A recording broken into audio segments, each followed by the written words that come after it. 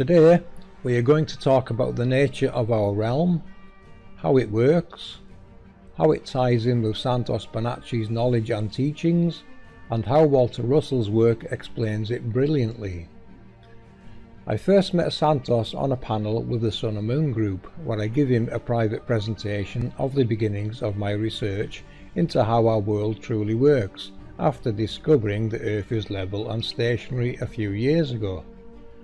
The research I presented was some of my Nazca Line decodings and the avenue my research was taking me after realizing what the Nazca Lines truly represent and portray. The technical blueprints to the realm. I knew I would find the correct world map when I overlaid the lines, glyphs and the Nazca Mandala. When I presented this to Santos, there was a good silence for about 20 seconds. I knew his mind was already processing all of what I had shown him, and Santos, being the very sharp person he is, was stunned by this presentation. Of course he recovered and immediately started expanding upon some of the things he had seen in the presentation. His knowledge and explanations are second to none. It was what Santos explained to me that gave me the direction I needed to be looking into. Of course I met one conscience and we teamed up, and here we are today, a few years later, still decoding the realm from within a small team of excellent researchers and friends. I have kept in touch with Santos since those days, sharing links to videos on Skype and little updates on progression. He only had to give me a few tips and I was there decoding what I found into the APM model, our model of how this realm truly works.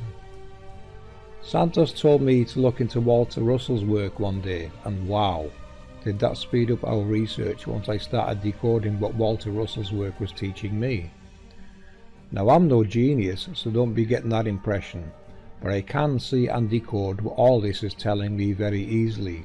So today I'm going to show you how all this connects together and explains a lot of what Santos is teaching you, what Walter Russell's work is teaching you, and how this realm truly works. Now what you are going to see and hear may not be to your liking. It may shock you, surprise you, even make your brain melt. But that's okay, it is what it is and I make no excuses for it. I'm here to present to you our findings, as is the rest of this team. I'm a flat earther and I came here to see how our realm truly works. And what we have found is that everything is being misrepresented to hide this realm and how it truly works. And when I say everything, I mean everything. Thus, we have to decode everything we look into to get to the truths. Okay, for this part I'm going to decode the Walter Russell optical motor to show you how it works. Notice the second law of thermodynamics is invalid in a repetitive cyclic universe of equally interchanging effect. Also take note of the direction of flow and how this relates to Walter's motor. To explain this optical motor, take note of the A and B cores and poles. This is our equatorial line, and through this pipeline water is pumped into the reactor at the centre and back out the other side of the west pole, recycled around the design and back towards the centre. Now with this design the pipe narrows at key points going to and from the centre. This in effect creates a Higgs boson. This allows a pressure zone to be created at these points. Now if you remember Walter Russell's explanation of the parts of the colour spectrum colliding from the green, yellow and orange yellow parts of the colour spectrum, which collide with white, it is basically a short circuit. This creates the circumstances that are needed to cause chain reactions. The equatorial line is the compression poles and cycle. Notice in the north and south we have the electrical harness points at the desired distances at the boson locations where this energy pressure wave is created. These are our expansion zones which nature divides and multiplies the sex pairs. What this means is that when the electrical energy is created, there are two forces that are in opposition, going separate ways from one another. Positive electricity and magnetism, effectively. Thus, one side takes the positives and the other side takes the negatives. As this expands, of course, it multiplies, which is what you see with the numbers increasing to a maximum of 4. And that's it. This is all that you need to generate free electricity. This motor actually generated enough power to run a 52-room university. That's all the lighting, heating, and any electrical needs a university could need. This model occupied around 6 foot of floor space. The universal mathematics are there for you to understand how the ratios work. Okay, now let me show you what Santos was teaching and what Walter Russell's motor just demonstrated in the APM model.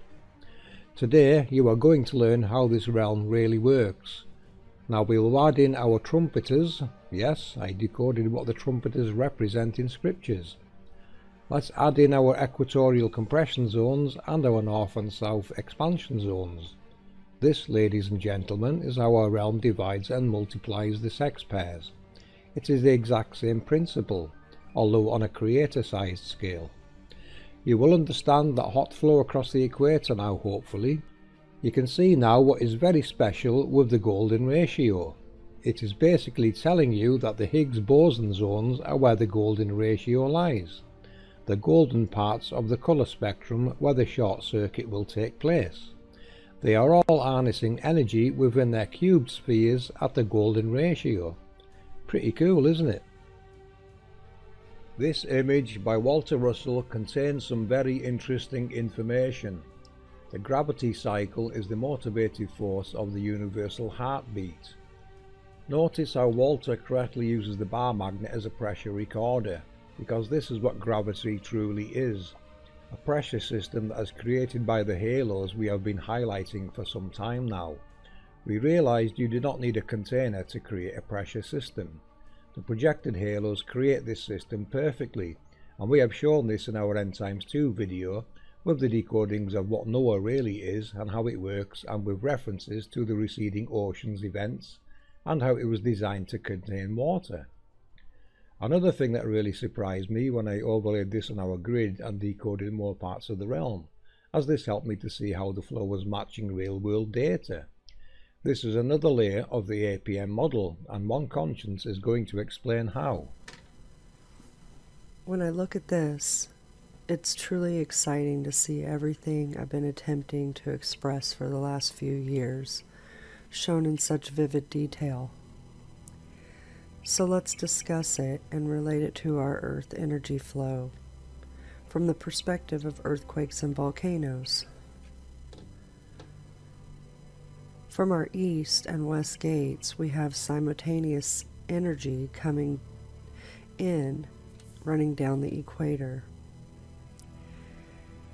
As it hits each cross point of expansion areas, it will split and flow the grid up and down, releasing along the way, always in the same spots. This is repeatable data that can be easily tracked. From the east and west simultaneously, the energy will flow to the pre-designed path, moving towards the center of the grid. All of the crisscross points are volcanic fields as well. Some are dormant and some are active. Depending on the cycle of the micro scale of the world determines if these volcanic fields are active. The two large S's that we see are very special points.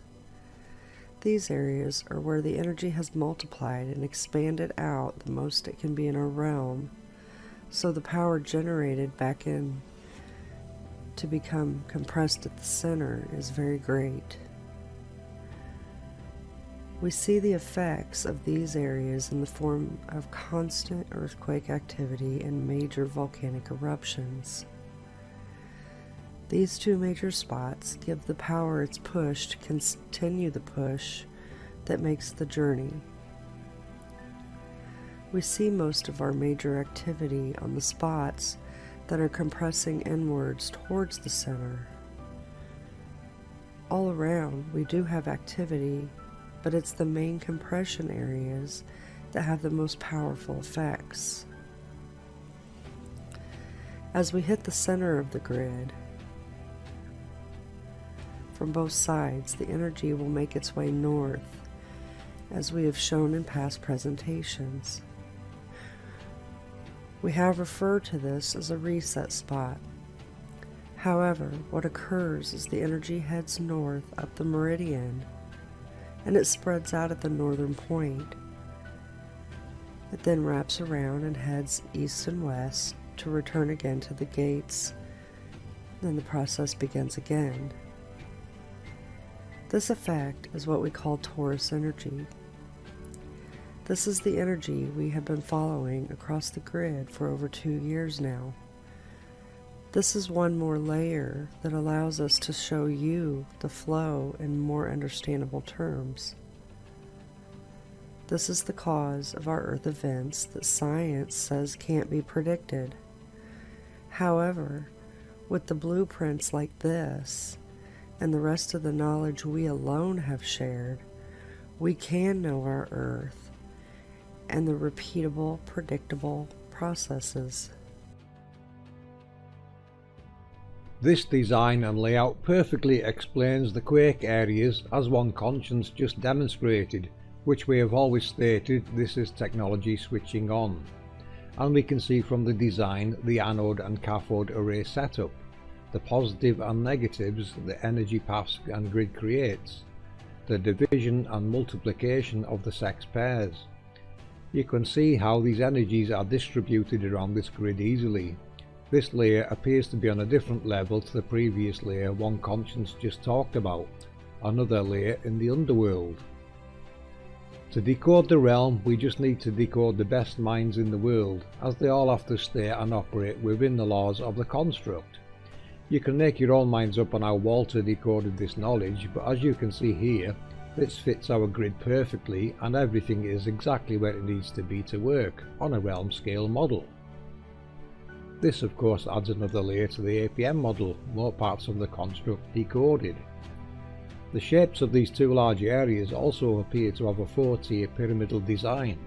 Again, the Walter Russell explanation of gravity and pressure apply, which we know now relates to expansion and compression cycles that generate huge amounts of energy within the light spectrum. Also notice we now have an idea what would be at the east gate, another layer or area we can contemplate and work out its design. The design does appear to be recycling energy back into the grid. This is amazing information and certainly helps explain how this realm is working.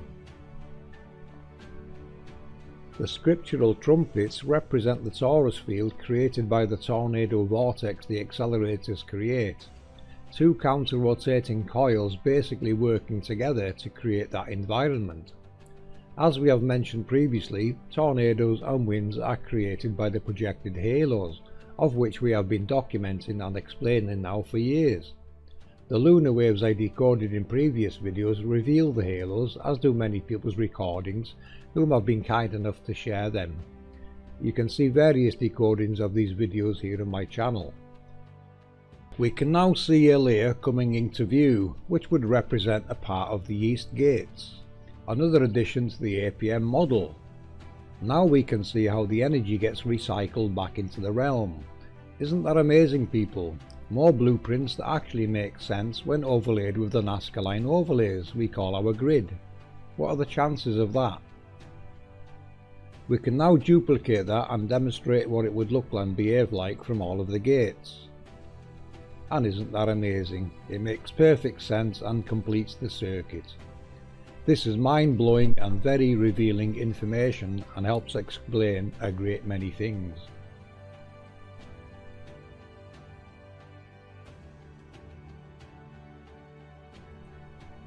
Okay, the next layer is our spiders, the tidal nodes as they are called. We call them power distribution centers. Their configurations is more in line with the transfer of energies to power other things.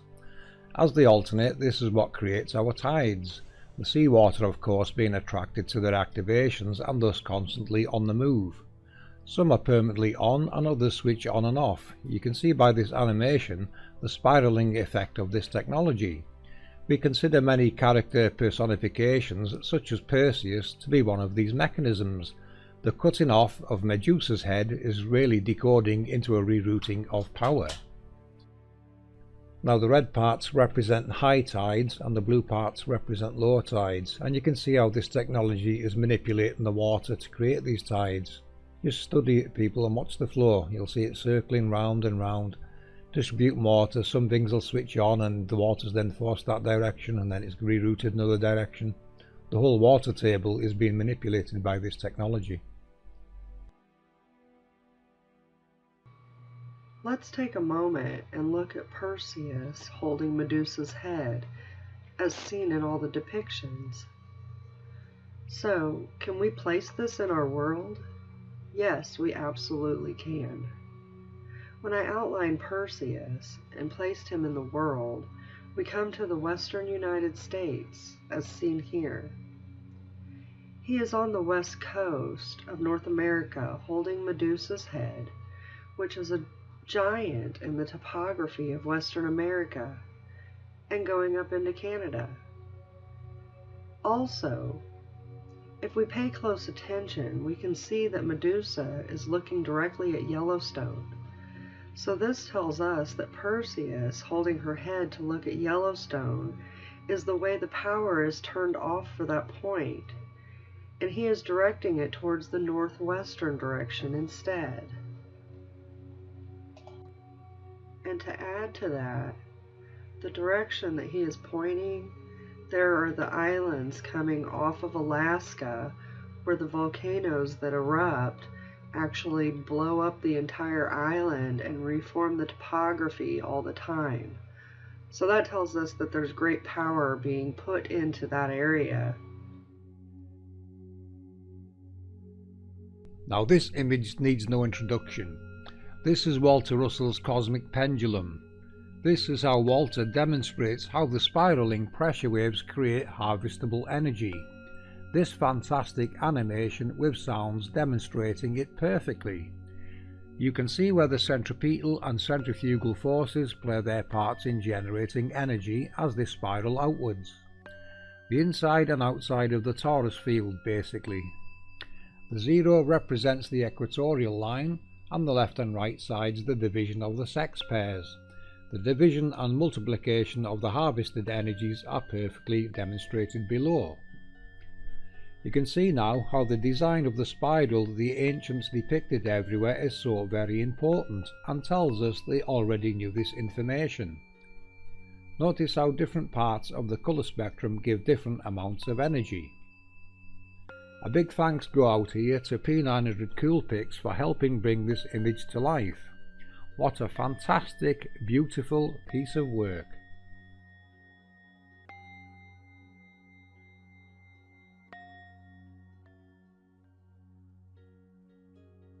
Here is some more magnetic data from Ceres that perfectly matches what our research is showing. It reveals the spiraling flows of energy from the 3 key sites on our grid. You can see how the left-hand rule and right-hand rule spirals play their parts. The spiraling pressure waves are what create light. Remember, light does not move, it divides and multiplies, which gives the appearance of movement. Understand and follow these laws and you will create light. Compression, expansion, division and multiplication is the key.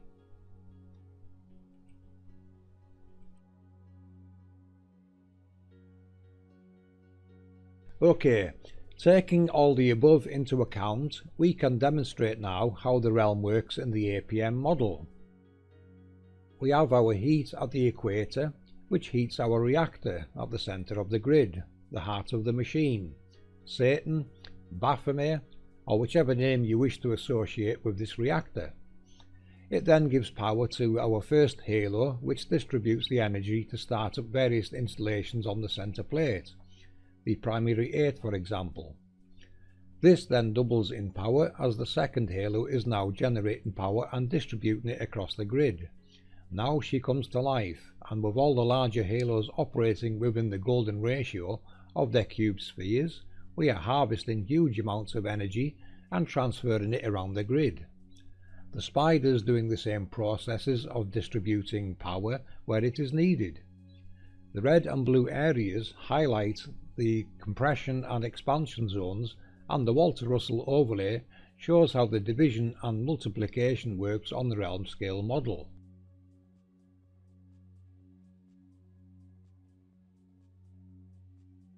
We fade in and out our various overlays to see and connect these processes and introduce the gates in the north, south, east and west.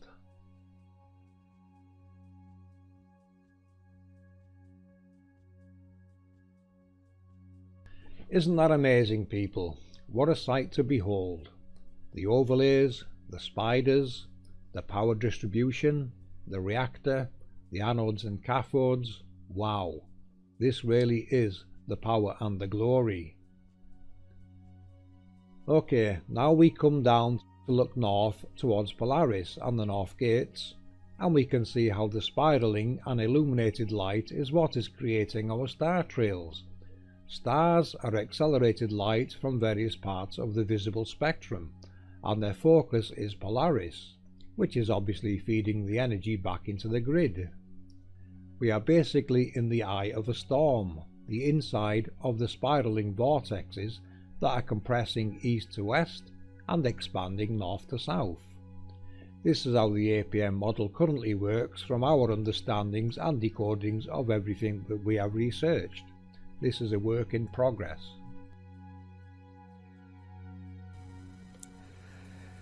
So let's talk about crystals and grasp an understanding of how much crystals play a part in our world and our luminary workings.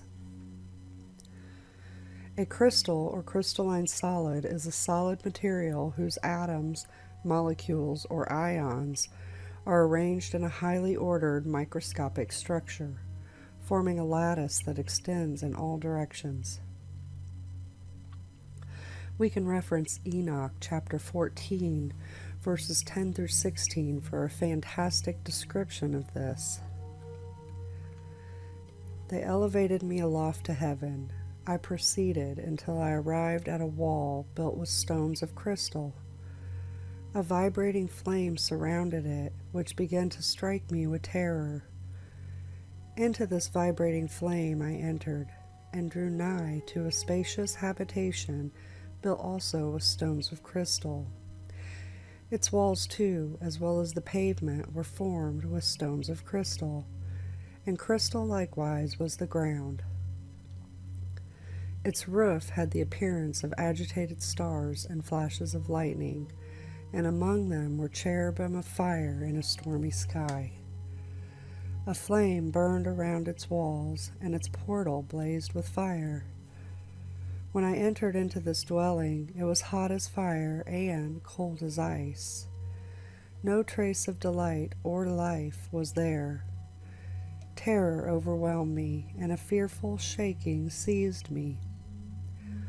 Violently agitated and trembling, I fell upon my face. In the vision I looked, and behold, there was another habitation more spacious than the former, every entrance to which was open before me, erected in the midst of a vibrating flame. And so greatly did it excel in all points, in glory, in magnificence, and in magnitude, that it is impossible to describe to you either the splendor or the extent of it. Its floor was on fire, above were lightnings and agitated stars, while its roof exhibited a blazing fire. Macroscopic single crystals are usually identifiable by their geometric shape. Some examples of large crystals include snowflakes, diamonds, and table salt.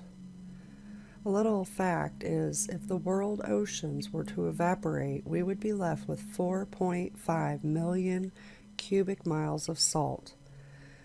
This would be a cube measuring 165 miles on each side. Salt in water carries an electrical charge. Also, water-based ice in the form of snow, sea ice, and glaciers is a very common form of crystals and polycrystals. Let's look at some verses that may relate to this. Revelations 22:1, and he shewed me a pure river of water of life, clear as crystal, proceeding out of the throne of God and of the Lamb. Revelations 4:6. And before the throne there was a sea of glass like unto crystal, and in the midst of the throne and round about the throne were 4 beasts, full of eyes before and behind.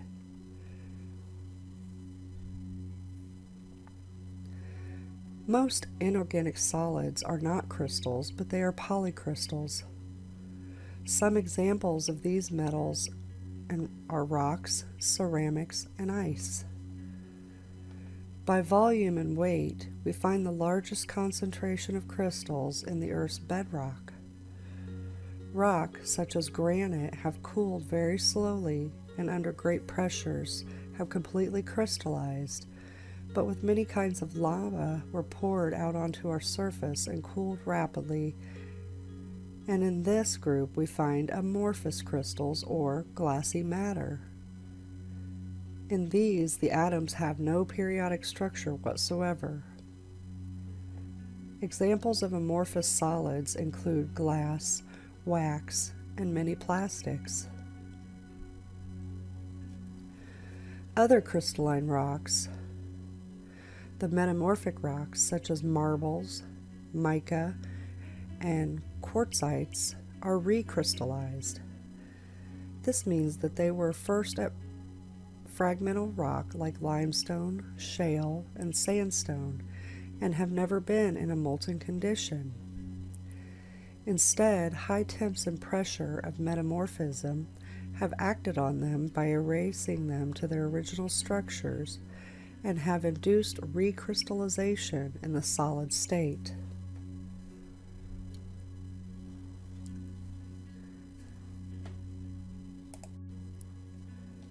Now that we have an idea of what all is crystalline, let's shift to how crystals relate to electrical currents.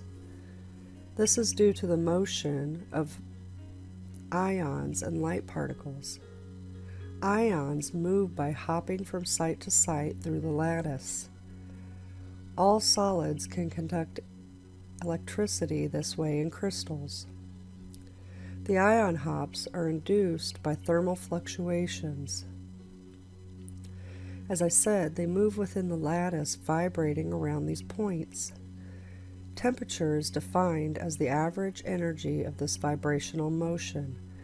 The more the ion move, the higher the temperature. Research shows that the higher the temperature, the more frequent are these thermal fluctuations. Ions therefore hop more often at higher temperatures. Ions are created in nature by sunlight. As the sun hits the compression point, it heats up greatly, so this switching and hopping occurs regularly during this time. As the sun hits the expansion point, the heat decreases and the ion's vibratory rate is decreasing. The light and heat begin to decrease for our sunsets. The same occurs at sunrise. Crystals, such as quartz, can be tapped for electricity using the piezoelectric method. By securing the crystal and subjecting it to a direct force with a permanent magnet, a detectable amount of electricity is released. We see this technology in cigarette lighters and gas grill ignition buttons. Continuously rapping on the crystal will produce usable electrical current. Although artificial, pyroelectric materials have been engineered. The effect was first discovered in minerals, such as tourmaline. The pyroelectric effect is also present in bone and tendon. Pyroelectricity is a property of certain crystals in which there is a natural polarization and as a result contain large electric fields. Pyroelectricity can be described as the ability of certain materials to generate a temporary voltage when they are heated or cooled. The change in temperature modifies the position of the atoms slightly within the crystal structure. such that the polarization of the material changes. This polarization change gives rise to a voltage across the crystal. A pyroelectric can be repeatedly heated and cooled to generate usable electrical power. This is the switching from positive to negative and expansion and compression points we see in our sun luminary. Now, if the temperature stays constant at its new value, the pyroelectric voltage gradually disappears due to the leakage current. The leakage could be due to the light particles moving through the crystal or ions moving through the air. Another example is gallium nitride, which is a semiconductor. The large electric fields in this material are detrimental in light-emitting diodes, but useful for the production of power transistors.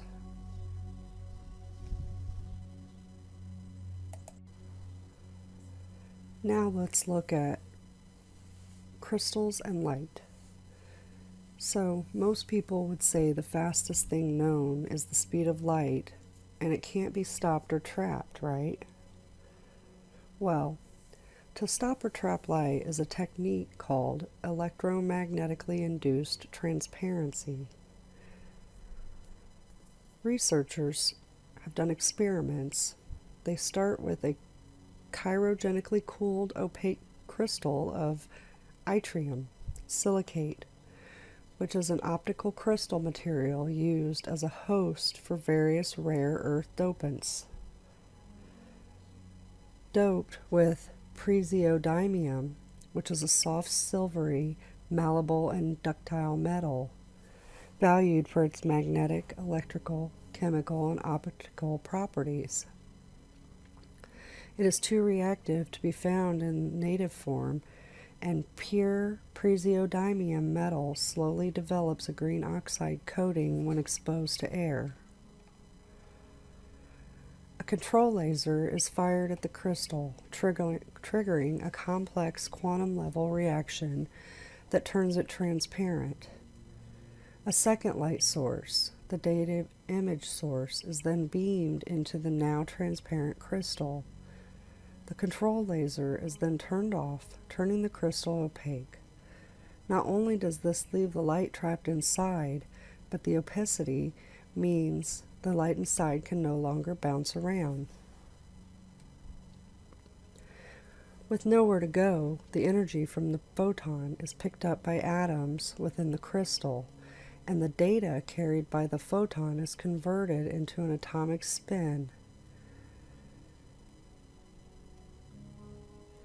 To get the light back out of the crystal, the control laser is turned back on, and the spin excitations are emitted at photons. These atomic spins can maintain coherence for around a minute, after which the light pulse image fizzles. In essence, this entire setup allows for the storage and retrieval of data from light memory. It should be possible to store data for longer periods too, using other crystals, such as europium doped yttrium silicate, and by using specially tailored magnetic fields.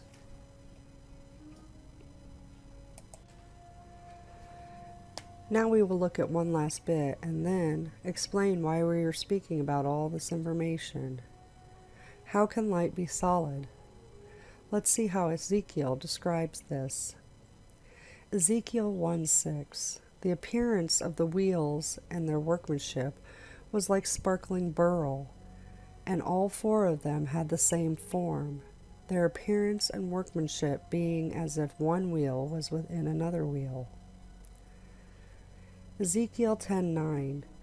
Then I looked, and behold, 4 wheels beside the cherubim, 1 wheel beside each cherubim, and the appearance of the wheel was like the gleam of a tarnished stone. Locking individual photons together so they become like a solid object.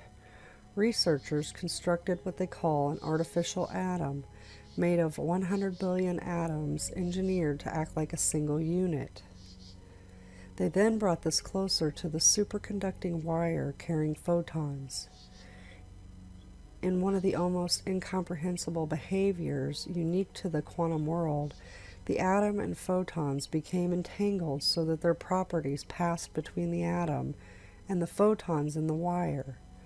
The photons started to behave like atoms correlating with each other to produce one single oscillating system. Now, what I'm going to suggest that this is the process probably how the luminaries below occur. As it happens below, we see the lights above in our heavens, electricity being moved along our lattice grid and being stopped and trapped inside crystals to show us our luminaries. This is science reverse engineering to recreate our sun. This is what the ancients showed us. And this is what is in our faces with the royals and popes, etc., carrying their scepters with precious crystalline stones and gems. This is depicted all over for us in ancient glyphs and texts.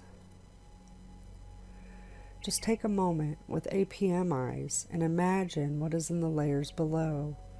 Magnificent perfection of massive magnetic lines carrying electricity leading to crystals as described by Ezekiel in chapter 1, verse 22.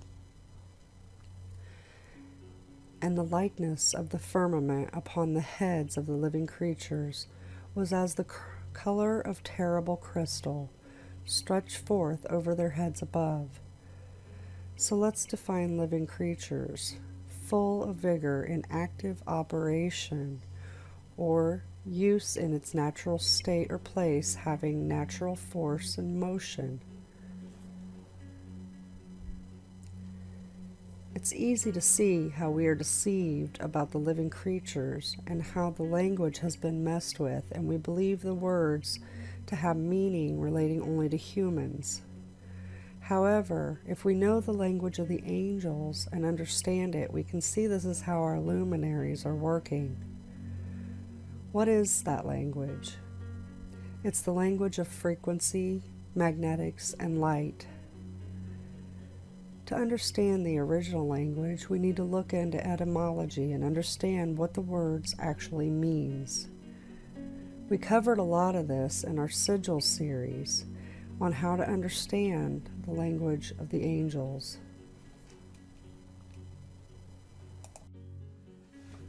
So let's look at what Walter Russell has to say about crystals. The science of crystallography is today without the basic foundation of a fundamental law. It is today but an organized collation of known facts of unknown causes. It is today beyond the power of man to determine in advance the exact crystallization of any element, compound, mixture, or alloy. Nor can cleavage, twining, or other effects of crystallization be determined in advance of experiment or observation. The base principle, it will be no longer necessary for the chemist or metallurgist to waste precious effort in experimentation. The application of these simple laws, all effects can be worked out on paper, even to those amorphous effects which cannot be determined by experimentation. An application of his series of drawings to the following series, which ties crystallography to chemistry and electricity as a higher chemistry or electrochemistry, will be greatly simplified in the labors of the research chemists.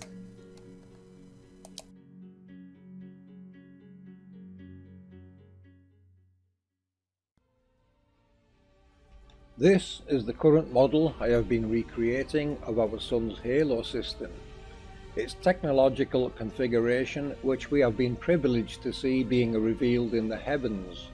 Remember, Revelations simply means the construct reveals itself in the end times, the end of a cycle we have covered in our End Times Decoded videos.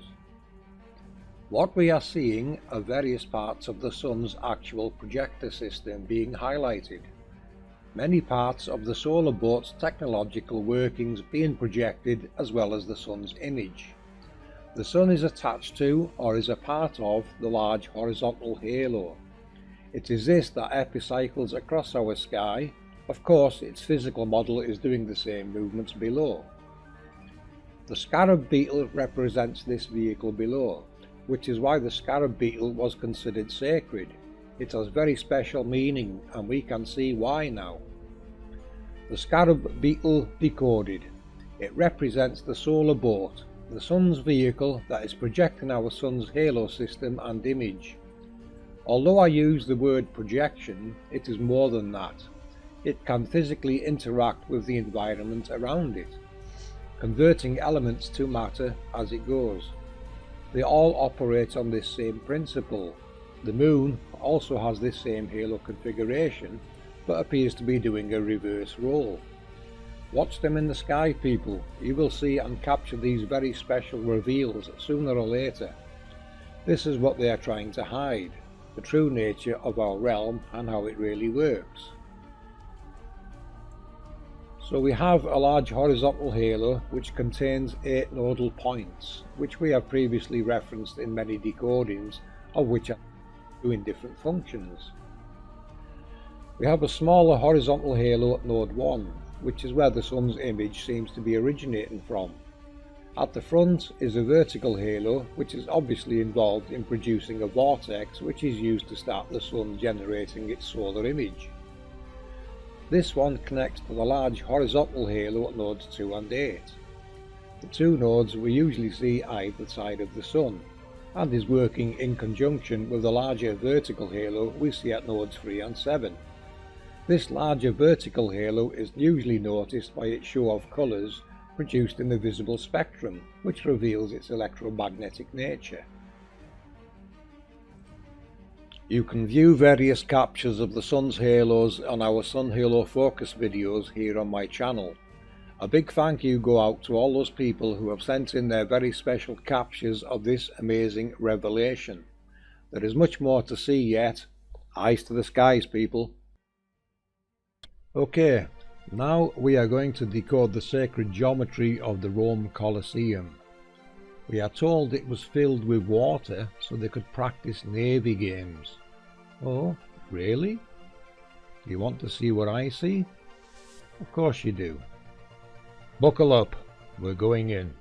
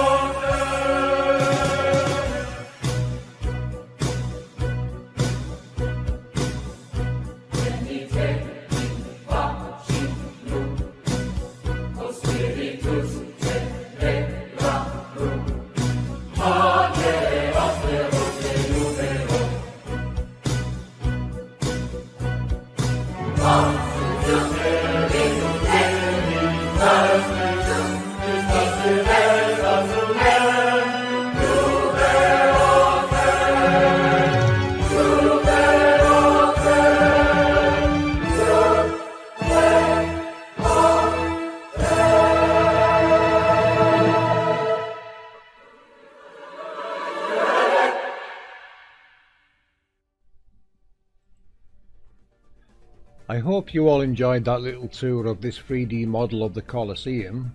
Now let's take a look at this configuration. Let's remove the platform on the right so we can see and complete this circuit.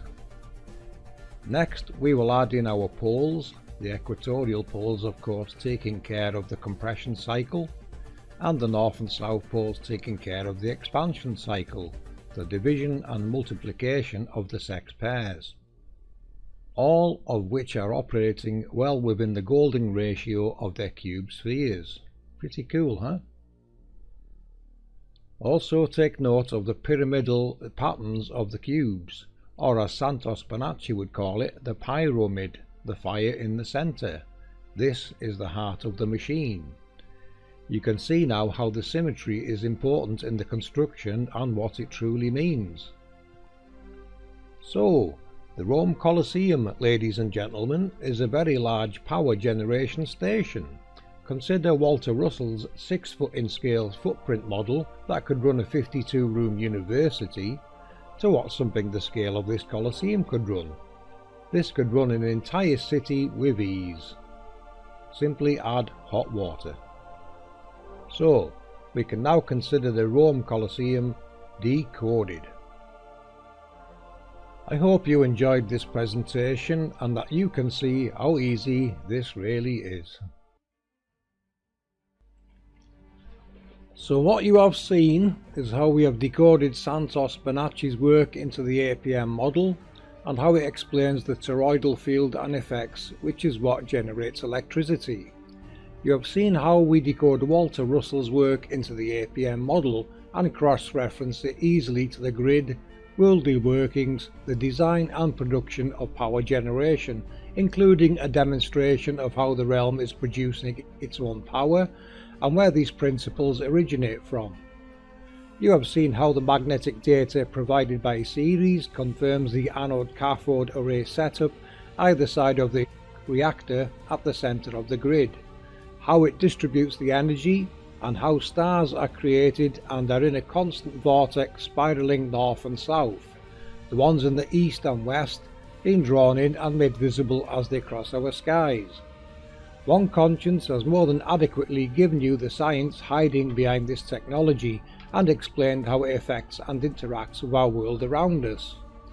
You have seen how the geometry of the Rome Colosseum was decoded easily using these principles. I have also decoded pyramids and ancient temples the same way. These will be out in our next video. From the macro to the micro, these laws apply. Power generation is simply compression and expansion, harnessing from the Higgs boson region of the equipment in use. The left and right hand rules being applied to water pressure and narrowings in the pipework to accelerate water and thus create the toroidal effect at the narrowings and widenings, as this would be the harnessing points. The toroidal pressure wave causing the circumstances needed to generate and harness electricity.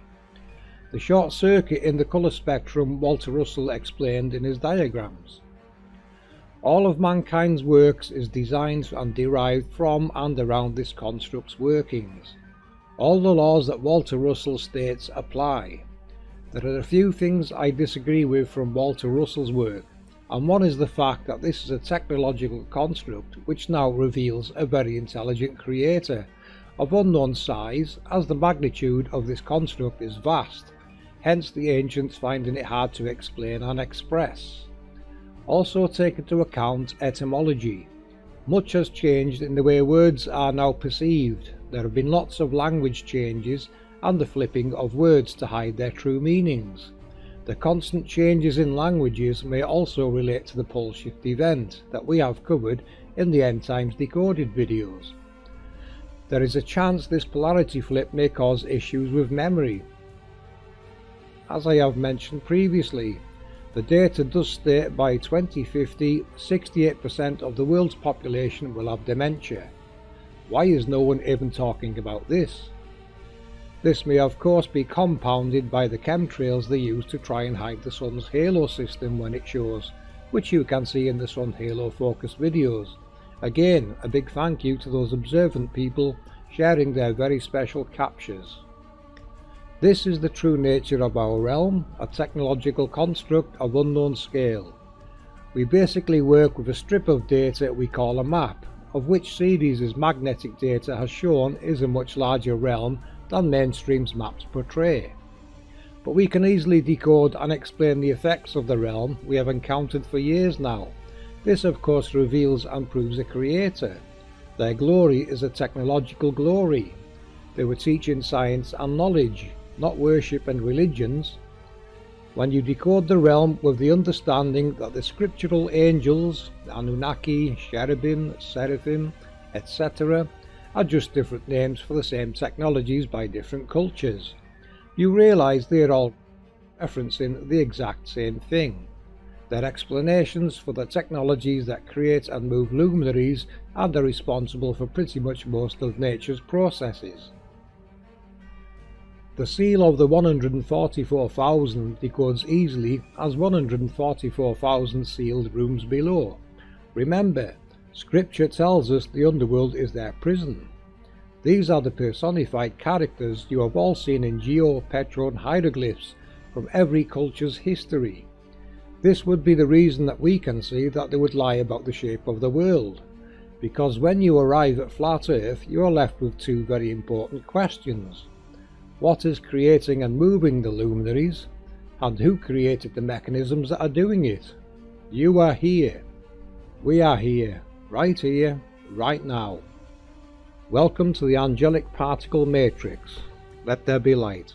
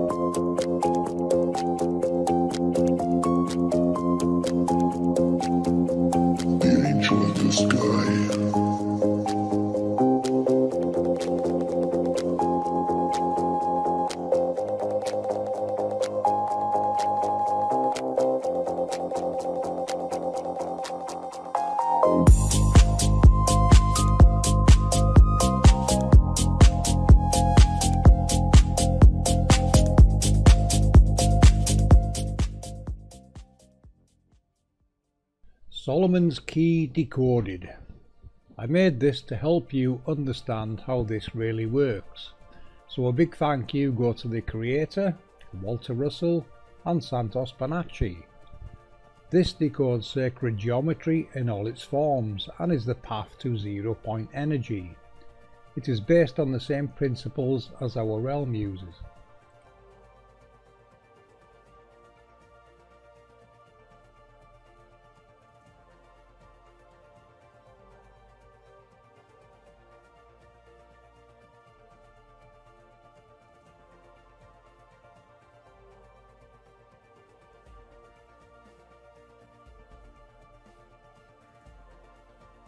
Oh, before we go, this should help you remember. The Ang, the cross plate, represents the east to west compression zones and the north and south the expansion zones, the loop at the top representing the torus field. The Celtic cross, east to west compression zones and north to south expansion zones, the circle representing the cubing of the sphere around the reactor. A beautiful Native American one, the eagle's wings represent the east to west compression zones. Note the lovely use of red and blue shift colours. Right hand rule in, left hand rule out. The north and south representing the expansion zones. The halo is the cube sphere. A lovely Japanese example, east to west compression, north to south expansion. Note the use of a deity representing the reactor, and the halo with directional flow arrows. Another fine example, east to west compression, north to south expansion. Excellent use of the red and blue parts of the spectrum and a very ornate piece. A lovely gold example, notice the spirals indicating the flow, east to west compression, north to south expansion. The reactor represented by the dot in the centre. A Maltese cross type example, east to west compression, north to south expansion.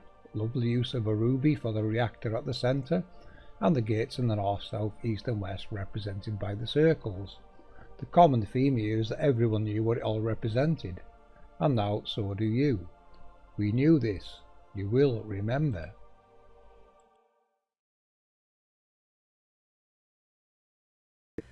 Hello. Welcome to APM Research, Heaven and Hell. Today, we would like to take you on an exciting journey up to the heavens and straight down to hell. This should give you a better understanding of the connection these two are playing in our material world. Are you ready? Good. Fasten your seatbelts and let's go.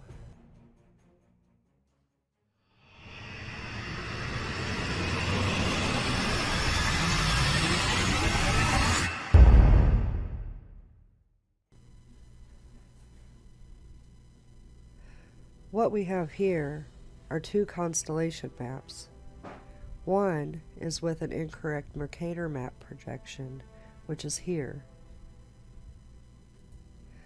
This layout would be just like viewing a map, but with this one, the images are all chopped up to portray going around the globe, with the idea that Alaska and Russia are right next to each other. As it has been pointed out in the past, this is not what our world is, and we at APM have proven this through flight routes,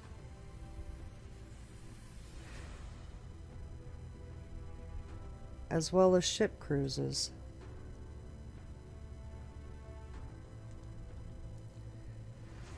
The international dateline is the area they have cut off to hide the gates and what is beyond. The international dateline is faked to support the globe model, the ring of fire projection, and the misinterpreted aurora borealis projection. A big thanks to FPV for cutting and correcting the sky projection map of the constellations, as well as these others from the past. So as a little bonus, let's look at some of the previous corrections that we have made. The ring of fire,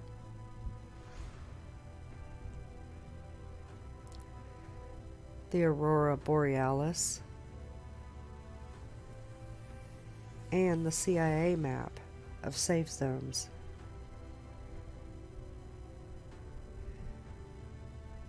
Now, here's the corrected version of the constellations that we see in the heavens. Notice how all the constellations are intact as one character instead of chopped in half. Also, how the land masses align correctly in the north and the south. Also, looking at the two sine waves, notice how they flip completely opposite to one another, yet they still work to create the sine wave. Now, we are going to travel to the heavens and show how all this works.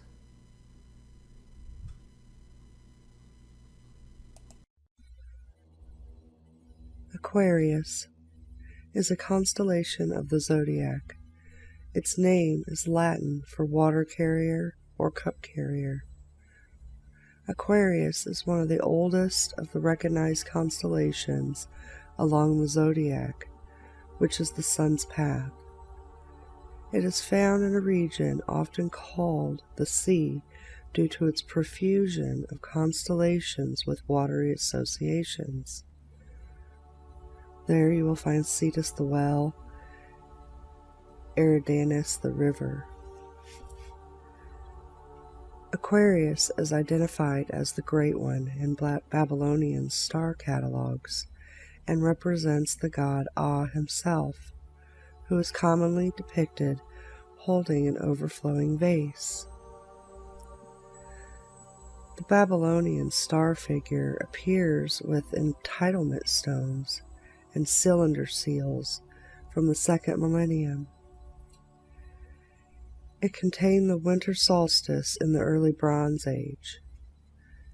In Old Babylonian astronomy, Ah was the ruler of the southernmost quarter of the sun's path, the way of Ah, corresponding to the period of 45 days on either side of the winter solstice. Aquarius was also associated with the destructive floods that the Babylonians regularly experienced. In Greek mythology, Aquarius is sometimes associated with Deus Leon, the son of Prometheus, who built a ship with his wife Pyrrha to survive an imminent flood. They sailed for 9 days before washing ashore on Mount Parnassus. Aquarius is also sometimes identified with the beautiful Ganymede, a youth in Greek mythology and the son of the Trojan king Tros, who was taken to Mount Olympus by Zeus to act as a cup carrier to the gods. Yet another figure associated with the water bearer is Cecropes, a king of Athens who sacrificed water instead of wine to the gods. There are 3 major meteor showers with radiance that come from Aquarius. The Eta Aquarids, which is between April 21st and May 12th. This one is seen coming from the water jug. The Delta Aquarids, which peak once on July 29th and again on August 6th. And the Iota Aquarids, which also peaks on August 6th. Capricornus. Its name is Latin for the horn goat, or the goat horn, or having horns like a goat, and it is commonly represented in the form of a sea goat. This is a mythical creature that is half goat, half fish. This constellation is also located in the area of the sky called the Sea. It is the smallest constellation in the zodiac. The constellation was first attested in depictions on a cylinder seal from around the 21st century BCE.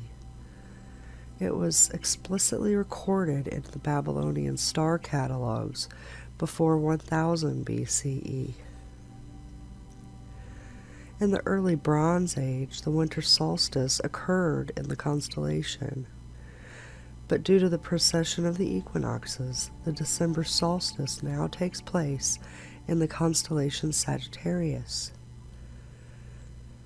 The Sun is now in the constellation Capricorn from late January through mid-February.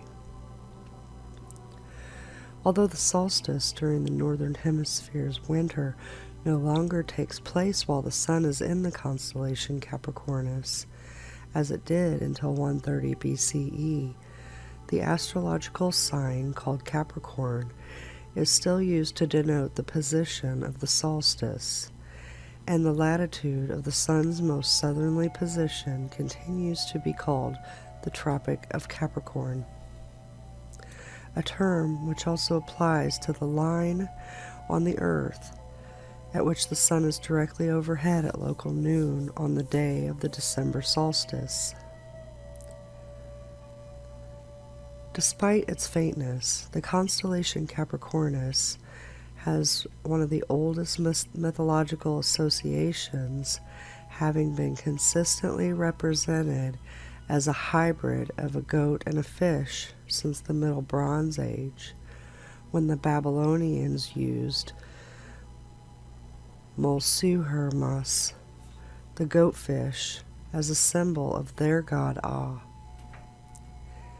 In Greek mythology, the constellation is sometimes identified as Amathea, the goat that suckled the infant Zeus after his mother Rhea saved him from being devoured by his father Kronos. Sagittarius. Its name is Latin for the archer and is commonly represented as a centaur pulling back a bow. The Babylonians identified Sagittarius as the god Nergal, a strange centaur-like creature firing an arrow from a bow.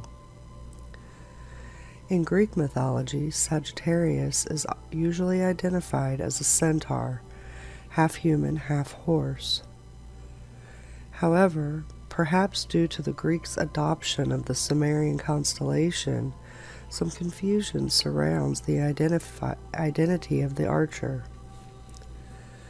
Some identify Sagittarius as the centaur Chiron, the son of Philyra and Kronos, who is said to have changed himself into a horse to escape his jealous wife Rhea, and tutor to Jason. As there are two centaurs in the sky, some identify Chiron with the other constellation known as Centaurus. Or, as an alternative tradition holds, that Chiron devised the constellations Sagittarius and Centaurus to help guide the Argonauts in their quest for the Golden Fleece. A competing mythological tradition, as espoused by Eratosthenes, identified the archer not as a centaur, but as the satyr Crotus, son of Pan, who Greeks credited with the invention of archery. According to myth, Crotus often went hunting on horseback and lived among the Muses, who requested that Zeus place him in the sky, where he is seen demonstrating archery. The arrow of the constellation points towards the star Antares, the heart of the scorpion, and Sagittarius stands poised to attack should Scorpius ever attack the nearby Hercules, or to avenge Scorpius's slaying of Orion. Scorpius. Its name is Latin for scorpion. It is a large constellation located in the southern hemisphere near the center of the Milky Way.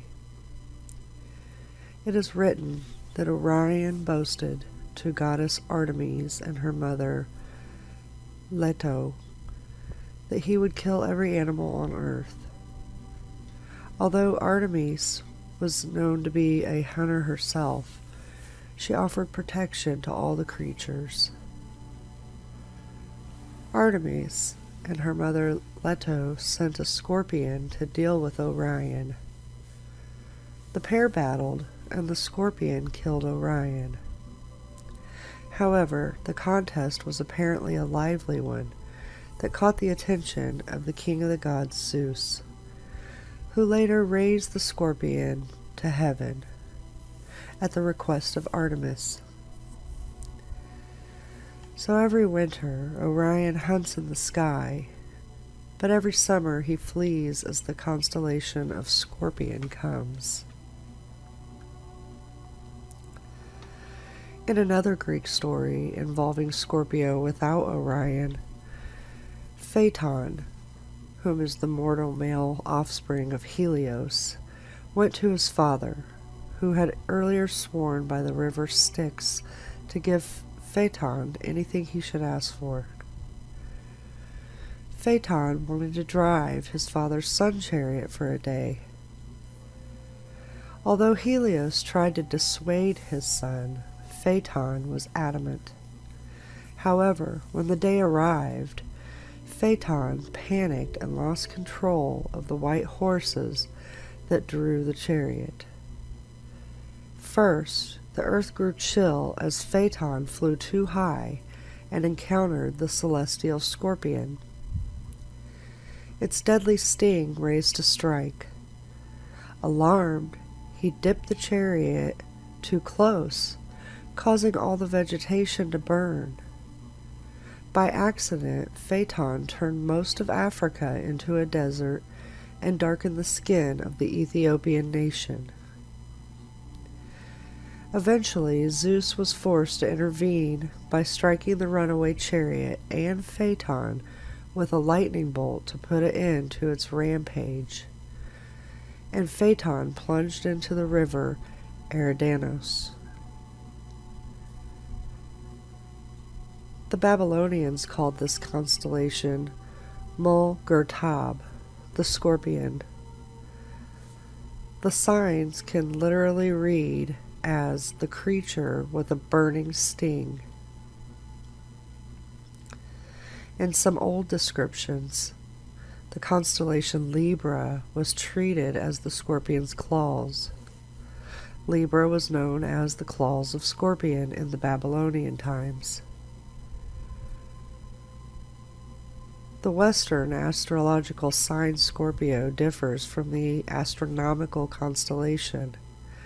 Astronomically, the Sun is in Scorpius for only 6 days, from November 23rd to November 28th.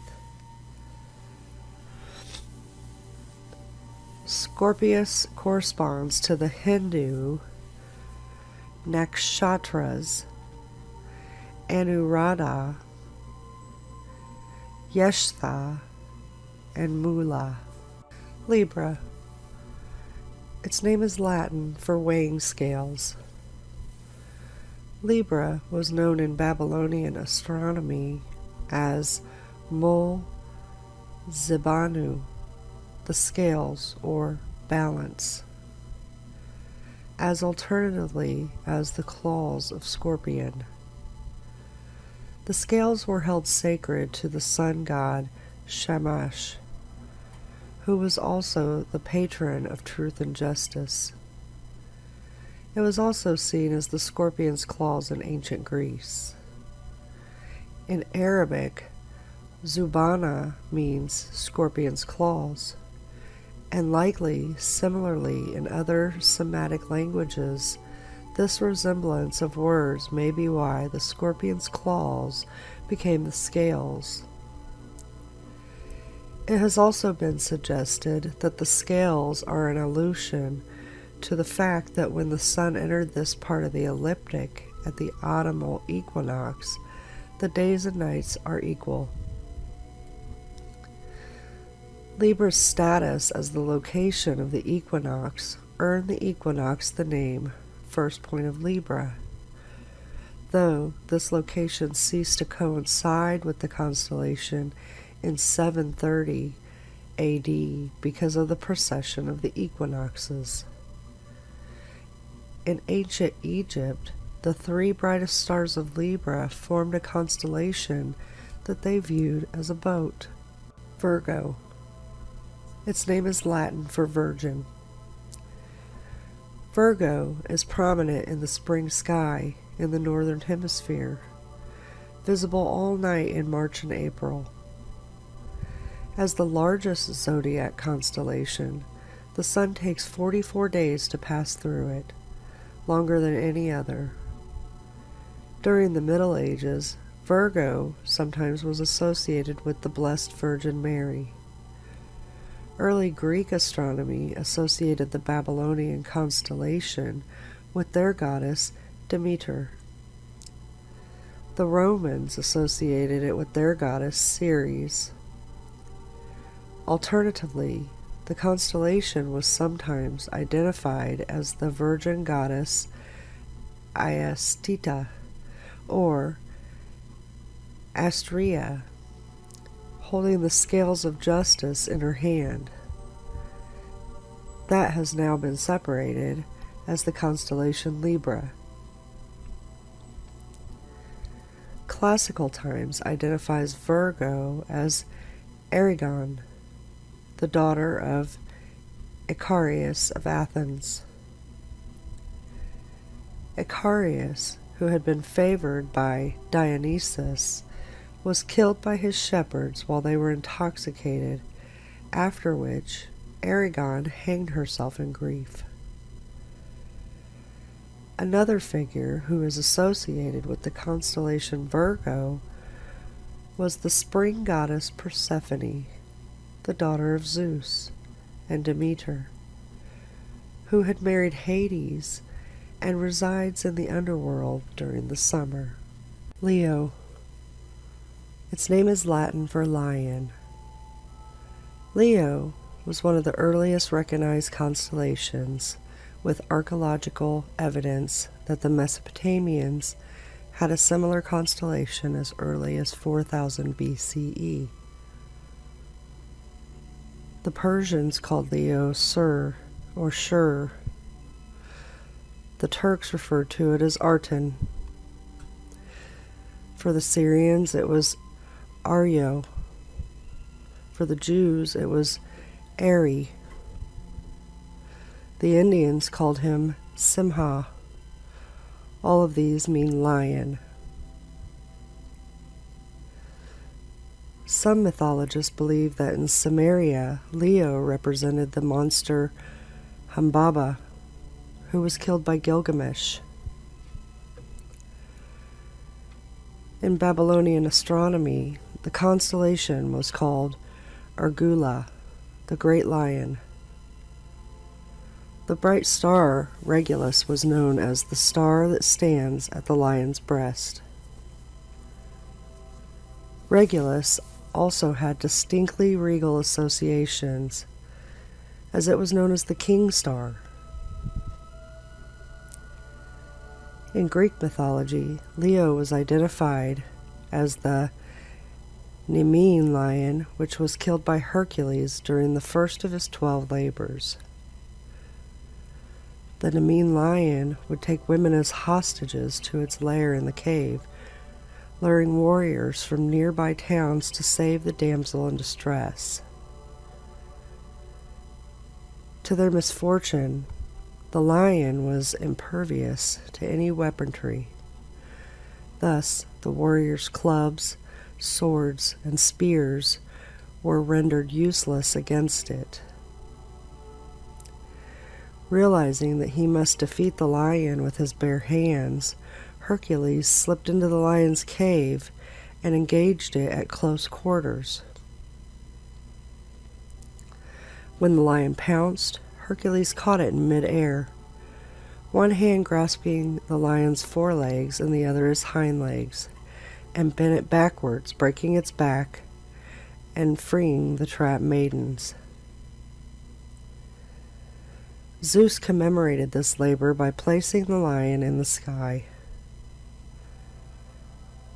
As of 2002, the sun appears in the constellation Leo from August 10th to September 10th, and the meteor shower, the Leonids, occur in November, peaking on November 14th and 15th. It causes a significant outburst every 35 years. Cancer. Its name is Latin for crab. It is best visible at 9 p.m. during the month of March. Under city skies, Cancer is invisible to the naked eye. Cancer is said to have been the place for the Akkadian sun of the south, perhaps from its position at the summer solstice in very remote antiquity. But afterwards it was associated with the fourth month, Duzu, that's June through July in the modern Western calendar, and was known for the northern gate of the sun. Showing but few stars, Cancer was often considered the dark sign, quaintly described as black and without eyes. Dante, alluding to this faintness and position in the heavens, wrote in Paradiso, "Then a light among them brightened, so that if Cancer one such crystal had, winter would have a month of one sole day." Cancer was the location of the sun's most northerly position in the sky, the summer solstice, in ancient times, though this position now occurs in Taurus due to the precession of the equinoxes around June 21st.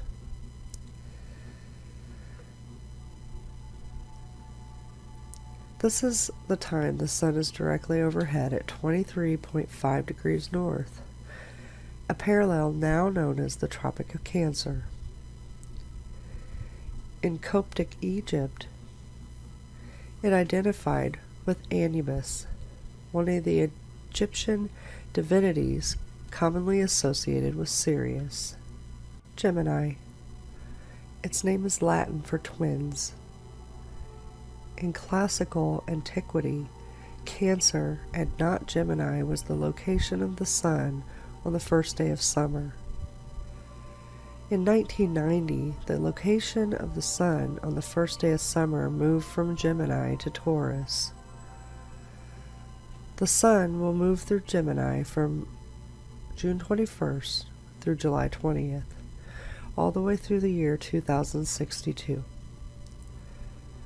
Gemini is prominent in the winter skies of the northern hemisphere and is visible the entire night in December and January. In Babylonian astronomy, the stars Castor and Pollux were known as the Great Twins. The twins were regarded as minor gods and were called Meshlemteia and Lugalira, meaning respectively the one who has risen from the underworld and the mighty king. Both names can be understood as titles of Nergal, the major Babylonian god of plague and pestilence, who is the king of the underworld. The Geminids are a bright meteor shower that peak on December 13th and 14th. The Epsilon Geminids peak between October 18th and October 29th and have only been recently confirmed. They overlap with Orionids, which makes the Epsilon Geminids difficult to detect visually. Taurus. The name is Latin for the bull. Taurus is a large and prominent constellation in the northern hemisphere's winter sky. It is one of the oldest constellations, dating back to at least the early Bronze Age, when it marked the location of the sun during the spring equinox. Its importance to the agricultural calendar influenced various bull figures in mythology of ancient Sumer. Also Akkad, Assyria, Babylon, Egypt, Greece, and Rome. The identification of the constellation of Taurus with a bull is very old, certainly dating back to the Chalcolithic and perhaps even the Upper Paleolithic. Taurus is represented in a cave painting at the Hall of Bulls in the caves at Lascaux. It is accompanied by a depiction of the Pleiades. Taurus marked the point of the vernal spring equinox from about 4000 BC to 1700 BC, after which it moved to the neighboring constellation Aries. The Pleiades were closest to the Sun at the vernal equinox around the 23rd century BC. In Babylonian astronomy, the constellation was listed in the Mola pen as Gua'ana, the bull of heaven. It has been claimed that when the Babylonians first set up their zodiac, the vernal equinox laid in Taurus. The old Babylonian epic of Gilgamesh, the goddess Ishtar sends Taurus, the bull of heaven, to kill Gilgamesh for spurning her advances. Enkidu tears off the bull's hind part and hurls the quarters into the sky, where they become the stars we now know as Ursa Major and Ursa Minor. Some locate Gilgamesh as the neighboring constellation of Orion, facing Taurus as if in combat, while others identify him with the sun, whose rising on the equinox vanquishes the constellation. In early Mesopotamian art, the bull of heaven was closely associated with Inanna. In Greek mythology, Taurus was identified with Zeus, who assumed the form of a magnificent white bull to abduct Europa, a legendary Phoenician princess. In illustrations of Greek mythology, only the front portion of this constellation is depicted. This was sometimes explained as Taurus being partially submerged as he carried Europa out of the sea. A second Greek myth portrays Taurus as Io, a mistress of Zeus. To hide his lover from his wife, Hera, Zeus changed Io into the form of a heifer. Greek mythographer Acuslias marks the bull Taurus as the same that formed the myth of the Cretan bull, which was one of the 12 labors of Hercules. As of 2008, the sun appears in the constellation Taurus from May 13th to June 21st. Aries. The name is Latin for the ram. Aries came to represent specifically the ram whose fleece became the golden fleece of ancient Greek mythology. It has represented a ram since the late Babylonian times. Aries is recognized as an official specific region of the sky. In the description of the Babylonian zodiac given in the clay tablets, The constellation, now known as Aries, was the final station along the ecliptic.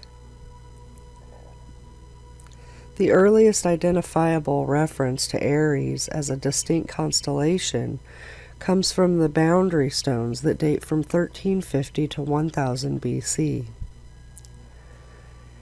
In ancient Egyptian astronomy, Aries was associated with the god Amun-Ra. It was called the indicator of the reborn sun.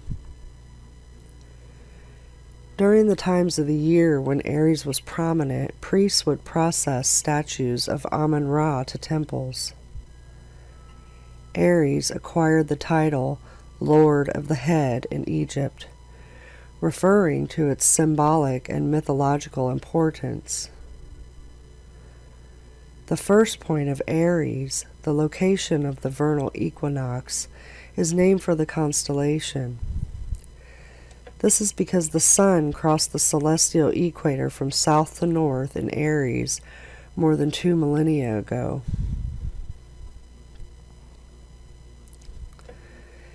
Hipparchus identified it in 130 BC as the point south of Gamma Aratus. Because of the process of the equinoxes, the first point of Aries has since moved into Pisces and will move into Aquarius around 2600 AD.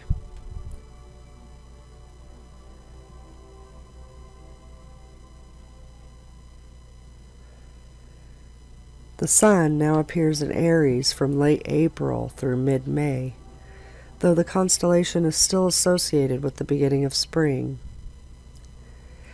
In a similar system to the Chinese, the first lunar mansion in Hindu astronomy was called Aswini, after the traditional name for the Beta and Gamma Aratus, the Aswins. Because the Hindu New Year begins with the vernal equinox, Aries itself is known as Ajah and Misha.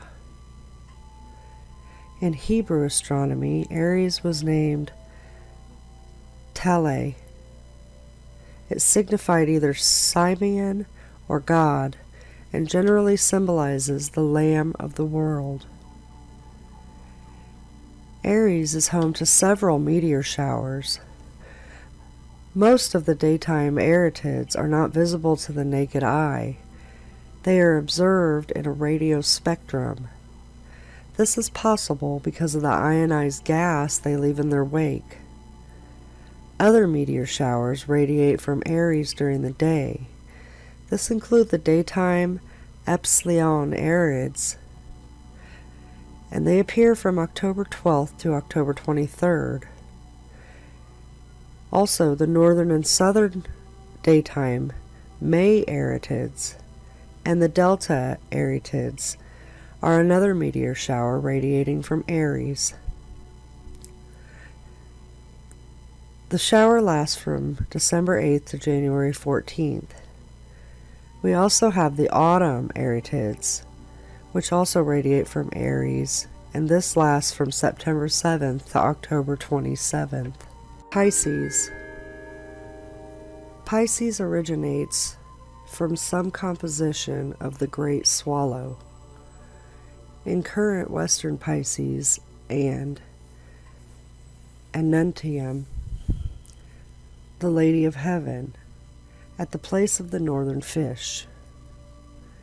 In the first millennium BC, text known as the Astronomical Diaries, part of the constellation, was also called Dununu, the fish cord or the ribbon.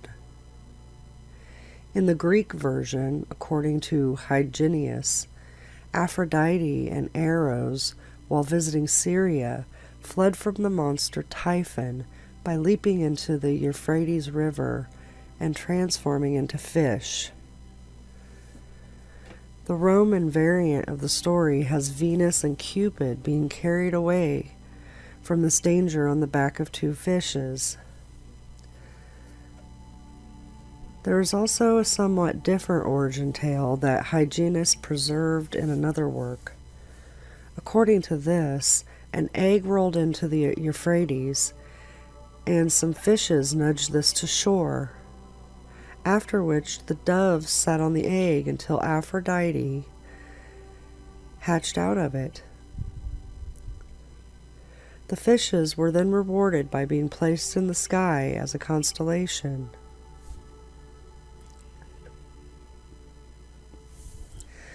This story is also recorded by the Third Vatican mythographer, Pegasus, a constellation in the northern sky, named after the winged horse Pegasus in Greek mythology. Pegasus in Greek mythology was a winged horse with magical powers. One myth regarding his powers says that his hooves dug out a spring. Pegasus was the one who delivered Medusa's head, after which he traveled to Mount Olympus in order to be the bearer of thunder and lightning for Zeus. Eventually, he became the horse to Bellerophon, who was asked to kill the Chimera, and succeeded with the help of Athena and Pegasus. Despite his success, after the death of his children, Bellerophon asked Pegasus to take him to Mount Olympus. Though Pegasus agreed, he plummeted back to Earth after Zeus either threw him a thunderbolt at him or made Pegasus buck him off. Pegasus was also recognized in some myths as the son of the Gorgon Medusa and the god Poseidon. In ancient Persia, Pegasus was depicted by Al-Sufi as a complete horse facing east. Unlike most other ureographers, who had depicted Pegasus as half of a horse rising out of the ocean. In Hindu astronomy, the Great Square Pegasus contained the 26th and 27th lunar mansions. More specifically, it represented a bedstead that was a resting place for the moon. Aquila is a constellation on the celestial equator. Its name is Latin for eagle, and it represents the bird that carried Zeus, or Jupiter's thunderbolt in Greek-Roman mythology.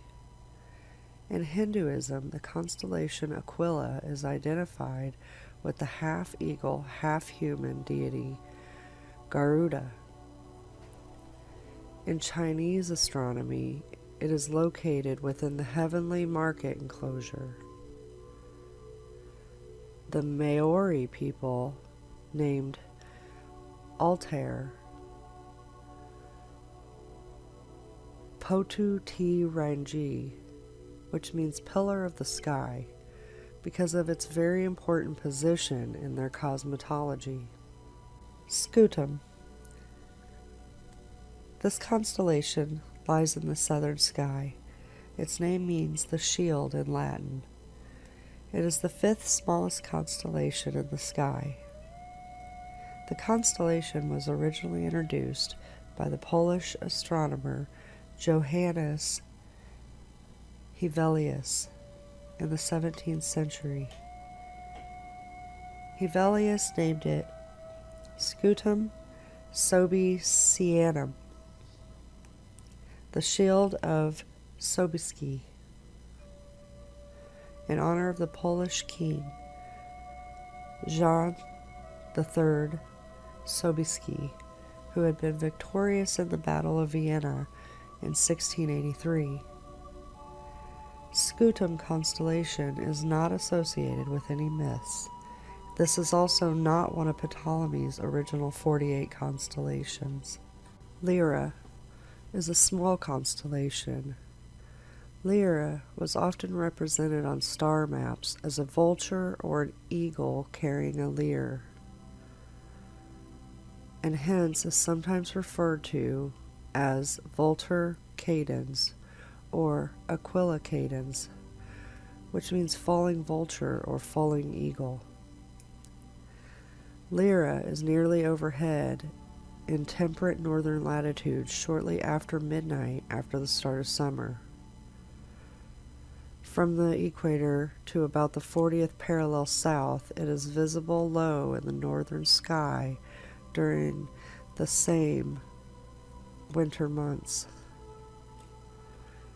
In Greek mythology, Lyra represents the lyre of Orpheus, made by Hermes from a tortoise shell, given to Apollo as a bargain. It was said to be the first lyre ever produced. Orpheus's music was said to be so great that even inanimate objects such as trees, streams, and rocks could be charmed.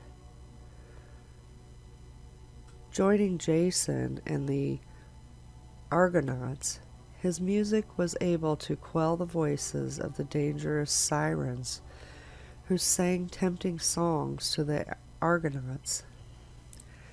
At one point, Orpheus married Eurydice, a nymph. While fleeing from an attack by Aristeus, she stepped on a snake that bit her, killing her. To reclaim her, Orpheus entered the underworld, where the music from his lyre charmed Hades. Hades relented and let Orpheus bring Eurydice back on the condition that he never once looked back until outside. Unfortunately, near the very end, Orpheus faltered and looked back, causing Eurydice to be left in the underworld forever. Orpheus spent the rest of his life strumming his lyre while wandering aimlessly through the land, rejecting all marriage offers from women.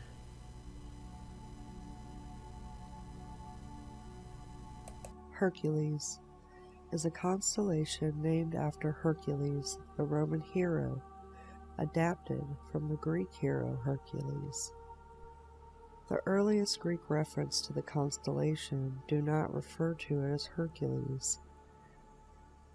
Aratus describes it as follows: right there, in Draco's orbit wheel, a phantom form, like to a man that strives at a task. That sign no man knows how to read clearly, nor what the task he is bent, but men simply call him on his knees.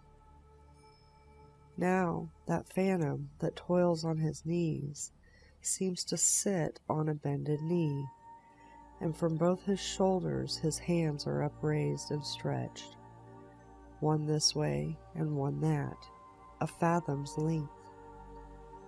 Over the middle of the head of the crooked dragon, he has the tip of his right foot. Here, too, that crown, which glorious Dionysus set to be a memorial of the dead Ariadne, wheels beneath the back of the toil-spent phantom. To the phantom's back the crown is near, but by his head mark near at hand the head of Ophiuchus. Hermes pierced for strings and bade it be called the lyra, and he brought it into the heaven and set it in front of the unknown phantom.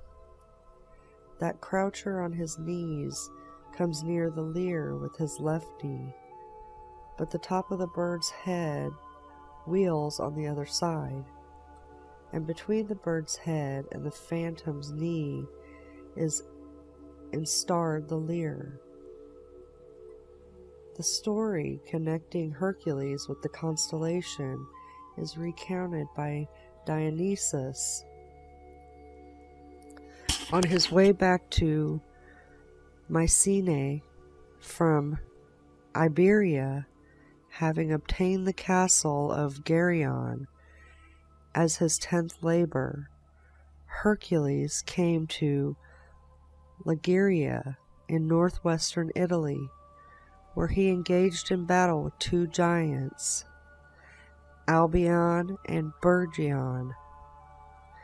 The opponents were strong. Hercules was in a difficult position, so he prayed to his father Zeus for help. With the aegis of Zeus, Hercules won the battle. It was this kneeling position of Hercules, when prayed to his father Zeus, that gave him the name the Kneeler. Corona Borealis is a small constellation in the northern celestial hemisphere. Its brightest stars form a semicircle arc. Its Latin name, inspired by its shape, means northern crown. In classical mythology, Corona Borealis generally represents the crown given by the god Dionysus to the Cretan princess Erdine, and set by him in the heavens. Other cultures linked the pattern to a circle of elders, an eagle's nest, a bear's den, or even a smoke hole. Ptolemy also listed a southern counterpart, the Corona Australis, with a similar pattern. In Greek mythology, Corona Borealis was linked to the legend of Theseus and the Minotaur. It was generally considered to represent a crown given by Dionysus to Erdine, after she had been abandoned by the Athenian princess Theseus. When she wore the crown at her marriage to Dionysus, he placed it in the heavens to commemorate their wedding.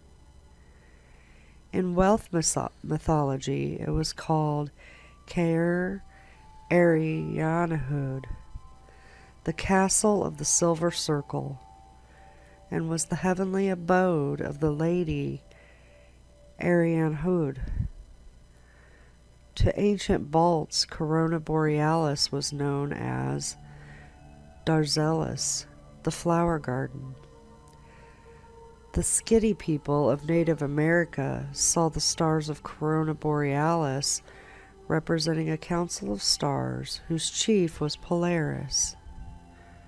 The Shawnee people saw the stars as the heavenly sisters who descended from the sky every night to dance on earth. Bootes is a constellation in the northern sky. The name comes from the Greek meaning herdsman or plowman. In ancient Babylon, the stars of Bootes were known as Shupa. They were apparently depicted as the god Enlil. The name Bootes was first used by Homer in his Odyssey as a celestial reference point for navigation, described as late setting or slow to set.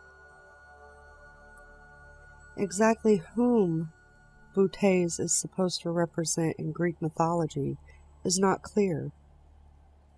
According to one version, he was a son of Demeter, twin brother of Plutus, a plowman who drove the oxen in the constellation Ursa Major. The Greek name for Bootes means bear watcher. The stars of Bootes were incorporated into many different Chinese constellations.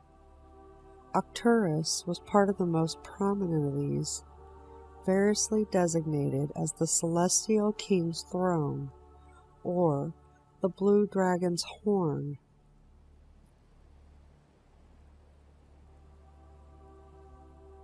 Arcturus was given much importance in Chinese celestial mythology because of its status marking the beginning of the lunar calendar. Depictions of Bootes have varied historically. Aratus described him circling the North Pole, herding the two bears. Later, in ancient Greek depictions described by Ptolemy, have him holding the reins of his hunting dogs in his left hand, with a spear, club, or staff in his right hand. After Hevelius introduced Mon Mayonalis in 1681, Butes was often depicted standing on the Peloponnese mountain. Ursa Major, also known as the Great Bear, is a constellation in the northern sky whose associated mythology likely dates back into prehistory. Its Latin name means greater or larger she-bear, referring to and contrasting it with the nearby Ursa Minor, the lesser bear. Ursa Major is primarily known from the asterism of its 7 main stars, which has been called the Big Dipper. Its 2 brightest stars can be used as navigational pointer towards the place of the current North Pole star Polaris. Ursa Major is visible throughout the year from most of the northern hemisphere and appears circumpolar above the mid-northern latitudes. From southern temperate latitudes, the main asterism is invisible. In Roman mythology, Jupiter, the king of gods, lusts after a young woman named Callisto, a nymph of Diana. Jupiter's jealous wife discovers that Callisto has a son named Arcus and believes it's by Jupiter. Juno then transforms the beautiful Callisto into a bear, so she no longer attracts Jupiter. Callisto, while in bear form, later encounters her son Arcus. Arcus almost shoots the bear, but to avert the tragedy, Jupiter turns Arcus into a bear too, and puts them both in the sky, forming Ursa Major and Ursa Minor. In ancient times, the name of the constellation was Helike, which means turning, because it turns around the pole. It is the sole constellation that never sinks below the horizon and bathes in the ocean's waves, so this is why it's used as a celestial reference point for navigation.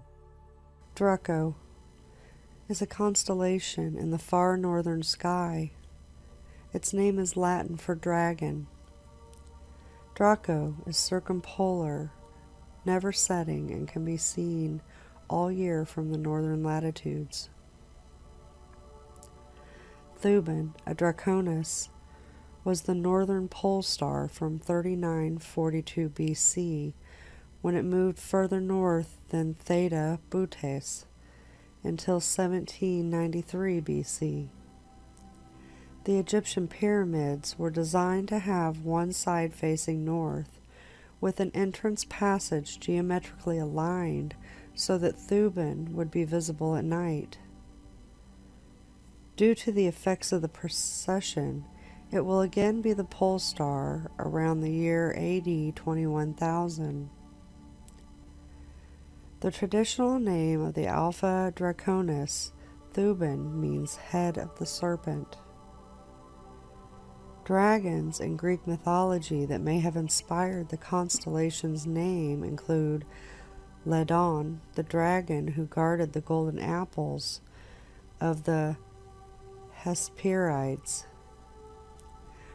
Hercules killed Ledon during his 12 labors. He was tasked with stealing the golden apples. In Greco-Roman legend, Draco was a dragon killed by the goddess Minerva and tossed into the sky upon his defeat. The dragon was one of the giants who battled the Olympic gods for 10 years. As Minerva threw the dragon, it became twisted on itself and froze at the cold north celestial pole before it could right itself. Sometimes Draco is represented as the Titan son of Gaia, Typhon. Traditionally, Arabic astronomy depicts that Draco had 100 magnificent heads, guarded the golden apple tree, and was put in the sky as a constellation for protecting the apples with valor.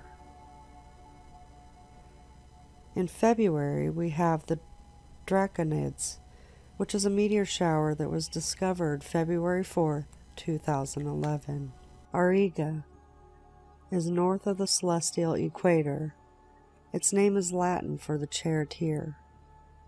Auriga is most prominent during winter evenings in the northern hemisphere, as are 5 other constellations that have stars in the winter hexagon asterism.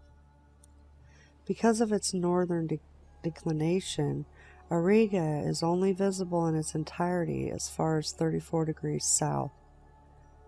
The first record of Auriga's stars was in Mesopotamia as a constellation called Gam, representing a scimitar or a crook. In Greek mythology, Auriga is often identified as the mythological Greek hero Eratosthenes of Athens, the son of Hephaestus, who was raised by the goddess Athena.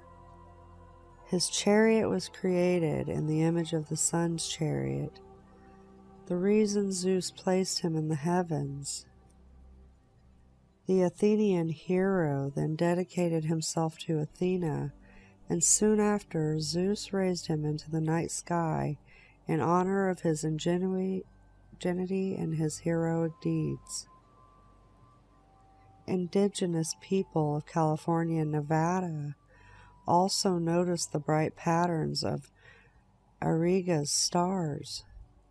To them, the constellation's bright stars formed a curve that was represented in crescent-shaped petroglyphs. The people of Marshall Island featured Auriga in the myth of Dumur, which tells the story of the creation of the sky. Antares in Scorpius represents Dumur, the oldest son of the star's mother, and the Pleiades represent her youngest son. Auriga is home to 2 meteor showers. The Aurigids, and formerly called the Alpha Aurigids, are renowned for their intermittent outbursts, such as those in 1935, 1986, 1994, and 2007. The Zeta Aurigids are a weak shower with a northern and southern branch lasting from December 11th to January 21st. Perseus is a constellation in the northern sky, being named after the Greek mythological hero Perseus. Perseus was tasked with saving Andromeda from the Kraken.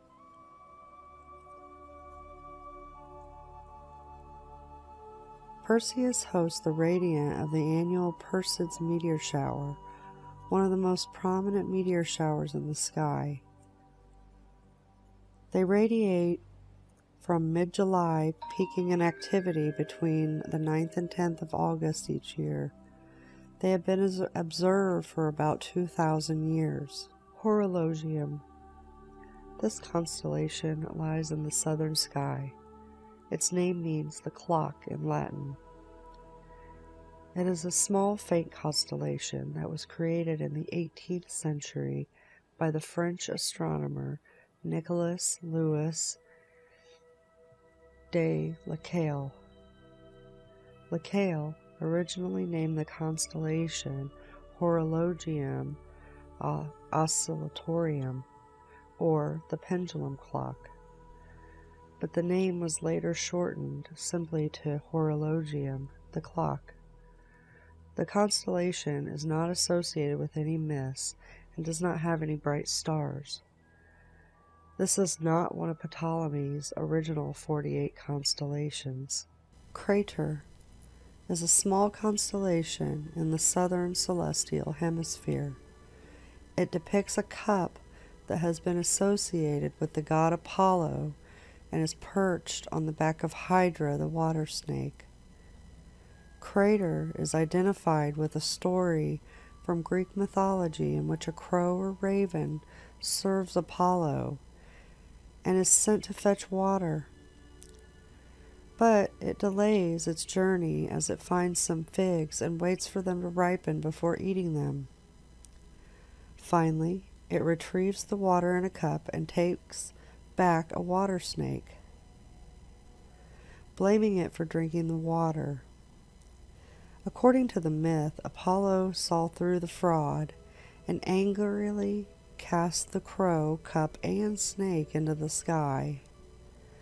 The three constellations were arranged in such a way that the crow was prevented from drinking from the cup.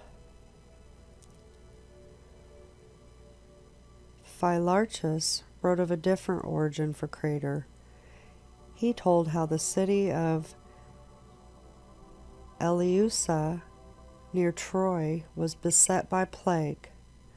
Its ruler, Demophon, consulted an oracle who decreed that a maiden would be sacrificed each year. Demophon declared that he would choose a maiden by lottery, but did not include his own daughters. One noble objected, so Demophon sacrificed his daughter. Later, Mastusius killed Demophon's daughters and fed the ruler a mixture of their blood and wine from a cup. Upon finding out the deed, the king ordered Mastusius and the cup to be thrown into the sea. Crater signifies the cup. The craterids are a faint meteor shower that takes place between January 11th and January 22nd. Argo, a very large constellation in the southern sky that has been divided into three constellations of Carina, Puppis, and Vela. The genitive was Argus Navis. Flamsteed and other early modern astronomers called the constellation Navis the ship. It was identified in Greek mythology with Argo, the ship used by Jason and the Argonauts that sailed to Colosseums in search of the Golden Fleece. The original constellation is presently found near the southern horizon of the Mediterranean sky, becoming visible in springtime and sailed westward, skimming along the river of the Milky Way. Argo Navis was long known to Greek observers who were believed to have derived it from Egypt around 1000 BCE. For example, Plutarch identified Argo with the Egyptian constellation called the Boat of Osiris.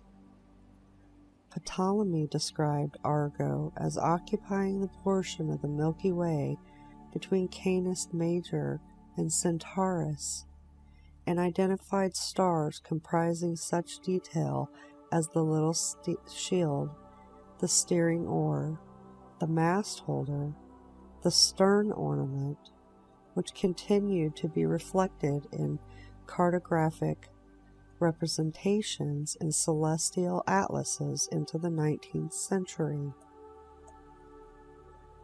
Another interesting feature of the constellation is that it appeared to be moving backwards against the backdrop of the night sky. The final breakup and abolishment of Argo was proposed by Sir John Herschel in 1841 and again in 1844. As a result of this breakup, Argo is the only one of the 48 original constellations listed by Ptolemy in his Almagest that is no longer officially recognized as a single constellation. The tools. These are three interesting looking constellations that are shaped like a ruler, a square set, a compass, and a triangle. These are not Ptolemy's original 48 constellations. The first is Norma. It means normal in Latin, referring to a right angle, and it represents a level, a set square, a ruler, and a carpenter square. The constellation was introduced in the mid-18th century. Norma constellation is not associated with any myths. Circinus is a constellation located in the southern sky. Its name means the compass in Latin, referring to the tool used for drawing circles. Circinus was created and first catalogued by the French astronomer Nicolas Louis de Lacaille in the 18th century. Lacaille created the constellation to bridge the void between Triangulum Australe and the stars marking Centaurus's forefeet. Triangulum Australe is a constellation that lies in the southern sky. Its name means the southern triangle in Latin. The three brightest stars in the constellation form an equilateral triangle. Triangulum Australe was created by the Dutch astronomer Petrus Plancius in the late 16th century. The constellation is located too far south to be visible from Europe and most of the northern hemisphere, but it never sets below the horizon south of the equator.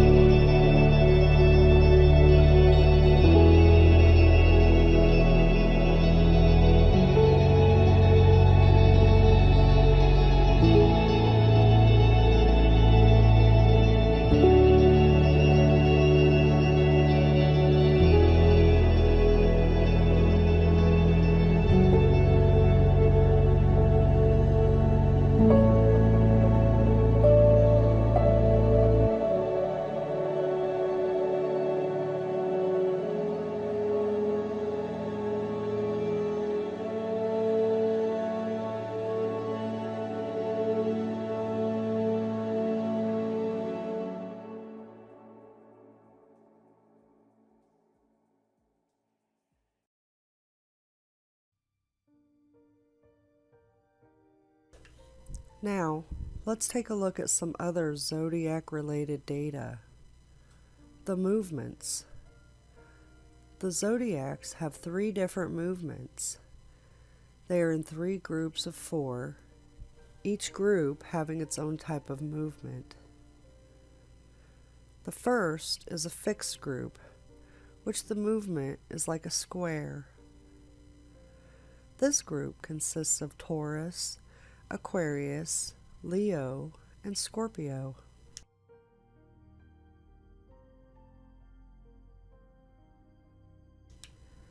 The second is the mutable group, which the movement is that of an infinity sign. This group consists of Virgo, Gemini, Pisces, and Sagittarius.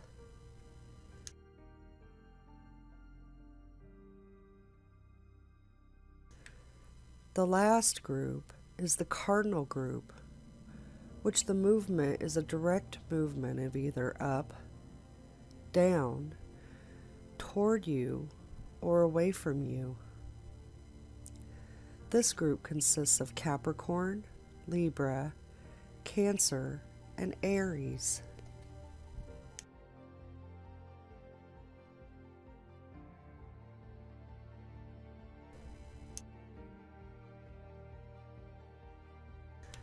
The next bit we can look at is the information given to us about the pre-Diluvian zodiac. Evidence of a correspondence between the pre-Diluvian patriarchs and the signs of the zodiac is found in the Jewish synagogue inscription from Engedi. The synagogue itself was destroyed around 530 AD. The zodiac signs were allocated to Adam and his descendants as follows. Abel, Aries. Aries is the sign representing the first generation, and Aries is the first sign of the zodiac in every astrological system. Aries, the lamb, represents Adam's firstborn Abel, the shepherd.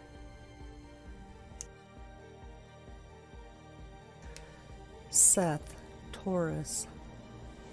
Seth was so named because his mother Eve exclaimed at his birth, "God has appointed me another seed in place of Abel, whom Cain slew." The other seed is really the same seed in another form.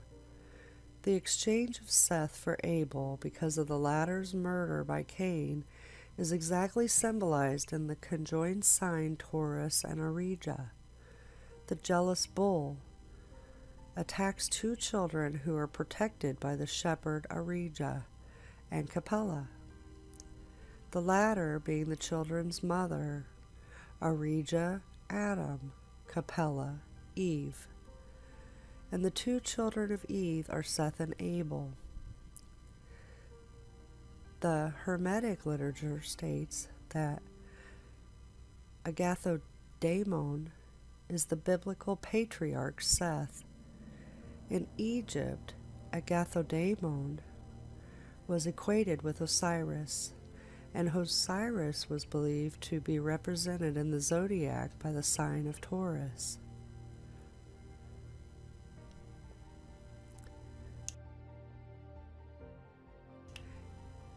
Enoch, Gemini. The name Enoch means human companionship. It is represented in the zodiac by 2 equivalent males, 2 men embracing in fellowship, or a male and a female pair, the Gemini.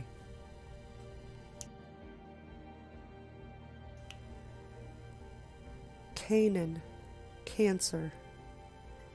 Canaan means gathering together into a home, nest, or community. It is represented in the zodiac by a crab or similar creature gathering together its offspring with its pincers. The offspring being the cluster of stars known as Praesepe.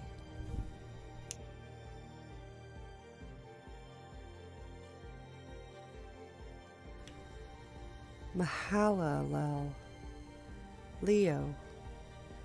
Mahalalel means public recognition or acclaim of the divine leader, symbolized in the zodiac by a lion, the universally recognized king of beasts.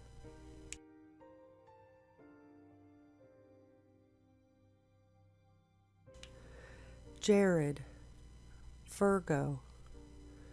Jared means descent or fall anciently. Jared's name was taken to signify prophetically the pre-Diluvian descent of the sons of God and their indiscriminate comings with the daughters of men. This in turn was a historical development and reduplication of the fall of Eve.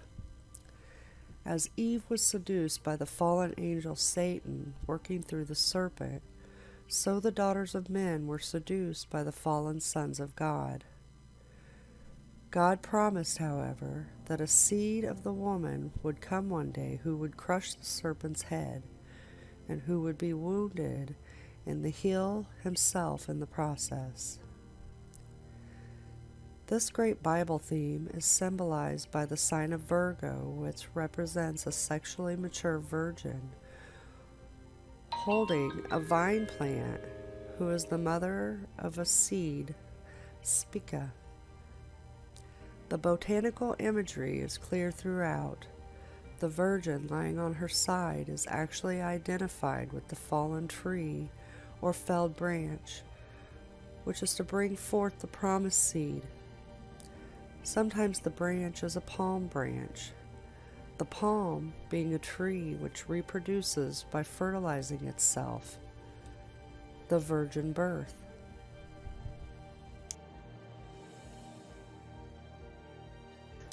Enoch, Libra.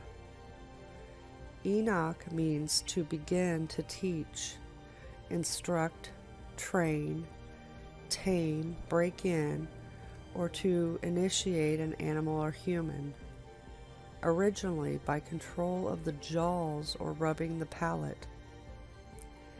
It is symbolized by the sign of Libra, meaning the beginning of the acquisition of judgment or discernment, and originally this sign forms the jaws of the claws of the scorpion, representing divine judgment by the word. The sign depicts the commencement of the weighing, one scale being lower than the other, specifically the beginning of judgment or discernment.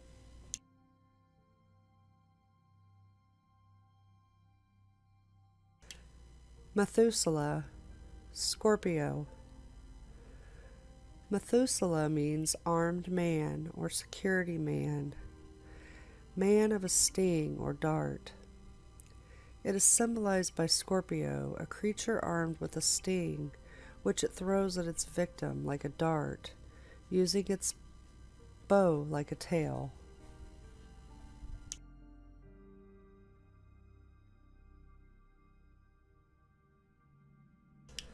Lamech, Sagittarius. Comes from the root LMK. The meaning is to melt, sink down, cringe, bow, be bent, vanish away, fade or dissolve, so that the LMK is a variant of NMK, to dissolve. As elsewhere in Hebrew, L and M are interchangeable. The root NMK is cognate to the word makak, which are used to describe the melting, bending, or bowing effect. The name Lamech is a noun formed from this root and therefore means bowing or bending, being aptly symbolized by the bent bow of Sagittarius. And in some zodiacs, the asterism is represented accordingly simply by a bent bow. The loaded bow is also a symbol of male fertility, hence the equine body of Sagittarius and other zodiacs. other connotation is fading out, so that Sagittarius is specifically the shooter of meteoric arrows, which burn out in the atmosphere. From the root meaning arises the further signification, subdue level, cause the bow down, overthrown.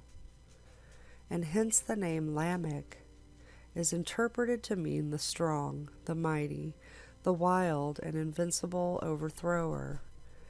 This meaning, too, is aptly portrayed by the figure of a wild centaur stepping forward in combat in the act of firing a bow, leveling his enemies with a shower of meteoric arrows.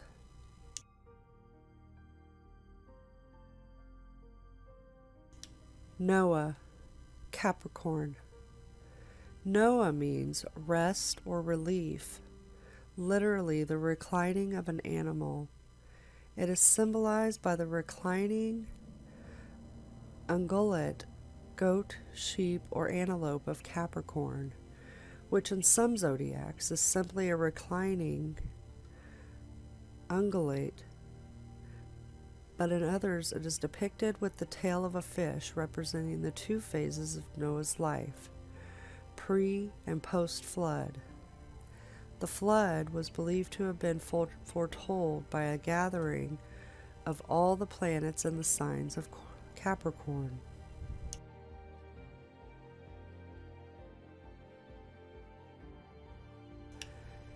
Japheth and Ham. Pisces.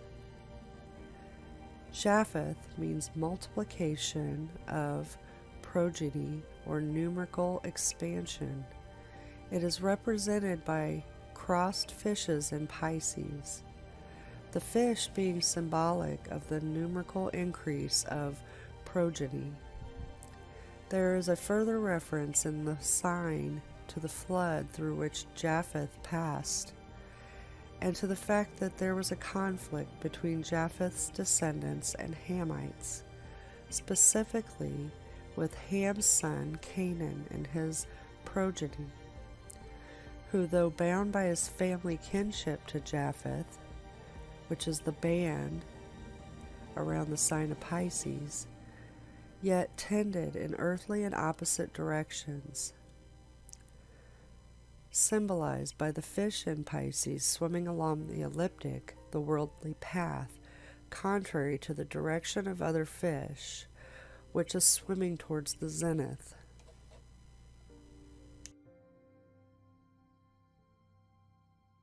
And the last bit I'd like to finish with is the fact that the zodiac relates to the gates.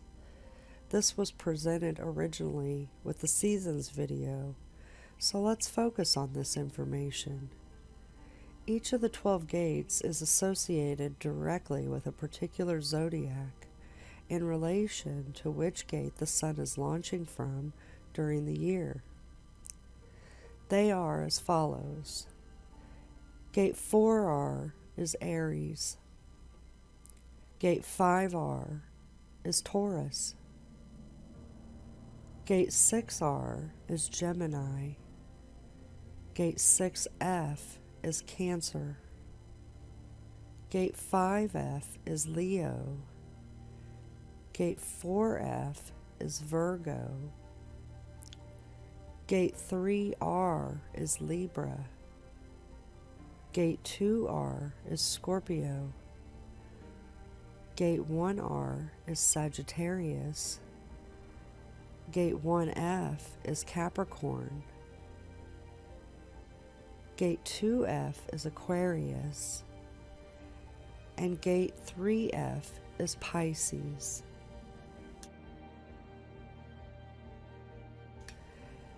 This explains our zodiac months, as well as why the sun appears to rise from a specific degree for so long. It's simply rising from the front and rear gate of this area. This also, as presented in the seasons video, gives us the analemma of the sun, the infinity symbol.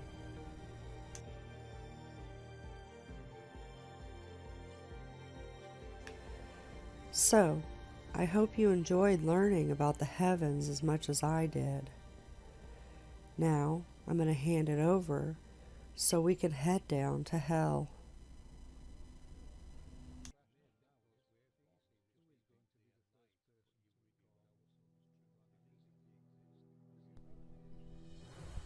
You better buckle up for this one, people. We're on an express elevator to hell, but we will be coming back.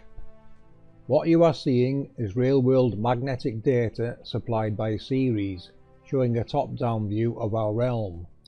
This is a clip he made to show how he can move around the magnetic data.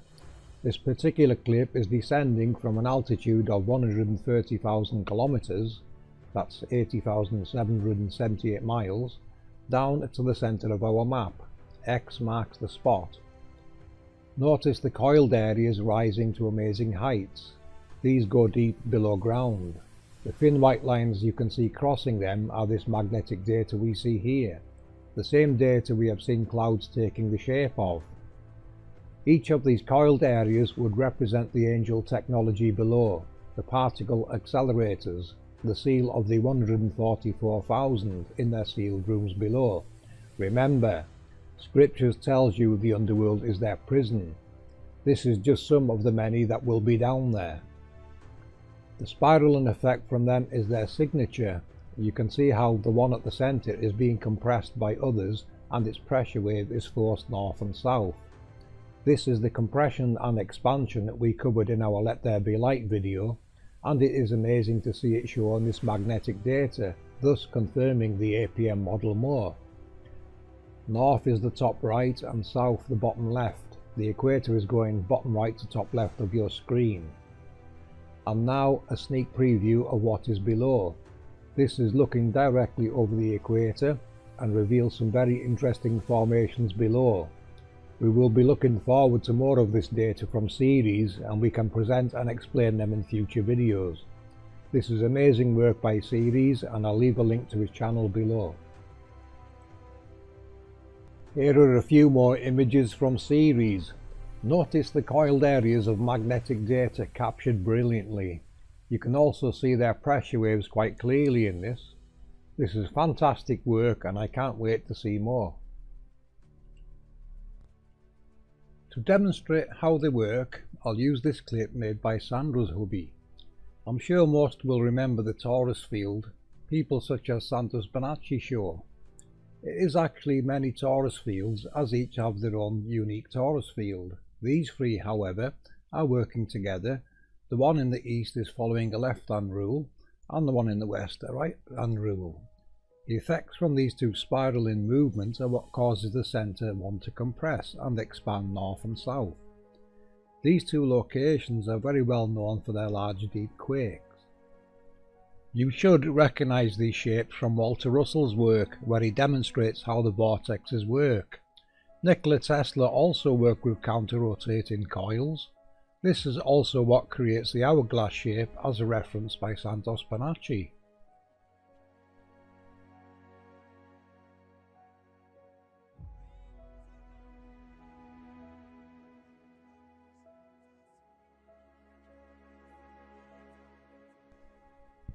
This technology emits a spiraling pressure wave as the flow around the halo causes the reaction needed to generate harnessable electricity, as seen in Walter Russell's work.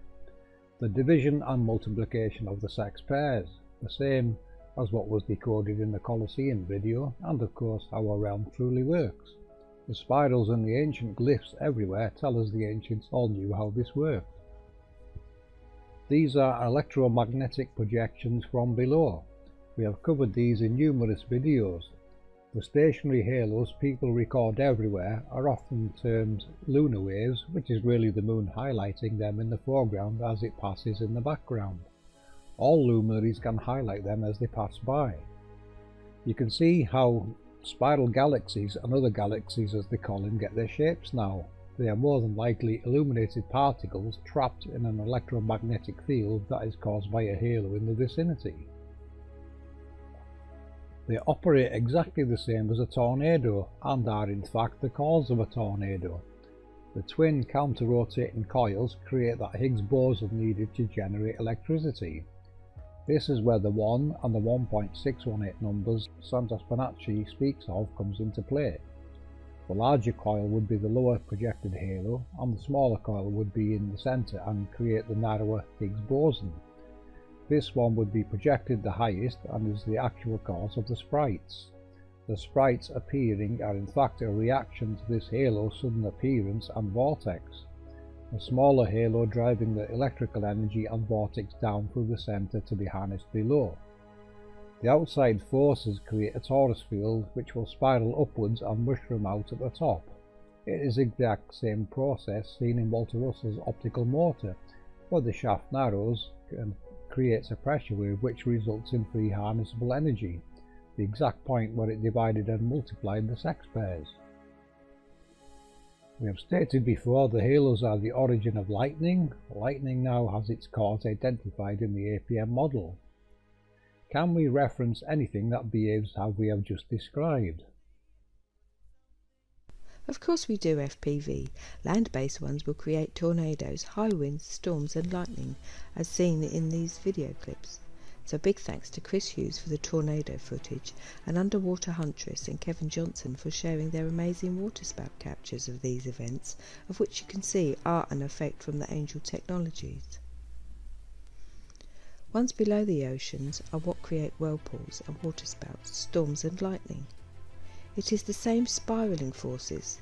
It is the earth, air, fire and water events, referenced everywhere. This is what it truly relates to, part of the processes of the Angel technologies. The APM model addresses and references the causes and effects quite easily, as you can see.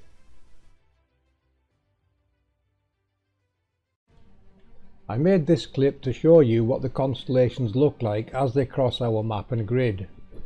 You can see the compression at the centre, and the ones in the north and south appear to be revolving around those locations. This, however, could be due to perspective and the way our eyes work. They may in fact be crossing in straight lines. This, of course, comes under the category of full exploration to reveal exactly what is taking place in the extreme north and south with our luminaries. Of course, we all know that exploration above and below certain latitudes are not exactly encouraged, in fact quite the opposite. The labels attributed to the luminaries are reversed, as this is a top-down view above them, so I could demonstrate them correctly going east to west. The alignments aren't perfect, but will serve their purpose for this demonstration. I faded the map and grid's opacity in and out so you can see the alignments as they cross the heavens. The program I'm using is called Stellaris and is a free download. The expansion and compression we demonstrated in our Let There Be Light video may also be playing a part in this, as they send a shockwave north and south. This is very evident in the magnetic data and may play a part in illuminating stars. Remember, Walter Russell states there is only light. At rest it is darkness, and when moved it becomes illuminated. It simply requires the correct circumstances to move, which you will get to see in a few moments. The fantastic constellation presentation One Conscience just presented will be continued into another video sometime. A big shout out go out here to Sandra's hubby, who has been doing some fantastic work in the graphics department and helping APM to bring this story to light. Well done that man, you know who you are.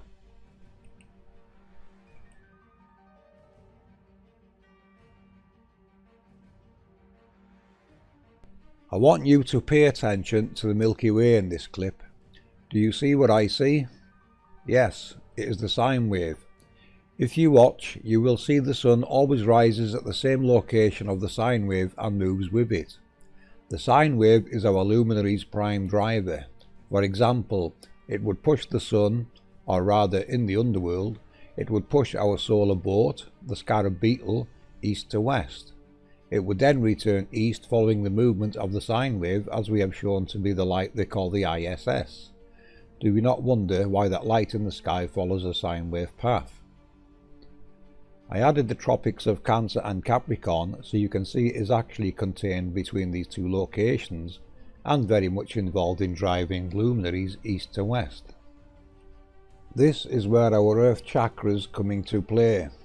If you remember my first video on this research, I added a waveform across the map as I could see back then that it was related to the chakras and a waveform. That waveform is now decoded as the Milky Way, or perhaps we should call it the Milky Wave.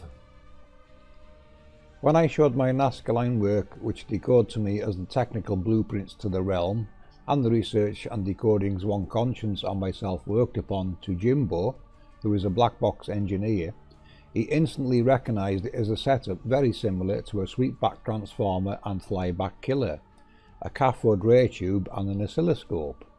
You can watch Jimbo's breakdown of it on my channel. He is indeed correct, as our research is proving. Jimbo joined us to help with explaining the technical side of this configuration and is always at hand in the background helping when he can. I do think there are more waveforms of various frequencies that drive various luminaries, which we will get to in a moment. You can see how the sun in this clip is being moved within that sine wave. It would arrive in the west, shut down or switch to standby mode and be pushed east again ready for the next sunrise. This would be the flyback killer, which by design moves it as quickly as possible east. The light in the sky we call the ISS, in our opinion, is this light. We decoded it as Isis, Ra's mother, or Mary, the star of the sea. Every culture has a name for this process. We just seem to have forgotten what it all is truly related to. To break down and decode this realm, we must look at it with a technological mindset, from the workings of it to the scriptures that describe it. Mount Sinai is a good example of one we can decode to show you how it's done easily. Mount Sinai is an unidentified mountain, except for some speculation in scriptures, where Moses receives the laws. So let's give it an APM decode. First, we'll have to put etymology to play here. I like to use a good dictionary to look up the words to find the meanings. You will find that words have other meanings when speaking in terms of electrical, physics, and mathematics. Mount means to climb or ascend, or to increase in amounts. Sin is the abbreviation of the sign in trigonometry. A stands for acceleration. I stands for inertia. Using these definitions, we can see what Mount Sinai really means. To reveal light, you accelerate it from inertia. You use the sine wave to increase the frequency to go from the dark to the light. The yin-yang comes into play here. Dark is the male resting, and white is the female moving light, as referenced by Santos Bonacci. These are the laws given to Moses. The laws were related to the luminaries, such as they will not transgress their bounds, nor stray from their course, which is referenced in the book of Enoch. Once you understand the workings of the realm, it is not hard to understand Enoch and other ancient texts. Okay, here I have taken some bits from Inanna going through the gates of the underworld. This story and all moon deities are relating to the moon and moon phases. This is the shutdown of the moon piece by piece, creating the phases that we see through the month leading up to the new moon, where it is shut down for 3 days.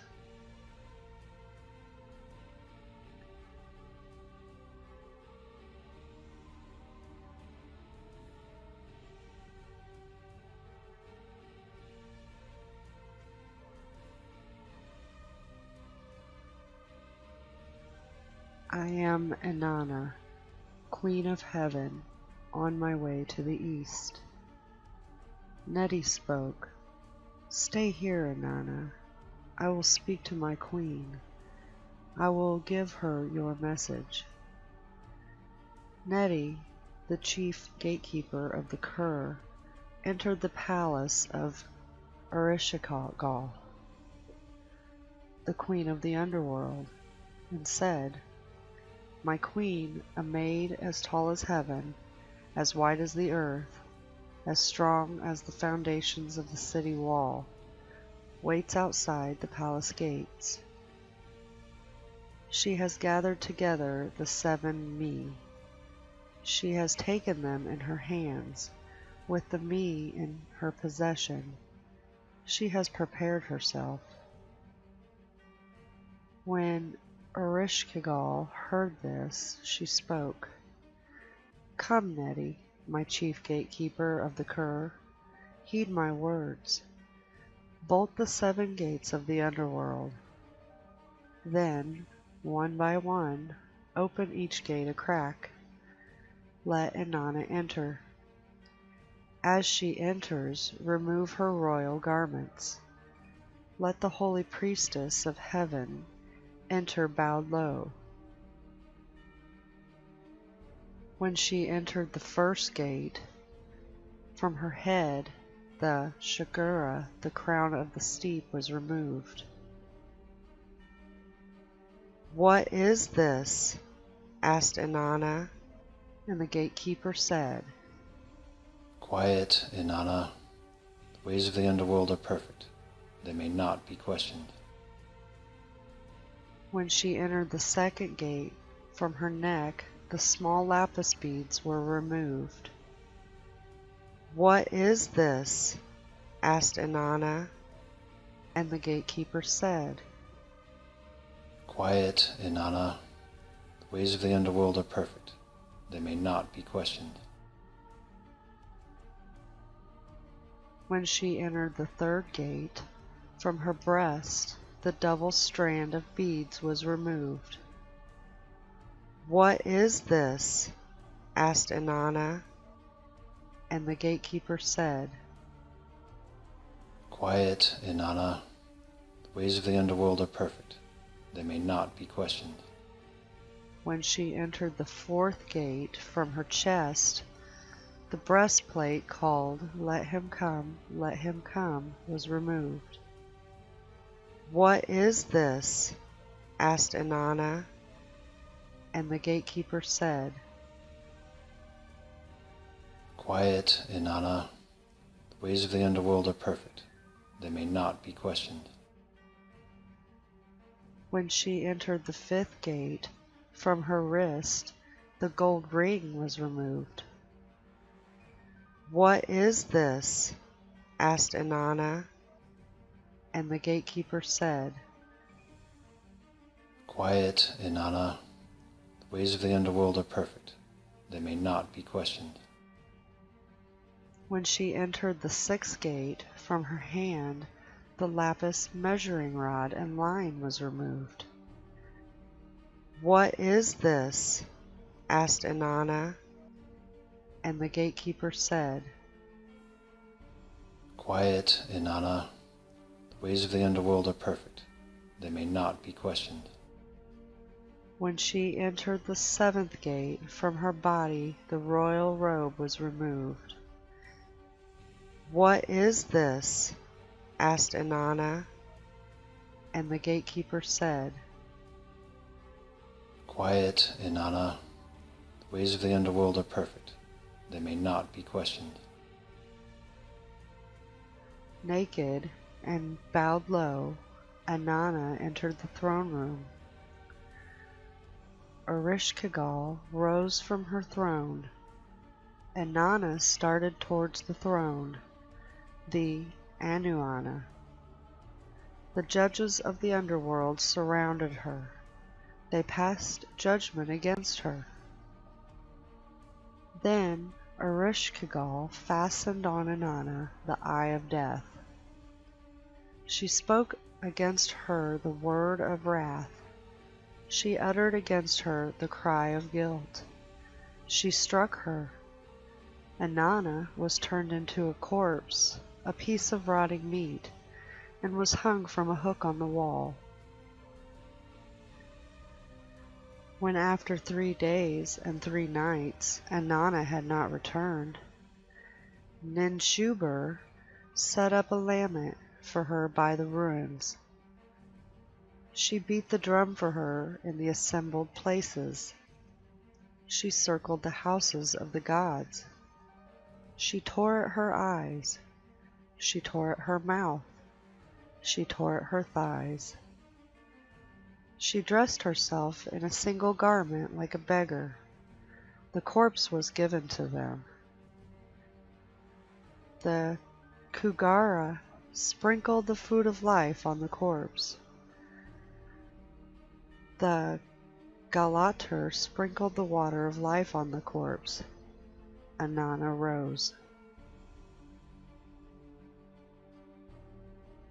And now I'll hand it over to a technical breakdown of this process from FPV. Thank you.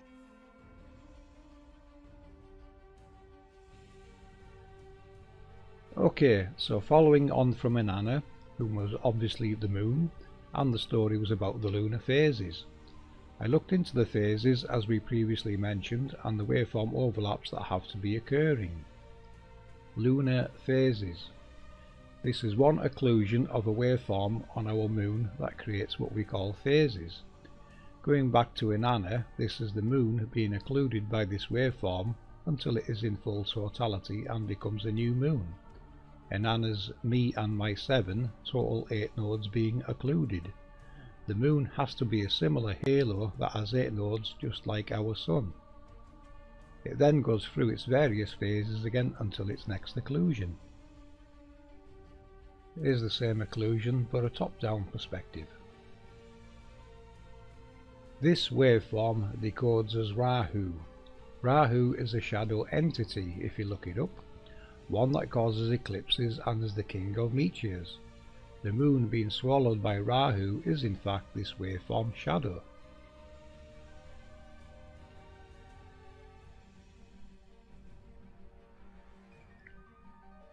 Lunar eclipses. We have something special to show you with the lunar eclipses. If you look carefully, you will see it as an occlusion of 2 separate waveforms, one being dark, the other red. This is causing a polarization effect on our spherical ball of light we call the moon. You will notice on the time and date animation they also had to use 2 separate waveforms to achieve the same effect.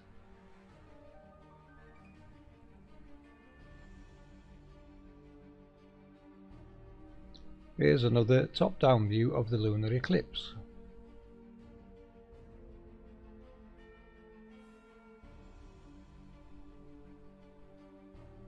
The red wave decodes as Ketu. This is the second waveform you see going across the moon, then exiting, and then the first larger waveform exits. Ketu is regarded as a shadow planet, but like Rahu, it casts its own shadow. The lunar eclipse is 2 eclipses in one. Be sure to keep recording after the red wave Ketu has left, or you will miss the first larger waveform exiting the scene. This one still needs identified but is clearly a larger waveform than Ketu. Today let's look into obelisks, temples and other structures around the world. The truth is in plain sight, and because of what we are taught, we do not understand the significance of the structures around us, or the layouts of the very areas around these in the microform of the surrounding areas all the way through the macroforms of towns and cities. The obelisk name came from ancient Greece, obeliscus, diminutive of obelos. Originally they were called tekenu by the ancient Egyptians. Tekenu means to pierce, as in to pierce the sky. Another meaning of pierce, you may not be aware, is to transfix, which means to make motionless. This to me is interpreted as the fixed stars which do not move across the ecliptic. In the same way as planets, they appear to be motionless. These are our constellations. Ancient obelisks are monolithic. They consist of a single stone. Herodotus, a Greek traveller, was the first of recorded history that is told to us to describe the objects. The earliest temple obelisk is still in its original position in Heliopolis and stands 68 feet high and weighs 120 metric tons. It symbolised the sun god Ra, and during the religious reformation of Akhenaten it was said to have been a petrified ray of the Aten, the sun disk. It was also thought that the god existed within the structure. Let's take a moment and look at some highlights of the Egyptian creation story, as this will relate to the obelisk and the obelisk site designs. In the beginning there was darkness, a watery abyss of chaos, the primordial ocean of Nun. Out of the Nun came the Benben, which is the pyramid whence the sun rose for the first time to light the world. This is also where the first god Atum stood. Atum is the source of everything in the world, thus the creator of all life. Before rising atop the Benben, Atum was floating within the Nun, holding both the male and female aspects within. Atum created life by using the female part in him to spawn the god of air and emptiness, Shu, and his sister Tefnut, the goddess of moisture and mist. Once his first two children were created, the one became three. Chaos left the world and light entered it. Shu and Tefnut mated and produced the earth god Geb and the sky goddess Nut. Geb and Nut were in such a tight embrace that they had to be separated by their father, so Geb laid down to form the earth and Nut extended over the earth and became the sky, the duality, as above so below. The Benben stone, also known as the Pyramidion, is the top stone of the Egyptian pyramid. It is also related to the obelisk. The pyramid and obelisk significance have been previously overlooked, especially the astronomical phenomena connected with sunrise and sunset, the zodiacal light and sun pillars respectively. The obelisks used to represent the living deity of the pharaoh. They were raised carefully and positioned so that the first and last light of the day would touch their peaks to honour the sun god. The sun god would then enter on the journey of navigating his barge through the underworld and avoid great destruction by the great serpent Apophis. The ancients used the obelisks to serve as sundials in the journey of Ra across the sky. Some temples were built close enough to the Nile so they became partially submerged during the river's annual flooding. These would then work as the colosseum, as was shown previously in the colosseum decode. Some temples were built with the obelisk on top of them and aligned with the sun's daily passage. The alignment was seen in the horizon following the east to west path, as well as the vertical to align as the sun took its journey up and down the gates. Since these times, many of Egypt's obelisks have been destroyed, dismantled for new religions to consume the land, stolen or given to other countries as gifts. Of the 29 original obelisks in Egypt, only 9 remain. Of the 3 obelisks that survived time from Assyria, none remain there. We can find them in the British Museum. From Ethiopia, only one remains standing and can be found at the Northern Stelae Park in Axum. When the Romans conquered Egypt, they began taking the obelisks as their own. On top of stealing, they erected 7 of their own from Egyptian style. These are found in Aries, France, Munich, Germany, and 5 in Rome.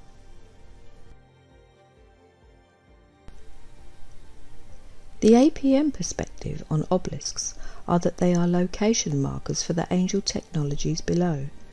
They would represent the direct centre of a halo. They would be directly at the centre of lunar waves and other solitary halos observed in the heavens by many people now. Consider this when halo hunting. You can view various captures of these halos in our videos. A big shout out again to all those people sharing these very special captures.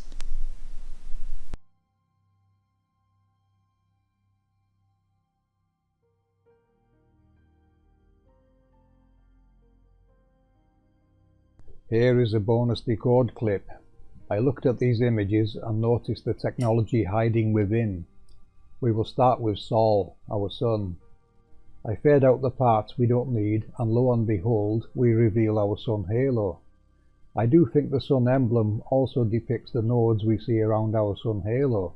Although we see 8 on the large horizontal halo, there may be more on other parts we have not seen as yet. Also take notice of the external solid band.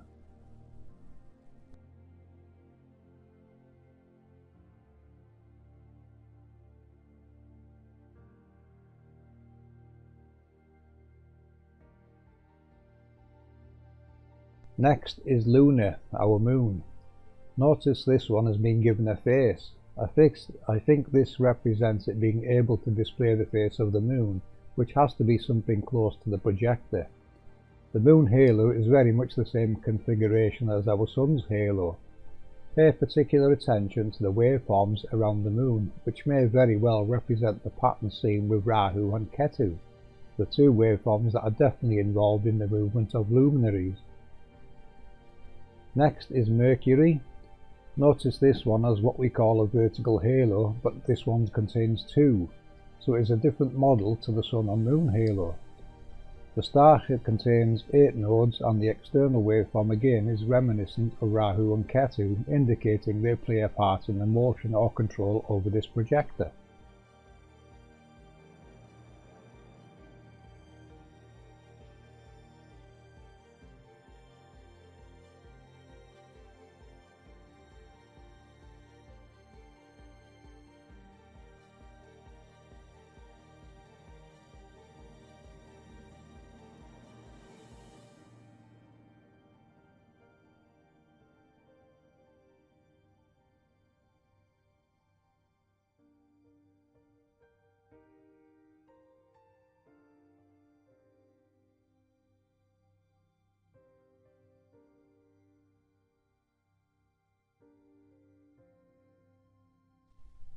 Venus, also containing 8 nodes. Notice how the gap between the 2 vertical halos is much wider than the previous model. This also appears to be controlled by Rahu and Ketu, if we use the external band as a guide to what is controlling its movement.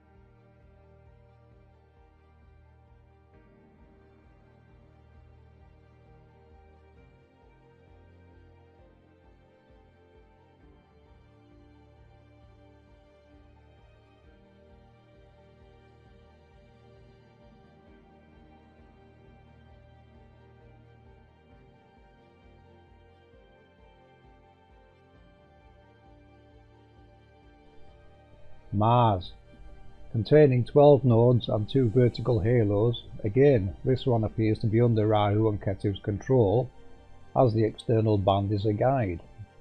This one appears to contain a lot of bands which may decode as pressure waves, as they depict various colours of the spectrum.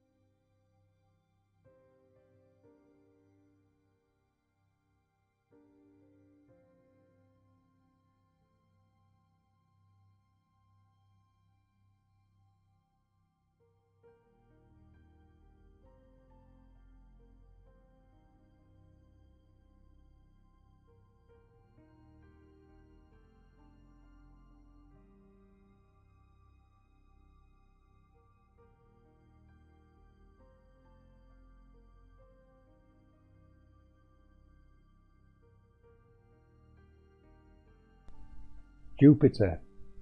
Notice Jupiter's two external bands, which may be counter-rotating accelerators. The stars may depict its high altitude, and the central band does contain more halos. The two vertical halos also appear to be larger.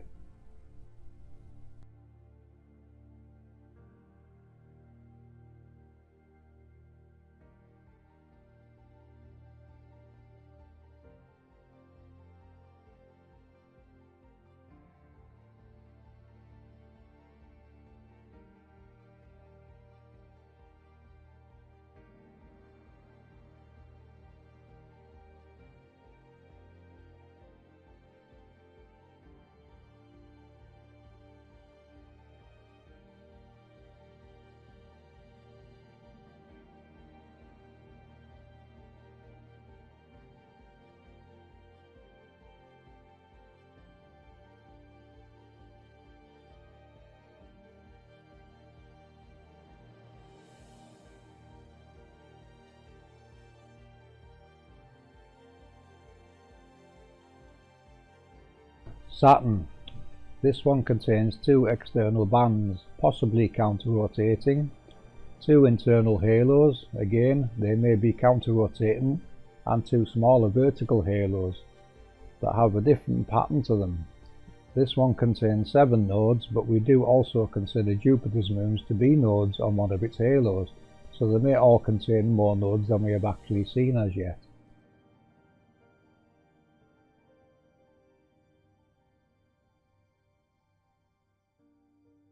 There is probably more information hiding within these images, but this clip was just to show you what I noticed within them.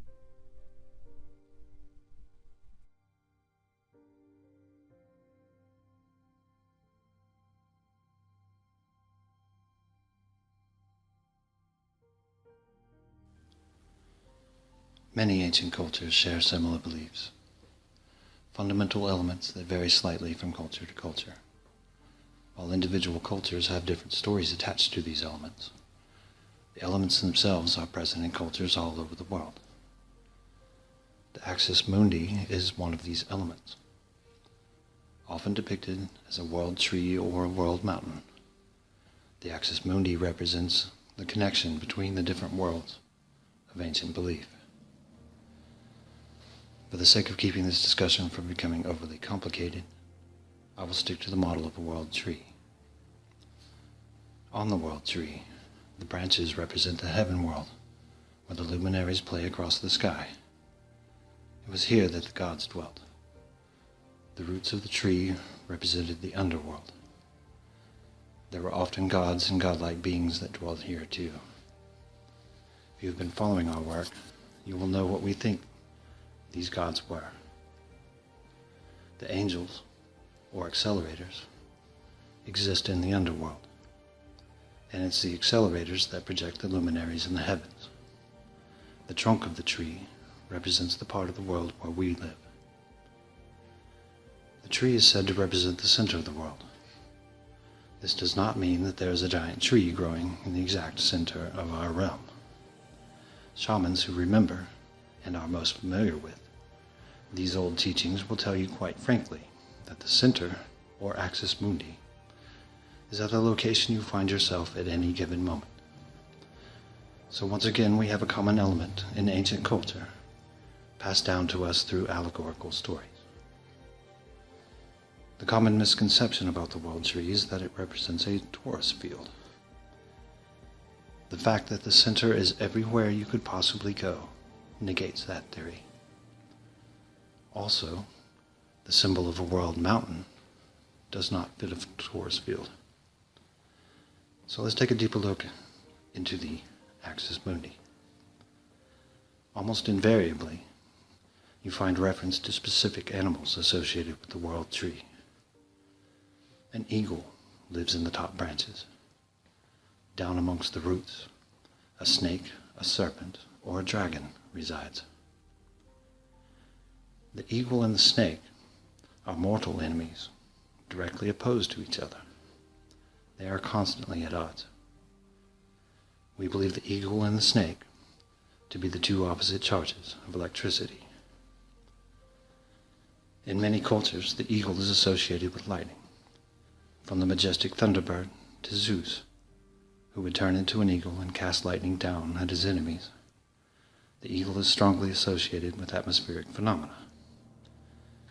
We also know that the layer of the sky known as the ionosphere carries a very high electrical charge. The Earth's electrical field is ever present. On average, the field has 100 volts per meter of altitude, with highest voltage at the upper levels.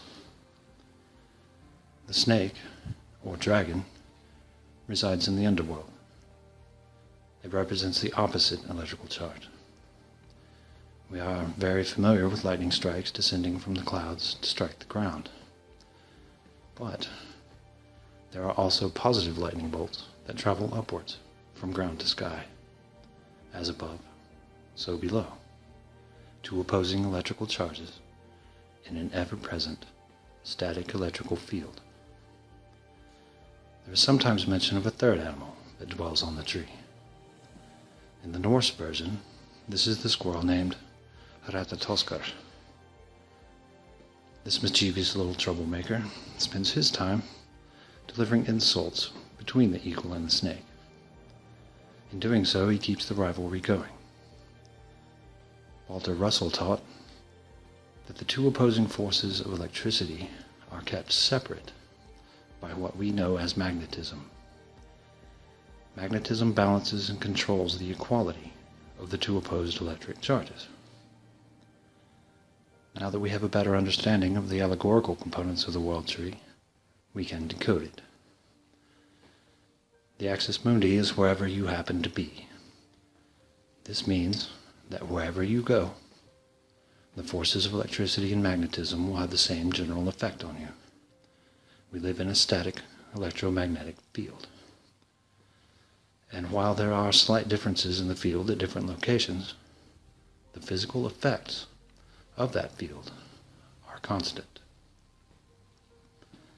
Whether you see matter as particles or wave functions, we can still discuss the electrical components within matter without arguing overly much. All matter is composed of these electric charges. Matter will gravitate to the point in the electromagnetic field which is consistent with its electrical potential. What we call gravitation is a function of the electrical component of the electromagnetic field. We can then define gravitation as the repelling force from the opposite electric charge. Not everything is repelled downward as we commonly think when we discuss gravitation. Indeed, some matter is repelled upwards, such as is the case for helium. All matter is being pushed into the area of the field where it has like electrical potential. Walter Russell spoke of gravitation as a function of electrical potential. I highly recommend his books. There is further evidence found in creation stories. The ancients spoke of an original deity. This deity is often told to have had two offspring. One was the embodiment of the sky, the other embodied the earth. The world tree was planted to separate the two. This is consistent with Walter Russell's ideas of a universal one, a single consciousness that first split itself into the two opposing electrical forces which govern all things. This can be seen as one of the cubes Walter spoke of. One half of the cube is positively charged, the other half negatively charged. It is in this cube that our realm would exist, with the surface plane of the earth being parallel with the magnetic plane that divides the two equally opposed electrical forces.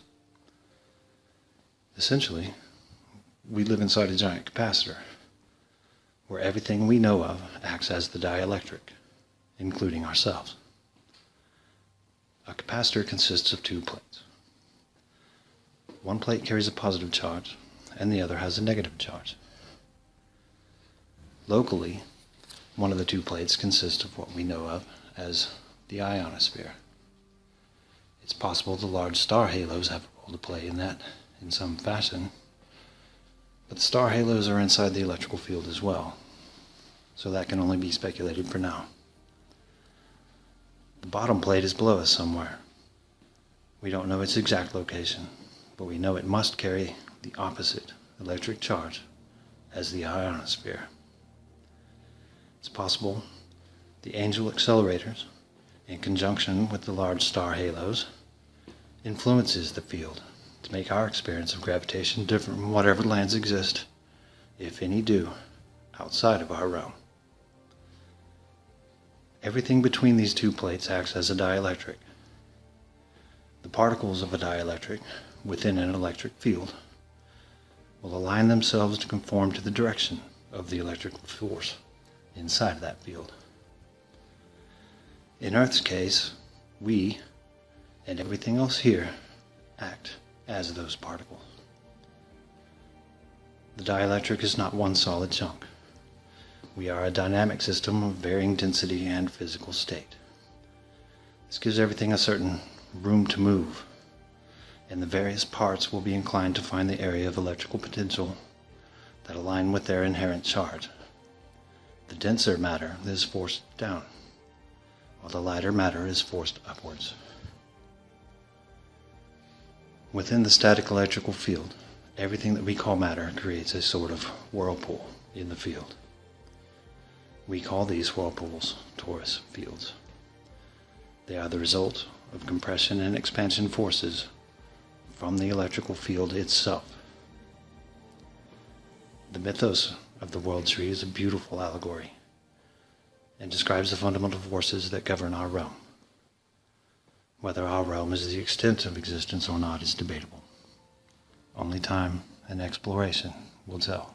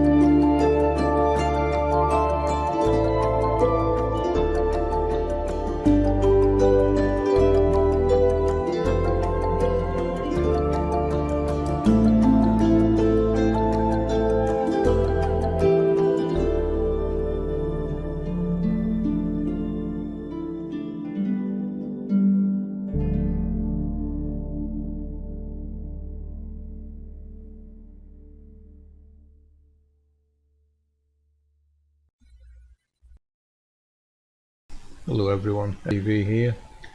I was asked to look at this flight from Bali to Los Angeles, which due to an emergency of a lady giving birth to a child on the aircraft, it had to do an emergency landing in Alaska. Now this is off its route, should we say. So yeah, I was asked to look at this and to explain how it works with the map that we're using. So here's basically what happened here. I borrowed this video from Celebrated Truth channel, and this was the emergency landing on this projection of a map, that is.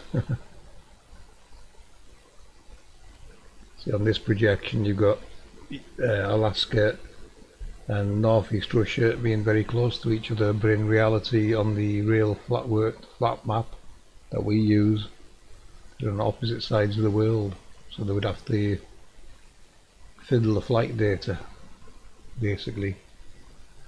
But on our map this is what's really happening. You can see here with the aircraft on the right, it's coming up from Bali, and these are the hidden flight routes in the north that we've been noticing. Flies both ways, anything from the west coast of the USA going over to the Far East, it would have to do a similar trip. This is to fake the globe. We're hiding the flight data in the north. Perfect reason there why it would land at Alaska before it got to Los Angeles. And concerned by people in Canada, volumes of traffic coming in the northwest vicinity.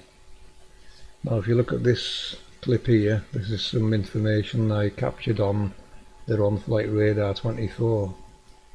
You can see there data manipulation. The aircraft's actually facing the wrong way. It looks like there's parts of the flight missing from the track. And this one here, now this one here is interesting because I've seen the wingtips sticking at the top of the map. You couldn't see the flight path, the wingtip was sticking in the top of the map. And when I clicked it, this was the flight path it revealed.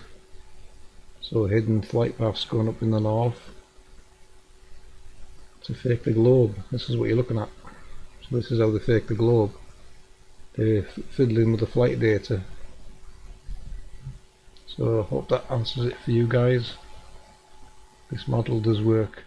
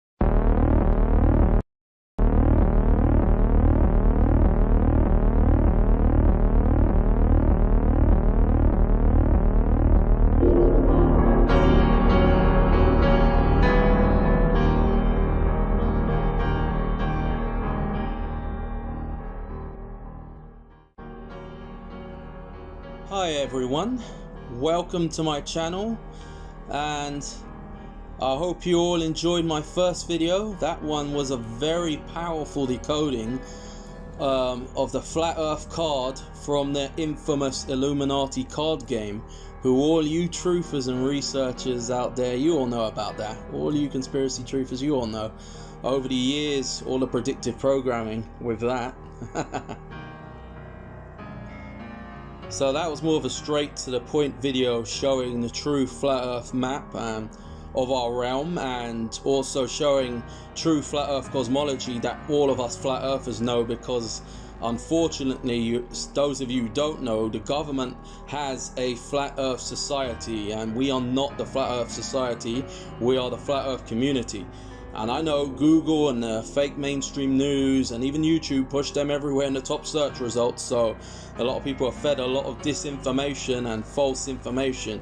Yeah, and that's unfortunate, and I'll get into that more in this video. But this video here is about the real flight path routes in our flat earth realm and where they are really going, and you'll be very shocked at what is revealed in this video. And first of all, I want to say thank you to APM Research and their incredible team, and that's at FPV Angels channel, and I hope you all subscribe to them. There'll be a lot of links in the video here, underneath this video, and in the comments, leading to all of their great, incredible, mind-blowing, just outstanding research. Really top of the flat earth spear, you know.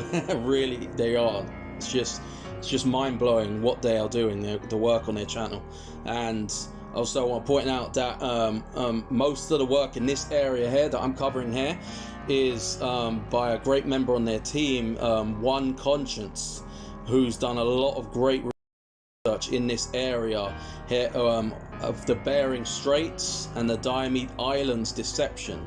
So everything you see in this video is my further research done by myself, adding on to their incredible research, and you will be really mind blown on what is revealed in this video. So stay tuned and stick around to the end. So once again, make sure you check out One Conscience's work on this area with the Diomede Islands and Bering Strait deception. So let's get straight to the point here. Want to get first things first. Alaska, America, Canada are on the west side of the world, as we all know, and Russia is on the east side of the world, as we all know.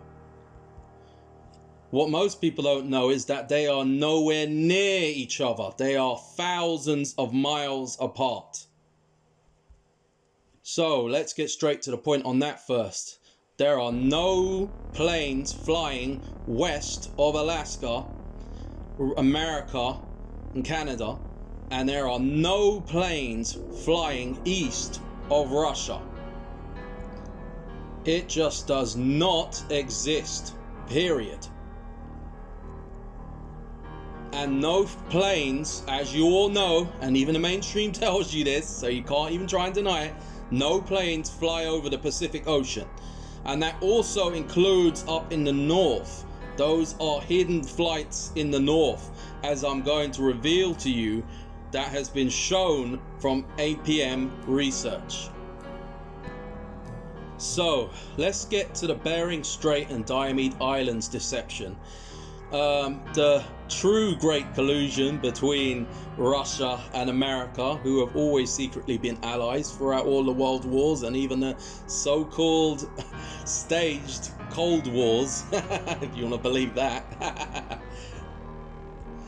So we have at the Bering Straits, we have the Big Diomede Island and Small Diomede Island. Now both islands are 2.4 miles apart. Yeah, that's under 3 miles.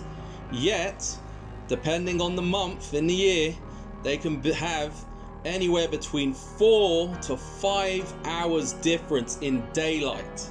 You heard right, 4 to 5 hours difference in daylight.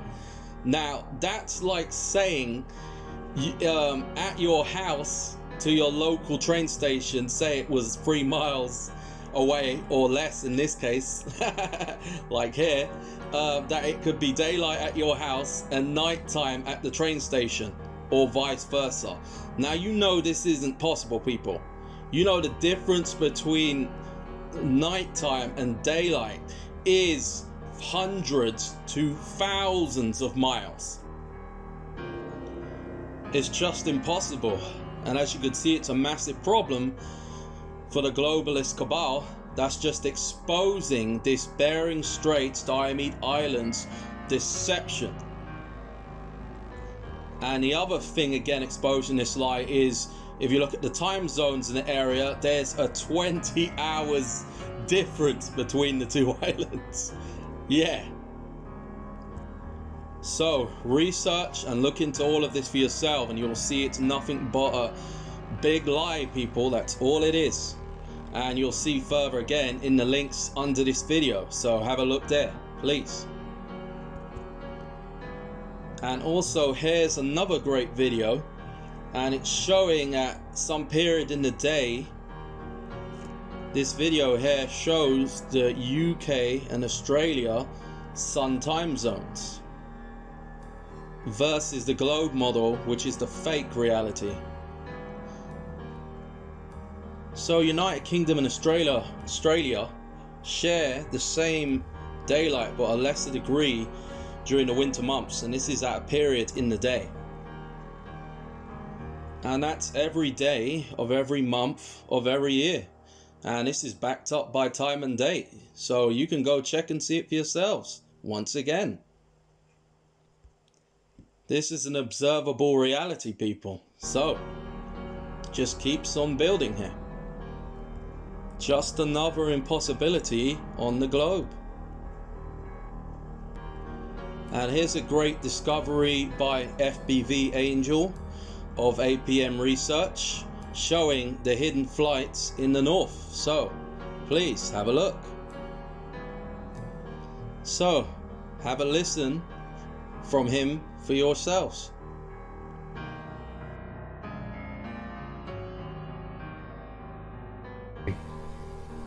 But on our map, this is what's really happening. You can see here with the aircraft on the right, it's coming up from Bali. And these are the hidden flight routes in the north that we've been noticing. Flies both ways, anything from the west coast, the USA going over to the Far East, it would have to do a similar trip. This is to fake the globe, we're hiding the flight data in the north. Perfect reason there why it would land at Alaska before it got to Los Angeles. And confirmed by people in Canada, volumes of traffic coming in the northwest vicinity. Now if you look at this clip here, this is some information I captured on their on-flight radar 24. You can see their data manipulation. The aircraft's actually facing the wrong way. It looks like there's parts of the flight missing from the track. As you just saw, mind-blowing stuff being revealed. As you can see, it's amazing what we don't see or know when we don't check things for ourselves and see things for ourselves, and only rely on the mainstream controlled information that's manipulating all of us. So as you see in there, again, another massive exposé. We are always finding out something new. Always. New information and knowledge. This is the age of disclosure we're in. This is the truth information age. This is why the censorship is so bad everywhere, on Google, in the mainstream news, you name it, everywhere. This is why there's so much misinformation they're spreading in, and you have to filter through all of it to get the truth. Yeah, it never used to be this bad. You notice that now. Well, it's getting really bad. It's hard nowadays. It's really hard. The the lies and misinformation are the easiest things to find in one quick search on Google, which is one of the worst engines in their algorithm. You know, there's other alternative engines you can use, search engines. You know, on there, the first things that come up, same on YouTube for anything you type in, it's the mainstream garbage, the easiest things to find. You know, the lies and misinformation basically, and the truth and knowledge is the hardest things to find now, especially in the last few years. It's just getting worse and worse. You know, they fixed their algorithm that way to make sure you stay asleep and you aren't awake to the truth of our reality. It's not in the elitist ruling controllers and manipulators' interests for you to have knowledge and wisdom that comes with that, because knowledge is power. Yeah, you have to know this, people, and they'll do anything in their power to suppress and hide that from you so they can control and manipulate you. And I don't need to tell you, truth sets you free, people. All of us. That's what we're all about here. Truth. And again, quickly here again, back to the whole thing where you can check anywhere, and all of you notice, even the globeheads notice, that there's no flights in the Pacific Ocean. And as we've revealed and just shown you here from APM research, yeah, there's no flights in the north either when it comes to Pacific. At the top there's none in the north. So those are hidden flight routes. They're all going the other way. They're redirected flights, as you can see, as you've just seen. But as usual, you know, you're gonna get a globe's head, you know, the globe head apologists who apologize and make every excuse there is under the sun for their globalist elite controllers and their basic mind control masters, you know, who are incapable of critical thinking and thinking for themselves. Yeah, all I got to say to them is stop being such zealots and realize reality and search for yourselves, research all this information and have a look and open your eyes. Yeah, because once you stop seeing for yourself, you let someone else see for you. Once you stop thinking for yourself, you let other people think for you. So, you know, that's how it goes, you know, and, you know, time to start using it now, people, or lose it all. Because that's what they're bringing in with their dystopian, communist dystopia that they hope to bring forward on all of us, you know, that's what's coming. So again, as you can see here, the Pacific Ocean, it's a massive hole in the globe, deception and lie, the whole thing. And this area here alone is a massive, you know, it's just absolute destruction to the globe. And also, I'm sure you've heard about, they even call it the crazy plan to build a train track from Russia to Alaska going into America and Canada. And they know it's a crazy plan because they know it just doesn't exist at all. You know, it's just a big deception, people, to keep the globe lie going. So let's carry on here. Let's continue. Have a good look at this picture here. As you can see, these are all pilots that are flat earthers, and there are loads of them, more than we know. And continuing off what I just said, again, just goes to show, this is why the ruling elites who run and control our whole realm, our reality, you know, these people who rule at the top of their pyramid scheme systems in all these organizations and companies where it's the higher ups and bosses at the top, and then the 99%, the majority of workers at the bottom who know nothing, and it's all the information and knowledge, all the control is at the top that they hide from you and suppress. That's how it works, people. You know, countries are corporations. Your birth certificate is a contract. All of you in the know, you know that. I don't need to tell you that, you all know that. So here, this is just continuing on more from that. Here's great testimony from a pilot here who absolutely destroys the globe, and you've got 6 airline pilots who are all flat earthers in this video. You've even got a Dutch airline pilot here who made incredible points from her own research and discoveries, and they even grounded her from flying after this, the globe heads. I mean, it's just absolutely mental. you know, and, you know, angelic particle research there, as you can see, and a retired F-16 jet pilot. And hear what he has to say again. Absolutely incredible. So please look into this for yourselves, people. Yeah, you'll find that in that playlist. And continuing onto the main objective here, which is the flight path routes, the real flight path routes in our realm. So I'd like to thank APM Research for all the incredible research they've done and all their findings and information. And I hope you all appreciate that from them too. We are the road people, and the path is ours to find. And thanks to them, I'm going down the best path right now and the most progress flat earth has made in a very long time. So let's get to these flight times in our flat earth realm. So as you can see on the APM Research flat earth map, which is the Mercator projection, let's start here, and I'll get more into this. Tahiti, which is a place in the west, and Bora Bora, which is where the Polynesia Islands, the French Polynesia is, which is actually next to Australia, New Zealand, which is way in the east over there. So anyway, continuing on. Flights, if you read here, from United States to Bora Bora, which is in the east. From Los Angeles, 16 hours and over. From New York, over a day.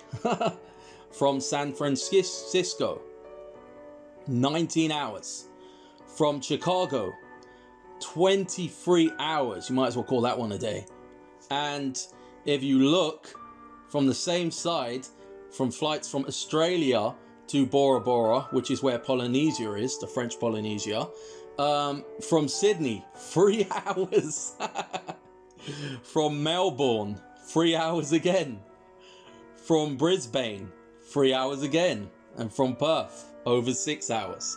Now, going on to the west side of things, Tahiti.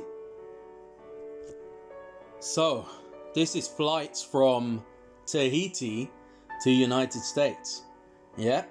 So, from Los Angeles, over 8 hours. From San Francisco, over 8 hours.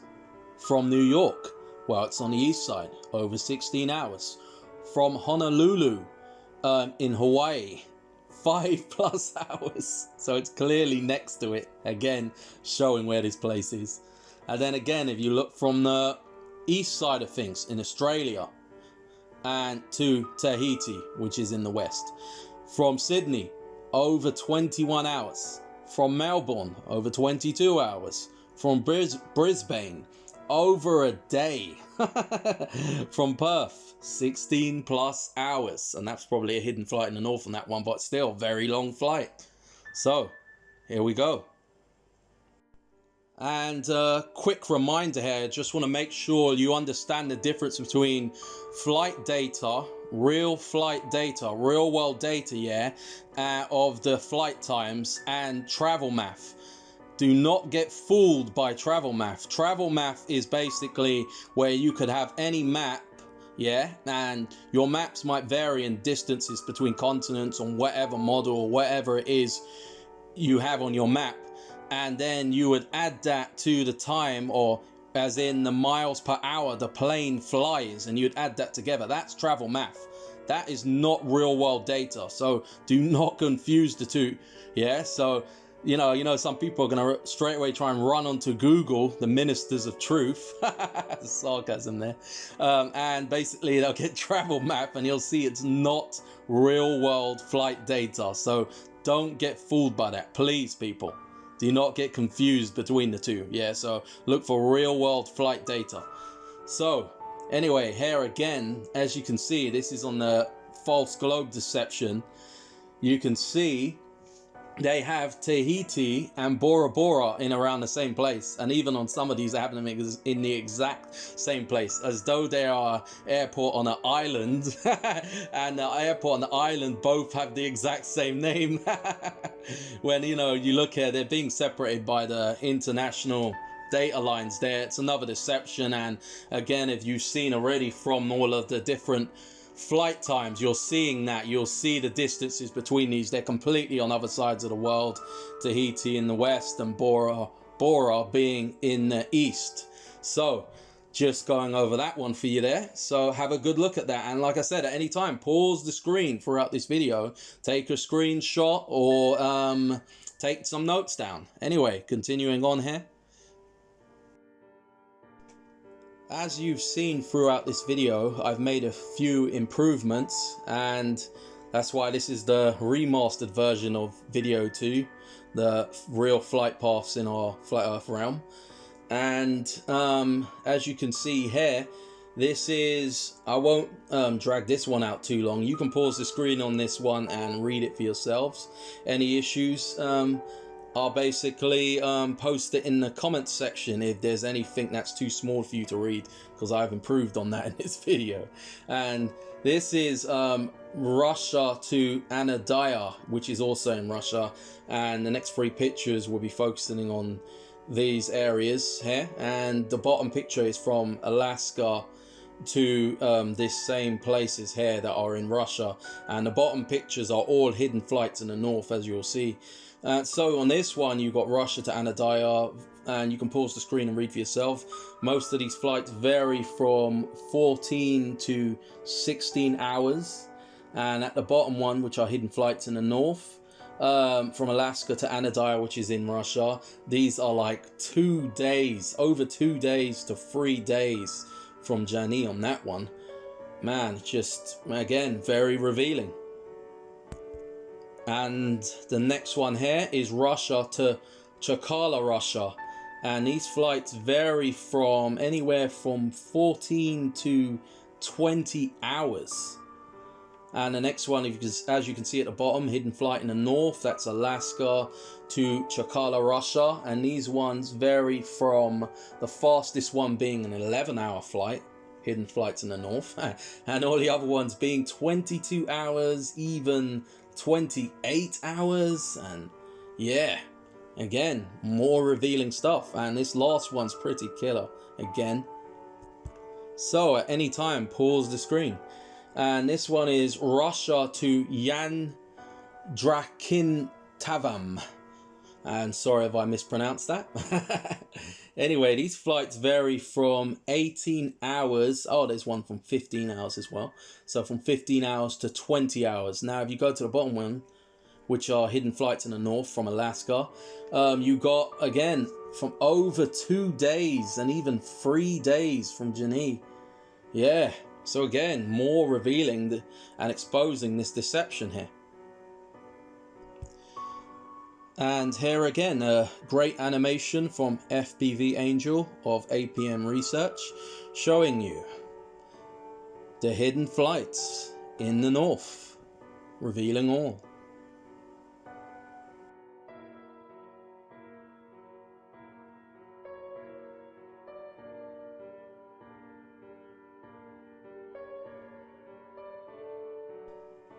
And this one here is just absolute destruction for the globe, basically. It's just over for the globe.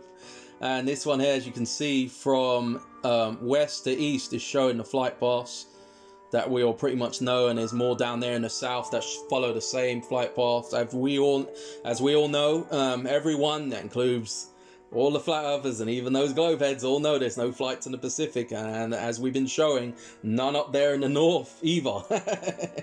So these flights are from Alaska to Whitehorse, which is in Alaska, between Alaska and Canada. As you can see, flights from Anchor, 9+ hours, from Jani, 9+ hours, from Fairbanks, over 13 hours, from Kachikan, over 9 hours. Now, if you look on the east side of things in Russia, the flights, over 21 hours. And then that's from Moscow. And from St. Petersburg, over 22 hours. From Krasnodar, over a day.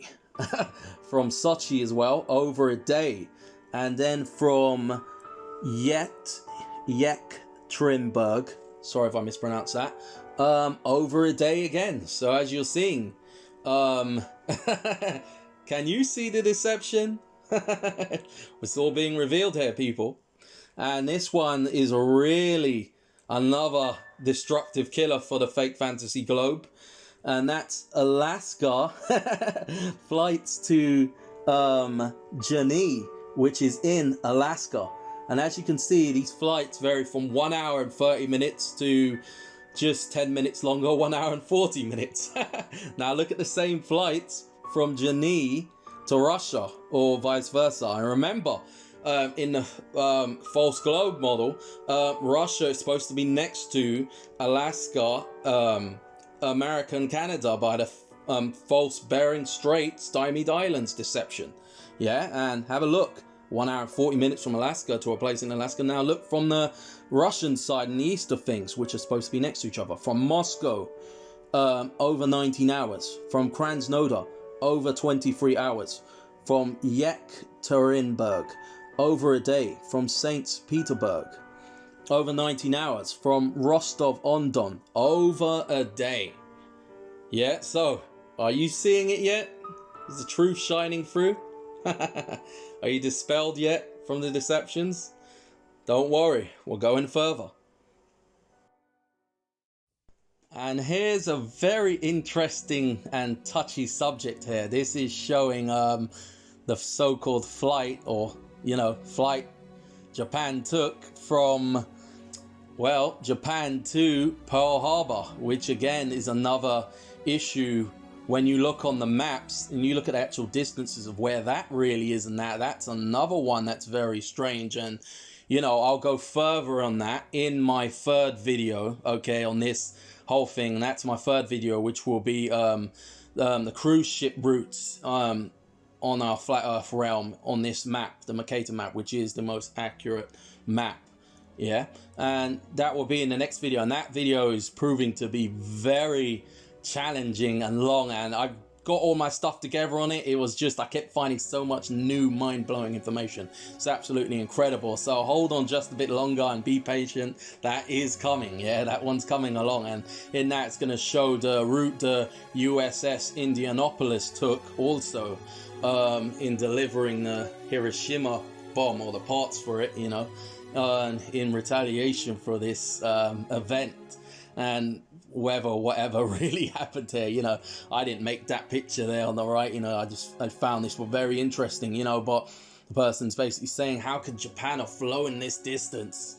Pearl Harbor was an inside job, and who knows? But again, look on the left, hidden flights on the north, or maybe they did. And again, back to this picture here quickly. These are all the pilots who are flat earthers. Listen to their testimonies and all the amazing truths and information and knowledge they give. Please, that's in my Best of Flat Earth playlist. And I have many other playlists going over stuff, including indoctrination in the government indoctrination camps that they call school, the so-called education system, the social indoctrination system of scientism, religion that does not use any scientific methods of observable, measurable, testable, repeatable experiments, or empirical, practical, demonstratable experiments, with cause and effect, just social science, pseudoscience is all they know. It's just been turned into a religion now. Many of the mainstream big scientists even admit that they don't use the scientific method anymore, and they have not used it for, well, decades and decades, going way back, probably going hundreds of years, to be honest, when you research and look into all of this. So please. And this one here, as you can see in this powerful picture also, is from my outer space is fake playlist. It's not what we've been told, and it's only above our flat earth realm, by the way, not underneath, or not something floating in fantasy outer space, as I'll get into. And it says, yeah, this is the first astronaut, as you can see in that one, to admit the earth is flat. Incredible, mind-blowing video there. It's like, whoa. And then again, you got a Russian cosmonaut who says no one's ever been to space, and he talks about the code of arms and that they're all sworn to secrecy. And I already know NASA and all these space agencies like SpaceX and all the other ones, RASA, you name them, all across our realm, all across this world, you know, they're all they're all controlled at the top. It's, you know, like I said, this whole reality we're in, all the corporations, all the organizations, it's a pyramid scheme system. You have the higher ups and the bosses at the top, yeah, and you have all the workers and everyone else at the bottom who are the 99%. They're like the 1% at the top, you know, the telemetry data guys and that, you know, and they giving all their workers false information and, you know, just deceptions basically. And the astronauts, they're all Freemasons and military guys, again, sworn to a code of arms of secrecy. So, you know, people, think about it, you know, just think about it. You've also got here former NASA workers who are now flat earthers. Yeah, there's quite a few of them, so look into that. And American Moon is a really in-depth documentary from someone who's not even a flat earther, exposing the whole fake Apollo moon missions Hollywood hoax of a joke. You know, it's incredible. It's absolutely incredible, people. So look into all these playlists, please, and share them to everyone you know. Please share them. And as you can see in this picture here, this is showing you how NASA and all these space agencies all use fisheye lens cameras, wide-angle lens cameras, GoPro, action cameras, you name it, all to fake the curvature. With these, you can bend an entire flat horizon into this fake curvature. And even if the Earth, or the very plane of existence we are on, and everything, if we could, you know, see as far as it could go, which you can't, you know, imagine that goes for hundreds of thousands to even millions of miles. It wouldn't matter with one of these, because as far as your eyes can see, with your angular resolution and your height and the limit of your vision and perspective and all of these things, you would only see so far. And they could just curve that horizon you're seeing with one of these cameras. I've seen people turn it into a complete ball, doing this on a beach or even standing on top of a building, like bending everything into a ball with these cameras. It's just absolute deception, causing grand delusion and illusions in people's minds, unfortunately. Have a good look at this information on the screen here about these cameras and the false reality you can make with these. NASA and fisheye lens cameras, best friends since 1969. Look at the Felix Baumgartner picture there on the left. You can even see the capsule lines bending. He's using a fisheye lens camera, and that's Mexico underneath him. If that's all Mexico, then Mexico takes up half of the Earth. Yeah, so don't be tricked by all these shenanigans and deceptions and manipulation from these people. Please use your eyes and do not let them use it for you, please. Yeah, because you'll just believe everything they tell you. If you don't check and research things for yourself, you just believe the entire false reality they give you. And that allows them to not only rule at the top of this pyramid scheme system, but rulers, so-called gods, ruling over you, you know. So that's what they're doing, people. It's just they're total narcissistic control freaks. That's all they are. Some people believe they have seen curvature of the Earth on a plane, on board a plane. And again, as you've seen, we've even got pilot testimonies and many pilots who are flat earthers. Again, more backing up what we are saying. And again, the plane only goes 30,000 feet, which is about 7 miles high. Us as flat earthers have sent balloons up with cameras, normal cameras, no GoPro, no fisheye lens deception, creating a false image or video on a screen, creating fake curvature, just real cameras, 120,000 feet, yeah? So, as flat earthers, we've had people in our community send balloons up over 120,000 feet high, yeah? That is over 25 miles high. Yeah, compared to your average passenger plane, which only goes 35,000 feet, which is about 7 miles high.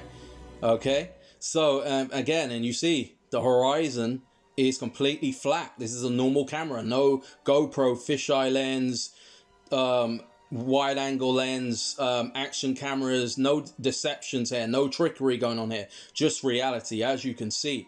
And people have also been deceived, or basically been given a false illusion of their minds, who think they've seen curvature from that height, and many people have not, and there's some who claim to be. They've probably just been mistaken. Basically, also, there's very few planes, but there are some planes where the window isn't completely like a normal window. It's kind of more molded into the fuselage, which is the body of the plane. You know, it's shaped like kind of like a sausage or a hot dog shape, yeah, the body of the plane, the mold. So sometimes the windows follow the mold, and it can create a bit of distortion, but most planes have normal windows, and you can see it's completely flat. So yeah, just take note on that there, and remember that, please. You can also see a simple horizon test there in that top right corner there, what it would look like. And also that picture there in the bottom right corner, showing a flat horizon from over 300,000 feet. Yeah, ain't that something? Anyway, continuing on here. Another thing here, I don't want to drag too much on this, because again, you can check all my playlists from the top to the bottom, go through the whole thing and search and look for something. You'll find it there. You'll find an answer for everything. Trust me. Go and look for yourselves in all my playlists. And there's other ones that I've added that are from other people's channels. There's other playlists there with further information on many other great subjects and topics that are very important. So here again, just showing again, these are satelloons and not satellites. And I'm not going to go into the whole long thing on that, but again, you might want to look into how the melting point of a lot of metals and the temperatures they melt in the in the thermosphere, which gets up to 2,000 degrees, and during the sun's crazy solar cycles can go up to even over 4,000 degrees, and these satellites just wouldn't survive there. They would melt. It's like any kind of metal or technological device you can imagine. Putting in something in those kind of heats, in those temperatures, it just wouldn't work. And also the fact is, these are satelloons. These are helium balloons. NASA and also Google are the biggest consumers of helium. Go look into this. Yeah, these things are crashing a lot of the time. Sometimes they come down and they always got a balloon attached to them, like a parachute kind of a thing. And basically, basically we have fiber optic cables, and we have many other land lines and wires going back under the oceans and the seas for centuries now. Obviously fiber optics in more modern times with the internet and that. And the fiber optic cables cover 99% of our communications. We've also got phone towers, radar, sonar, cable TV, you remember that, and Sky TV, not space TV, not fantasy space TV. Yeah, so again, think about it, people. These things, they got in there, even up there in the thermosphere, there's a melting point for metals, that these things would not possibly survive. It goes up to 2,000 degrees in the thermosphere up there, and during this crazy sun, solar cycles can get up to over 4,000 degrees. They'd be just absolutely destroyed. Think about debris from all kinds of things up there. Just loads of things. Anyway, I don't want to drag too much on that. You'll find out much more on that in the playlists. So have a look there, please.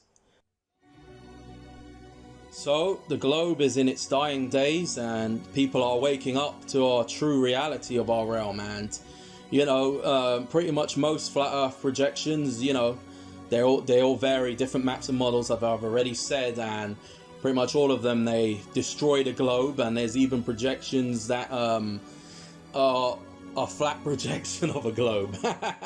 That is just, they can't even, they can't just, even on the globe head side of things, they struggle with it.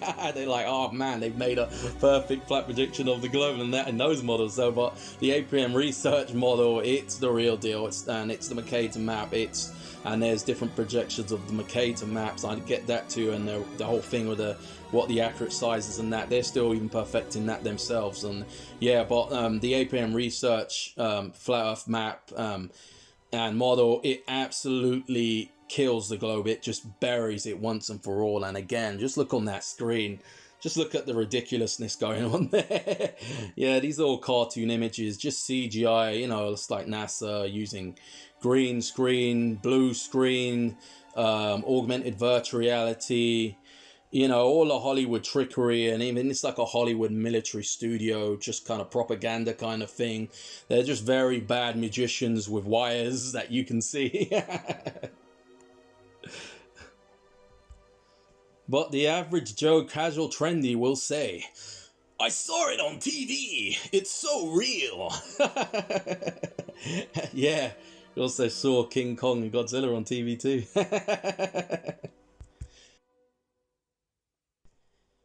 Feeble peasants. You can trust us. No thanks. NASA stands for never a straight answer, NASA. NASA also stands for not a space agency. Same goes for SpaceX and all the other frauds, Blue Moon and all of this other nonsense. Yeah, all propaganda, all garbage. Yeah, listen to Mark Twain here. It's easier for people to be fooled than to convince them that they have been fooled. That's why it's so hard to convince the globeheads, you know. They're not willing to look and use their own eyes and see for themselves, let alone use their mind and think for themselves. You know, I have nothing but respect for those people who do, but many of them have been led astray and they've been looking at the false flat earth society stuff from the government and fake information of some ridiculous thing floating in space, which is basically like a flat globe, which has nothing to do with flat earth cosmology whatsoever. You know, it's absolute defamation of flat earth cosmology and defamation of the character of the flat earth community. You know, just nothing but lies and propaganda and disinformation and insults about us, really. When you look into it for yourself, you see all the stuff in the top search results. It's all false information. It's just disinformation so you don't think critically about it or look into it for yourselves. And that, you know, they're gods, yeah, gatekeepers. You know, that's what these people are. They're just gatekeepers and disinfo agents. That's all they know how to do. A bunch of trolls, a lot of them. You know, so be wary of these people, and as I'm exposing and showing you here. So, you know, let truth be your guide, and always look into all sides of a story and put it all together, not just one side that comes from a corporate fascist ruling Orwellian authoritarian dictatorship. You know, and you can just see where it's all going. You know, we can see where it's all going. You know, it's our time now to wake up to all this deception. The time is now, people. It's now, and it's now or never, as they say. Yep, so once again, please have a look, share these playlists with your friends, with everyone, even if they're the biggest kind of, I don't know, say closed-minded people, or just aren't interested in looking into this kind of thing and just think they know everything there is. Maybe they've been most likely led astray or misled by the false information that has nothing to do with flat earth whatsoever. You know, just tell them. If they think they've seen something that's a pizza, pancake, frisbee, disc kind of thing floating in space, which is basically a flat globe, as I keep explaining, you know, because I have to, because that misinformation is out there, unfortunately. And there's a lot of people who think that's what flat earth is. They don't know it's a realm. They don't have a clue. So yeah, lead them here, please, and show them all of this. Lead them to my playlists, so, and APM research, and subscribe to their channel. So thank you very much, all of you, for all your time, and stick around to the end of this video. As you'll see, there's absolute mind-blowing footage of our flat earth realm from 120,000 plus feet. Real footage, high altitude, from balloons, showing our true reality. And yeah, all I can say is happy researching, everyone. Wish you all the best, and always seek truth and knowledge, and you'll find wisdom that way. Yeah, man, you'll be a reasonable person. You don't just dismiss things, yeah? That's called cognitive dissonance, when new information is brought forward. Yeah, that's why science has always been challenged and has always progressed and advanced, yeah? But now we're in the time and the days and ages where they're trying to suppress and basically hide all of this information. They're hiding you, they're hiding yourself, your true power, your true potential, and who you really are and where you really are. So on that note, I'll leave you with that. Thank you all so much for your time. And part 3, it's coming along. It's gonna be it's turning into a massive project, so it might be yeah, it's coming, that's all I can say. So thank you again, take care everyone, and good morning or good night wherever you are.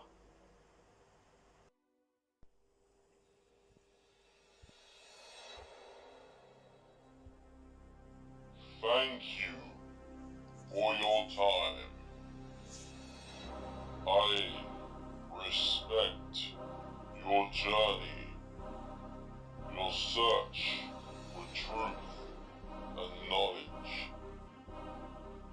You are the road. The path is yours to find.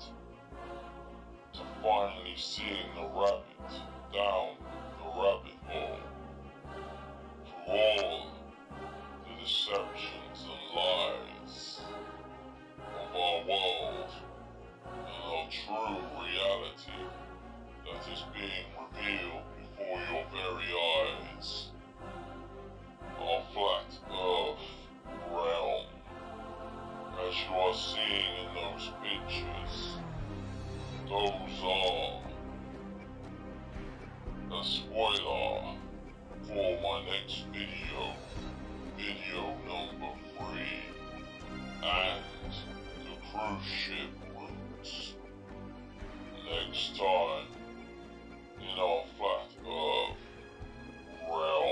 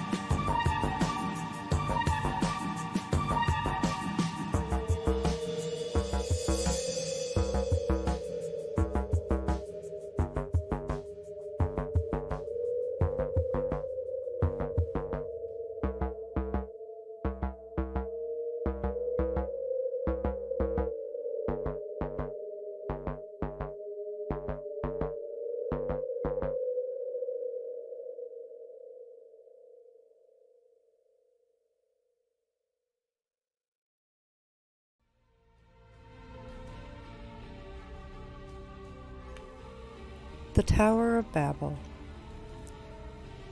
It is not mentioned in the Bible. It is referred to as the city and the tower. It is a mythological tower that was built tall enough to reach the heavens. Many scholars have tried to associate this tower with known structures. However, there is no known location that definitely tells there was a tower. In Akkadian, the name of the city was Babe Ilim, meaning the gate of God. The name Babel was later given from the Hebrew verb Balal, meaning to jumble or confuse. Now, if we decode that bit with APM eyes, that translates to us as the jumbling and confusing of the matter in the vortex, which is the torus field. Let's take a look at some clips of that field being explained by FPV. To demonstrate how they work, I'll use this clip made by Sandra's hubby. I'm sure most will remember the torus field people such as Santos Bonacci show. It is actually many torus fields, as each have their own unique torus field. These three, however, are working together. The one in the east is following a left-hand rule, and the one in the west a right-hand rule. The effects from these two spiraling movements are what causes the centre one to compress and expand north and south. These two locations are very well known for their large deep quakes. You should recognise these shapes from Walter Russell's work, where he demonstrates how the vortexes work. Nikola Tesla also worked with counter-rotating coils. This is also what creates the hourglass shape, as referenced by Santos Bonacci.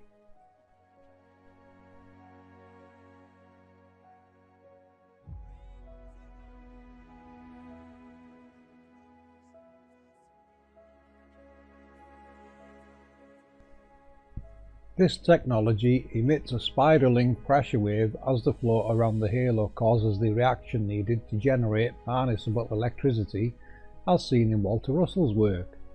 The division and multiplication of the sex pairs, the same as what was decoded in the Colosseum video, and of course how our realm truly works. The spirals and the ancient glyphs everywhere tell us the ancients all knew how this worked. These are electromagnetic projections from below. We have covered these in numerous videos. The stationary halos people record everywhere are often termed lunar waves, which is really the moon highlighting them in the foreground as it passes in the background. All luminaries can highlight them as they pass by. You can see how spiral galaxies and other galaxies, as they call them, get their shapes now. They are more than likely illuminated particles trapped in an electromagnetic field that is caused by a halo in the vicinity. They operate exactly the same as a tornado and are in fact the cause of a tornado. The twin counter-rotating coils create that Higgs boson needed to generate electricity. This is where the 1 and the 1.618 numbers Santos Bonacci speaks of comes into play. The larger coil would be the lower projected halo, and the smaller coil would be in the centre and create the narrower Higgs boson. This one would be projected the highest and is the actual cause of the sprites. The sprites appearing are in fact a reaction to this halo's sudden appearance and vortex. The smaller halo driving the electrical energy and vortex down through the centre to be harnessed below. The outside forces create a torus field which will spiral upwards and mushroom out at the top. It is the exact same process seen in Walter Russell's optical motor, where the shaft narrows and creates a pressure wave which results in free harnessable energy, the exact point where it divided and multiplied the sex pairs. We have stated before the halos are the origin of lightning. Lightning now has its cause identified in the APM model. Can we reference anything that behaves how we have just described? Of course we do, FPV. Land-based ones will create tornadoes, high winds, storms and lightning, as seen in these video clips. So big thanks to Chris Hughes for the tornado footage, and Underwater Huntress and Kevin Johnson for sharing their amazing waterspout captures of these events, of which you can see are an effect from the Angel technologies. Ones below the oceans are what create whirlpools and waterspouts, storms and lightning. It is the same spiralling forces. It is the earth, air, fire and water events, referenced everywhere. This is what it truly relates to, part of the processes of the angel technologies. The APM model addresses and references the causes and effects quite easily, as you can see.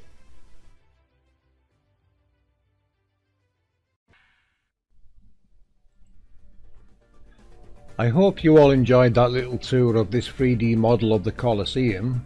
Now let's take a look at this configuration. Let's remove the platform on the right so we can see and complete this circuit.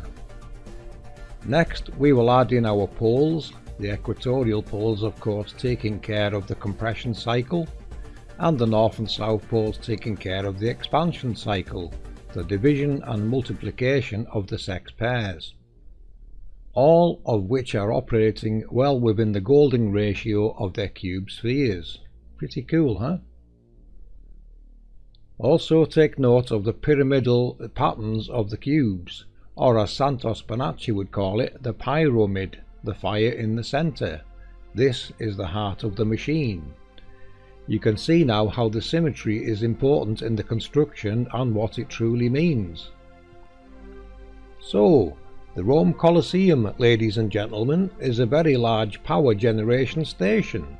Consider Walter Russell's 6-foot in scale footprint model that could run a 52-room university, to what something the scale of this Colosseum could run. This could run an entire city with ease. Simply add hot water. So, we can now consider the Rome Colosseum decoded. I hope you enjoyed this presentation and that you can see how easy this really is.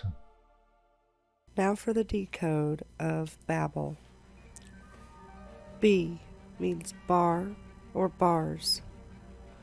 A is acceleration. B also means magnetic flux density. E stands for electrons, which is our light. And L stands for inductance. What this means is accelerating magnets that create the magnetic flux inductance generated by the switching of positive to negative creates light. This represents the spiral of the vortex, the accelerators, the angels' creation.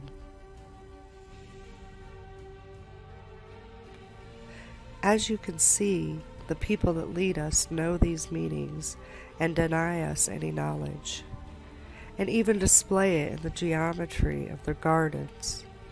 Let's look at a few examples of their gardens and how it shows the sacred geometry and how special it is to our world and the workings.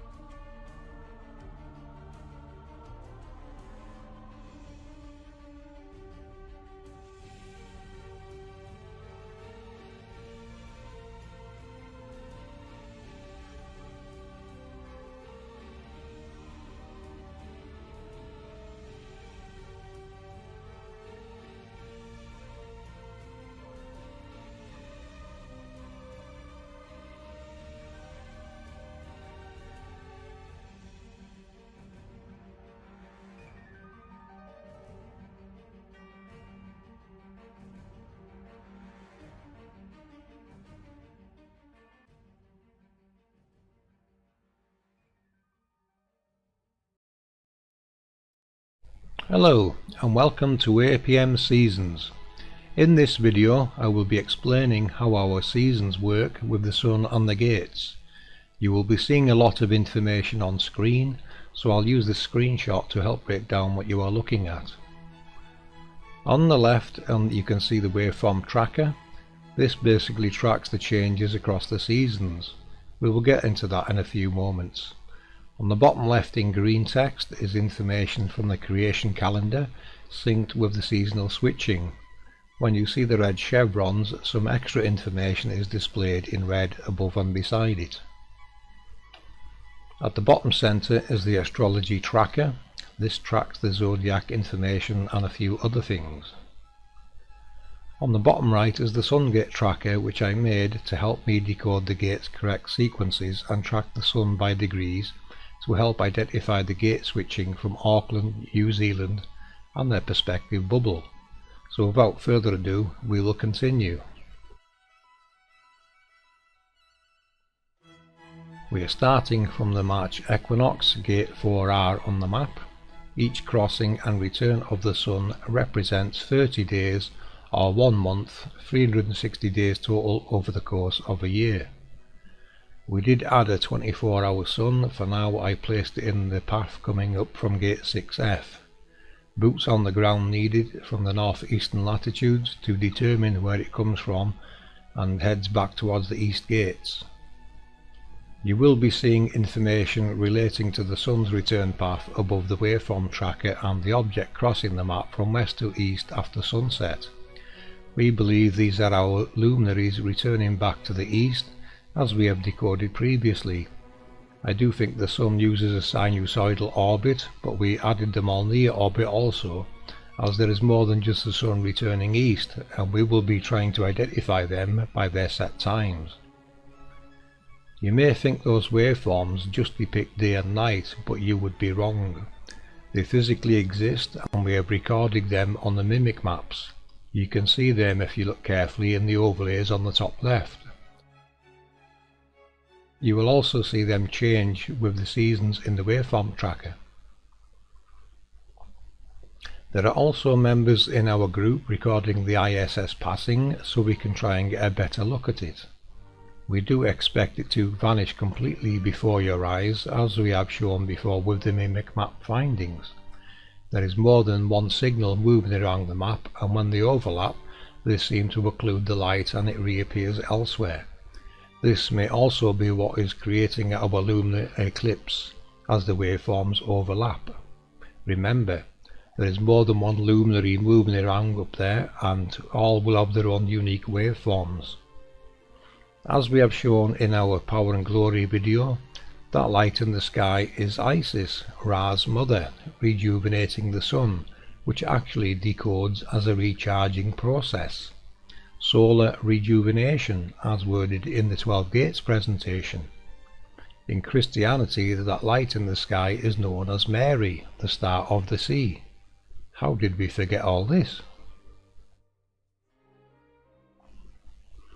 The information in the Sungate tracker was obtained from time and date by P900 Coolpick Sandra. She picked a random year, which in this case was 2006.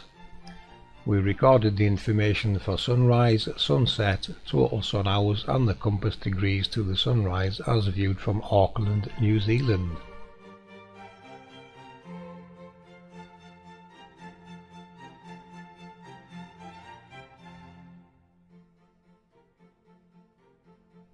We chose the 25th of each month to make sure the gates had switched, and this helped show me where they would be seeing the sunrise from and help pinpoint the direction to match which gate was in use. I called the rear gates long days and the forward gates short days, as in their groups of 4. This is how it works, lengthening and shortening the days as the sun cycles around the 12 gates. The 25th of March is also the first day of the new year in the Persian and Indian calendars, as an aside. Do notice also how accurate the compass is in catching the gate switches with the sun gate tracker. We do think the sun travels above and below the tropics of Cancer and Capricorn, and this is going to require boots on the ground if anyone at those latitudes can help identify if the sun is travelling north or south of those tropics.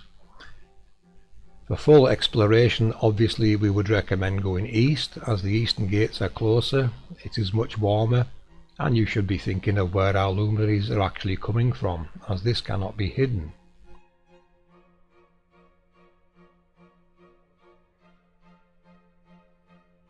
The first thing I did notice with this, is our zodiac is directly linked to the switching of the gates, as you can see in this animation. The gemstones connected to birth signs may actually be created by our sun as it passes over the locales where these gems are found. More work needed there, but as we have shown in a previous video, our star halos are responsible for depositing elements. We see the dispersal as shooting stars and such, but more on that later. In the animation, the Sun is finishing its yearly cycle in February from gate 3F and will cross over to March for the new year in gate 4R. The creation calendar works perfectly and now has the gates in the correct sequence, which is 4R, 5R, 6R, 6F, 5F, 4F, 3R, 2R, 1R, 1F, 2F, 3F and back to gate 4R. A little bit more information on the long and short days. Due to the difference in distance between the gates at their front and rear in their groups of 4, these are what are responsible for people assuming the luminaries are travelling faster at certain times of the year. In reality, the Sun has just shorter or longer distances to travel west, depending if it is coming from a front gate or a rear gate. Obviously it will have a few thousand miles less to travel if coming from a front gate, and longer to travel from the rear gates in their 4 group sets. There is something else I have to show you. More surprises, isn't there always with this research?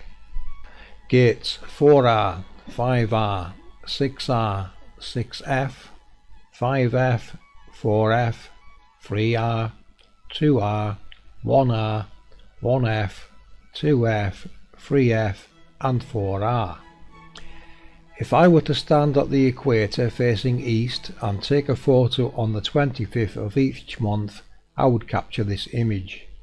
This, ladies and gentlemen, is our Sun's true analemma orbit as dictated by our zodiac and the 12 gates.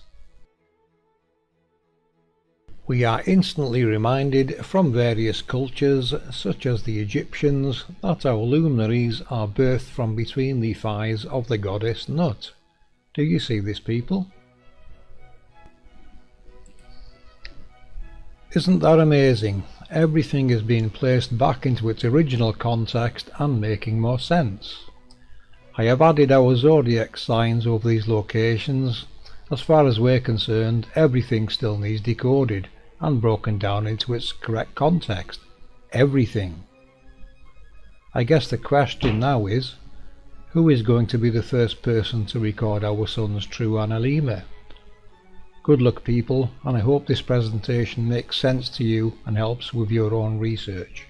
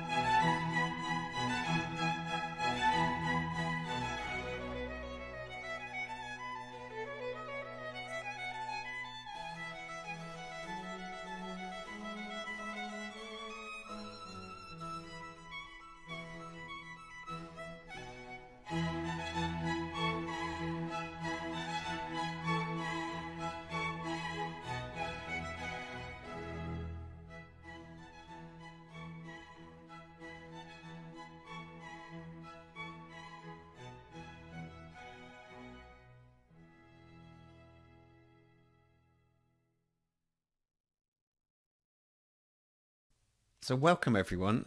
This interview is something I've been looking forward to for a couple of weeks now, and it all started about 2 months ago when Sean Becker kindly came onto my Feel Good Friday show and started dropping links and recommending this channel. The channel being FPV Angel, and the subject matters being very wide and varied. And this interview attempts to introduce you to the team that is doing some fantastic research out there. It's got my imagination going wild, made me realise I was definitely paddling in the shallow end, And it makes me even more humble to realize that the world we live in is something awesome, magic, and still yet to be discovered fully. So it's with massive pleasure that I want to introduce you to FPV Angel channel and the APM research team. So welcome everyone. Thank you for coming on the show. Hello, Robin. Hi, Robin. Hey. Hi, thank you. So let's do the done thing, the right thing, and start to introduce you individually, if I may, and just perhaps give us a bit of history as to how your research started and what got you on the road to where you are today. Does anyone like to start, maybe? Yeah, I'll start with this, Robin. Yeah, because right, when I came to Flat Earth a few years ago, and I was looking into it, you know, I'd come from a political background. I've been following politics for a few years myself. Okay. And I was watching, you know, you watch politics, you start to see certain characters taking these trips to Antarctica. And when I found Flat Earth, I thought, oh, well, there's some connection going on here. Something going on at Antarctica that I hadn't spotted before.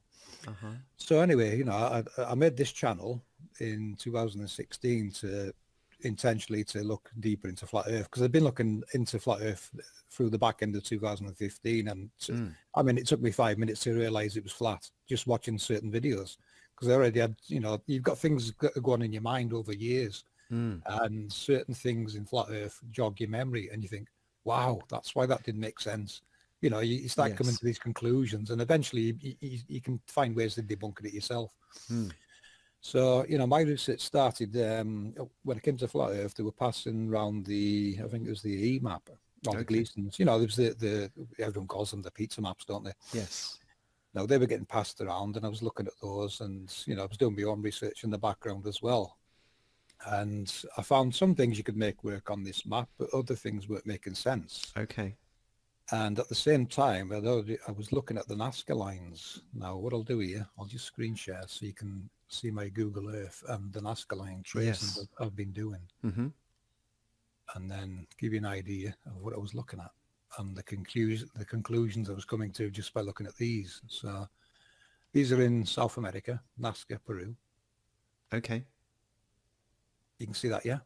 I'm seeing you zoom into Peru, yes. We're Yeah, getting into the blue bits now, yeah. Right. These are the line tracings I've been doing on the Nazca lines.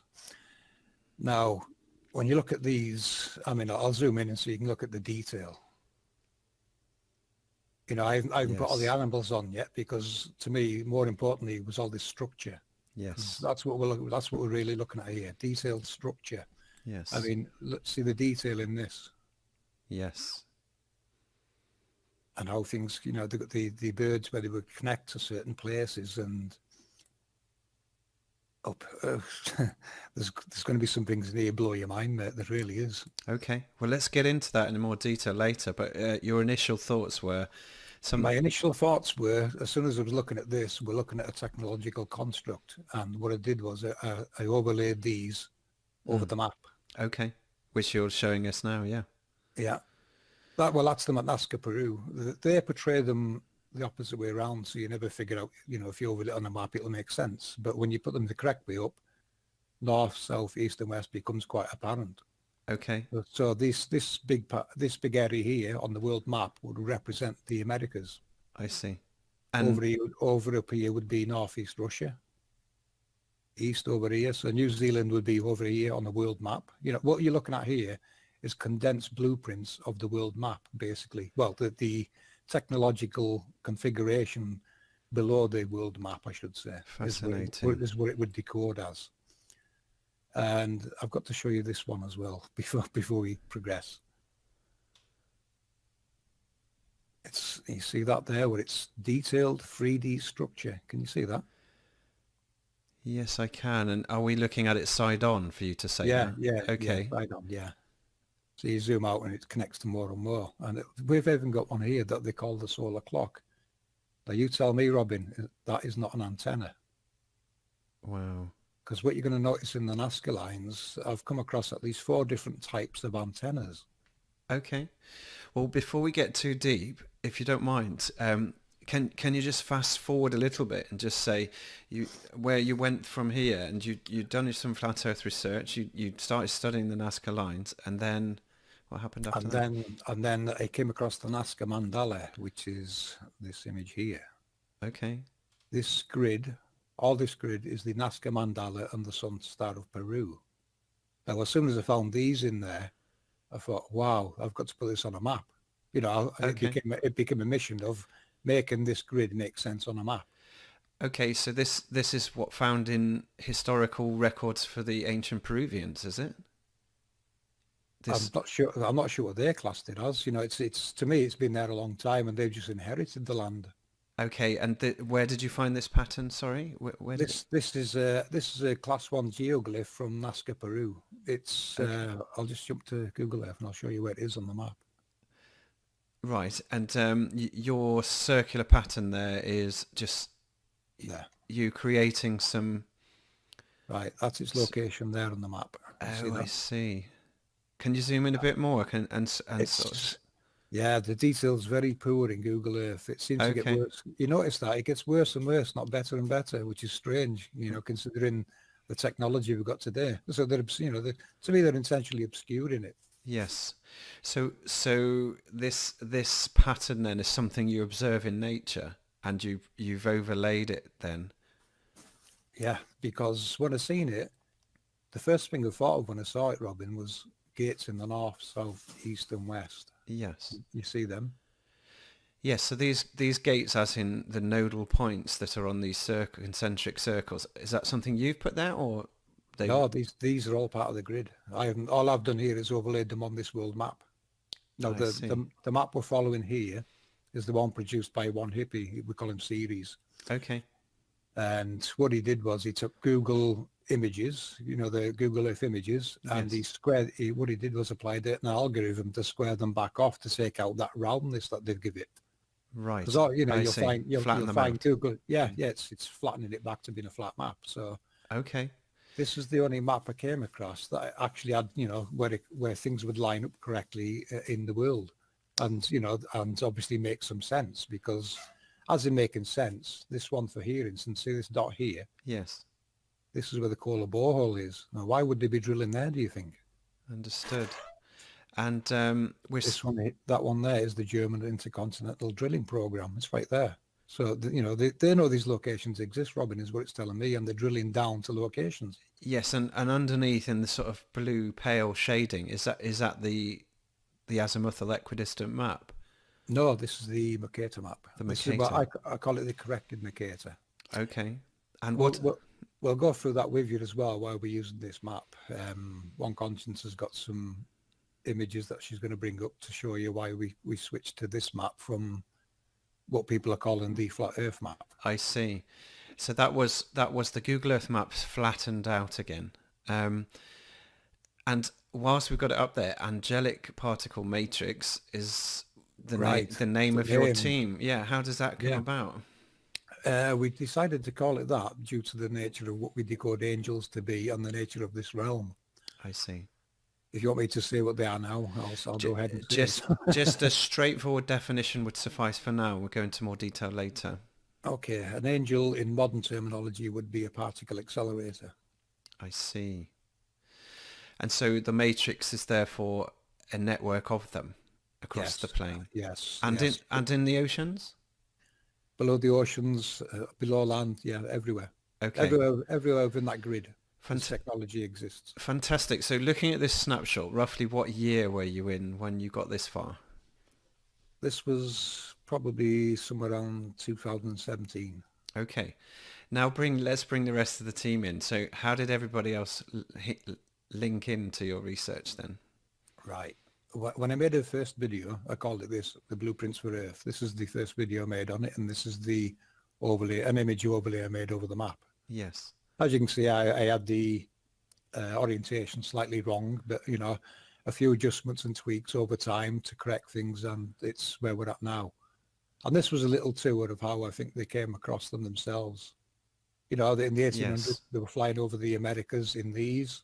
Yes. And pretty much mapping what they found there. So they got the blueprints probably 100 years ahead of me. Okay. It's where we're at. Okay. So I made this video here, and I was playing it on Cat's Eyes channel, I think, and this is when I met One Conscience. So what I'll do is I'll stop presenting and let One Conscience take over from here if she likes. Brilliant. Welcome to the show, One Conscience. Lovely to have you here. Thank you. And just share a little bit of your journey. How you, perhaps a little bit before you met FPV, and where were you on your pursuit of truth, and when it all started? So before I met him, I started out kind of looking into like bloodline conspiracies and stuff.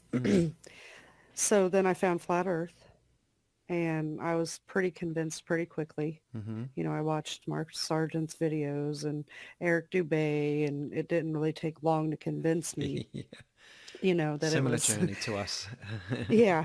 So, and before I met FPV, though, I was also looking into like earth energy, earthquakes specifically. Okay. So I was following this guy on YouTube, and he was predicting them. He was predicting earthquakes Wow.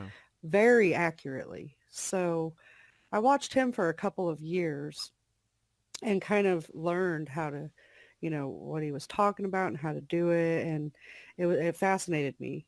So when I stumbled into that room that day and met FPV and Cats, you know, his grid caught my attention because I had been laying out earthquakes. I had tried to lay them out on the AE map. Okay. And so there were some flaws that didn't quite work. There was some places that had too much distance and, you know, amongst other little errors that just weren't adding up. So I was, you know, thinking to myself, well, this is how it happens because I've watched this guy and I've studied these things and I know that this occurs like this. Okay. So when I met him, he's talking about earthquakes and volcanoes and angels and you know, I'll just tell you something in my soul Yes. just gave me goosebumps. Like I knew that this was the proper path for me to go down. So Awesome. I asked him, for a copy of the map. So after asking him about 1,000 questions while he played his video, and you know, because there wasn't a whole lot of people in the chat room that I was in, Okay. and I just asked him question after question after question, and it kind of turned into a conversation that he and I were having while he presented this presentation he was putting on, and so I asked him for a copy of the map, and I laid the earthquake paths out on it because Wow. I know how they flow, and I've studied it long enough that I can, you know, put that out no problem. And so then I gave it to him, and he loved it. He was amazed. He was like, you know, this is amazing, and it makes so much sense. Okay. And we deciphered that this technology, you know, turning on and working Wow. is what's causing the vibration. So then we Okay. progressed. Okay. So a question I have for you is, when you say you studied them for a long time, what was your source references for that? Where were you looking? So there was a guy named Dutch Sense, Okay. and he's a YouTube channel. He stepped out recently. I mean, he did this for 9 years straight. Okay. And so I studied his work. Okay. And I studied his arrows, and he had arrows that specifically pointed to where these earthquakes would hit repeatedly. And he also would forecast. He would forecast, you know, Yes. because this hit here, it's going to hit here. Because it did this, it's going to do this. And he was so dead on accurate. It was just amazed me. You know, I'm like, oh my gosh, you know, science and the USGS and stuff like that, they don't tell us that you can predict earthquakes. You know, think about how many lives we could save. Goodness me. And Yeah. so you built up some knowledge, and have you? So he's walked away, but are you able to? I don't suggest that anyone can predict earthquakes going forwards, but have you got a sense of the accuracy now, so that you can share in a given year, perhaps, or a given few years where you think Well, earthquakes are if going to come about? if I sat down and studied it for a few weeks, I'm sure I could pick up the pattern as Mm. to predicting them. However, that isn't what I do. Okay. He did that with accuracy. You know, I went and I got my own earthquake 3D, so I was studying them on my own as well as watching his channel, Okay. you know, and trying to take guesses at what I thought would happen, along with listening to what he was predicting and, you know, hit and miss with me. I hadn't done it for 8 years. I guess So, prediction isn't really the key, but it's certainly see if you can see where it's happened before, then you can see the well, commonality, can't you? I what the guess. key to me is, what the key to me is that these earthquakes are repeatable. So Okay. they're always going to hit in the exact same spots. And Yes. that's no joke at all. So much that I can make a map with the arrows also and show exactly where they're going to hit. This energy has a flow. Okay. It has a perfect flow, and it will repeat every single time. You know, it comes in from the outside, and it does its flow, and it does it every single, you know, every so Wow. many days over and over. It's Mm. repeatable. These things are absolutely repeatable. That's why they're predictable. Do you want me Fantastic. to do you want me Yes, to play please. this clip for you? Yes, please. And I love your avatar one conscious. That must be one of the Nazca patterns, is it? Yeah, it's the That's condor bird. Yeah. awesome. Awesome. Love it. Go ahead, FPV. Here you go. I'll screen share this so you can see what one's talking about. I'll mute while one talks through it. Here you go, one. Please, can you maximize? Yeah, thank Okay. you. Uh, I'm not. Okay. I'm not. So what this is Excuse me, guys. I'm not seeing it. I don't know why. Does FPV need to? Ah, there we go. Do you mind maximizing for? There we go. Got it. okay. So what I've done, and I've done it several times through our work, I made a little quick one. So the energy comes in, and it's what it's doing is compressing into the center. And I mean, if you've watched our work, you know we talk a lot about compression expansion. Hmm. So the energy literally comes from the two gates, the east and the west, and it compresses into the center point. I see. Then the data I get, I can watch it go north. Okay, so we don't get a lot of data for south. We don't get a lot of data for Antarctica at all. So I didn't put any arrows going down because I haven't seen that data on my own. But Okay. then once it hits the center point, it heads north and it spreads out in both directions like a torus energy field. Wow. Okay, and it's expanded at that point. So once it goes up north, it expands out, wraps around to come back in for its compression. Where those arrows are where earthquakes will hit repeatably I see. every single time. That is a pattern. It's repeatable data and it's recordable. And it's a sequence chronologically, because is that what you're showing us? Over Yes, time, it's doing this in this order. yes, Okay. yes. So it's always coming in from the two sides and it's always hitting in the same spots. Okay. So I found the map fascinating when I met FPV because a lot of it kind of follows along this grid that he's Yes. overlaid, Mm. and these star halos to form our torus to come back in. Now you I have to see. remember it's probably going south and wrapping back up around that way as well. But I don't get data, so I don't add that part to my Sure. animations because I can't prove that. And You just, know, and sorry to interrupt you, just quickly for my knowledge, you mentioned something called Earthquake 3D. Is that a software package? yeah, it's a Okay. software package that people can get for free, Okay. or you can pay $20, and it's a little more enhanced. So I Okay. paid for mine, but that's because I was really, really into it. And that allows you to track and record where earthquakes are coming up over time. Is that right? Yes, Okay. yes. So I actually used it, and I recorded 9 weeks worth of earthquakes, and I put little dots on the map for 9 weeks straight every single day, Wow. and that's how I got really good at learning exactly where these things hit, and realized a lot of different things about the energy at that time. Thank you. And I guess the Earthquake Watch websites is where you get that from, is it? Where you see seismology reports and anything over a certain scale is recorded as an earthquake. Is that right? Well, the earthquake 3D, you just go to the website and download it. But And that's telling you where they are. Okay.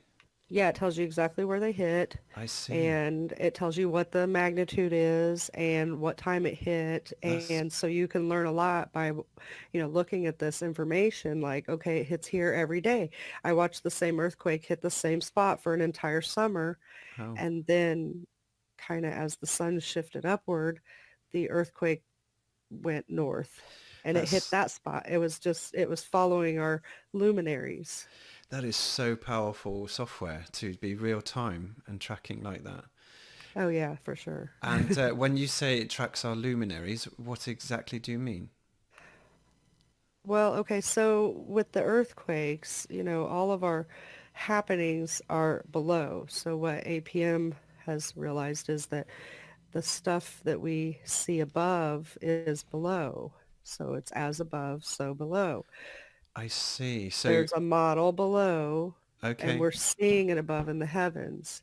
So okay, what we're feeling in our world is the vibration of the occurrence in the layers below, so we can see our luminaries above. wow, So the vibration is coming up in the form of earthquakes, I which is see. why it's following certain luminary activity. Okay, would it be a good time to mention the 12 gates at this point, FPV, and the cardinal points? Yeah, perfect time. Okay, brilliant. I'll bring the map back up on the screen. And And before we do, I'd just like to mention that Sandra's with us, Coolpix, P900 Coolpix. Thank you so much for joining us too. Thanks. No worries. So we'll bring Sandra in later with some of her research. But we're at the moment, I've noted about a dozen points I'd love the team to cover, and one of them is the 12 cardinal points. So thank you for your intro, One Conscience. So I think we haven't quite covered how you got to meet FPV. Did it just your paths crossed in a chat room, or you came across his work and you got in touch? Yeah, Okay, yeah. And then we just started talking on Hangouts and we progressed. awesome, Yeah. awesome, fantastic. oh, what you forgot to mention, one, was how some of Dutch Sinter's quakes didn't make sense. Oh, yeah. The Ah, antipodes didn't match up, did they? Yeah, well, his thing, he had errors. He had one error. One huge error okay, was when he thought that a quake, because he's a globe, so he's a globe believer. So yes, he thought that when Northeast Russia received a very large quake, that it would wrap around and hit Alaska or okay, California. okay. Well, it never did. It never did. And I tried to explain to him why, but he did not like that. And I think he kind of ghosted me out of I his understood. comments. Yeah, it's hard, isn't it? If you have a disagreement and you've been in it for a long time, when someone brings up something fresh and exciting and possibly a revelation, it must be really hard to acknowledge that. Yeah. Um, so thanks for that. So we've now joined as a team. Is there two of you at this point in 2016? Is it 17 maybe? Yeah, there's me, him, and Cats. So there's Okay. three of us at that time. And that channel is Cat's Eyes. Is that right? Yeah, Cat's Eyes or Return of Cat's Eyes. She has two. Okay. Well, we'll put all the links to everyone's channels that we mentioned tonight in the show notes. And go ahead, FPV. You were going to share the creation calendar, mimic events, astrology tracker, and the sun gate tracker is what I've got up on screen. But I think you might need to minimize the main window. That's right. There we go. You There see we that, yeah? Yeah, perfect. Right, so we're back to the 12 gates again. Okay, so what we did here, Sandra obtained the data from time and date for the sunrise for New Zealand. Yes. She just picked a random year. In this case, it was 2006. Yes. So what I did with this tracker, I added all the data with the sunrise from New Zealand and the bearing on the compass to give us an idea. What we're looking for is gate switches. I see. And what you'll see in this animation is this arrow on the degrees go up and down this direction. This would be New Zealand here with this little arrow. Yes. So that's the sun gate tracker. So that's just tracking where they see the sunrise from, and what you'll see is it moves up and down. I see. Obviously moving up and down the gates, which is what we're looking for. Because what I did here, this calendar here, the creation calendar, I tried to sync that with this. Now this comes with specific dates on gate changes. You like this one, March the 21st, gate 4. Right. And sorry, what is a creation calendar? The creation calendar is what the ancients seem to be basing the sunrises on. Okay. So they would know when it's switching gate and gone through the equinoxes and solstices. Okay, so is this something people can look up, the creation calendar? It is available online, and Yes. what I have to do, it's naming gates, and of course even in Enoch it mentions gates. Okay. In fact, every scripture mentions gates or portals. But portal is a gate. It's the same thing decoded. Okay, understood. Now, before we get too deep, I will mention that we're going to cover some fairly hefty subjects today. Some of it will be scripturally based, and some of it will be sort of more modern, old science, now modern science, because there's people that are really working out that we live in an electromagnetic realm, and how our sky clock works, and sort of what I would call recent relearning of ancient knowledge. You're going to cover quite a bit of that. So forgive me, I interrupted you, but I kind of need the audience to come along with me as I learn as well. Yeah, it's fine, Robin. Yeah, anytime you need to jump in, mate, just jump in and slow us down. Okay, yeah, no problem. We're used to working with this, and we forget how shocking and revealing it really is. Yes. It does harden you over time, but I also want people to be aware that this isn't just fantasy and speculation. You've really gone into the roots of our ancient knowledge, which everyone must recognize now contains so much truth. So I would say there's something for everyone in our research. You just, that's the hard part. You've got to find people's interests and knowledge based so they understand what it is you're telling them. yes. So go ahead. You've done the creation calendar, and you were talking about the gates. Yeah, so I synced the creation calendar with the Sungate tracker. With the Sungate tracker, we took the dates from the 25th of the month to make sure that it had switched, because you'll find with the creation calendar, it says there 21st. I've seen some round about the 18th, so it's up and down a little round about 18th to 21st. So I thought, Okay. we'll use the Sungate tracker as the 25th, and then we know they've changed. It's definitely changed. I see. The astrology tracker, that's tracking various things like the zodiac, gemstones, fire, earth, air, water, just some extra information for people that might want to use it. Yes. The mimic map events are events we've recorded ourselves off the mimic map that defy explanation from mainstream, but we can see, it's technological processes and mechanisms, events going on. And when we say mimic, are we talking about comets and... No, this map's actually designed for water precipitation, but what you'll find is it's picking things up in the microwave frequency, and you'll find they go well out of the way to cut things off that map, so you can't see all these effects taking place on the map. Oh, I see. And who hosts this website? It's just type in Google mimic map, and it'll take you to a site, and they've got a database going back to probably about 2010, Robin, and you can go for all these images. They're all there, all recorded, and you'll see some strange, amazing events taking place on the world map. And they're predominantly there for precipitation, but you can see patterns because they're recording. Yeah, it's recording water. It's a lot more. It's recording a lot more than it's supposed to be, and they're doing their best to try and filter it out. And you'll actually see where they've cut things out as well. Wow! But you can't hide that they've cut things out. No, because there's a gaping hole, I guess, in the data. Yeah. All right. So, will we come back to that later, or do you need to mention what anomalies you spotted? No, we'll come back to that another time. I would rather people just go to the Mimics map site and go for their database, and you'll see what I mean. Okay. It's hard to see them on there because they've got them small, but we have featured them before in some of our videos, so they are in our videos somewhere. Very good. Which one? That's hard to remember which videos they're in, but you will find coverage of them in some of our videos. Very good. Right, jump into the waveform tracker. Now, what I want to notice with this is we've got 4 different waveforms that take place over the course of a year. Mm-hmm. I'll let this play, and you'll see. Currently, it's at that waveform there. Hold on a sec.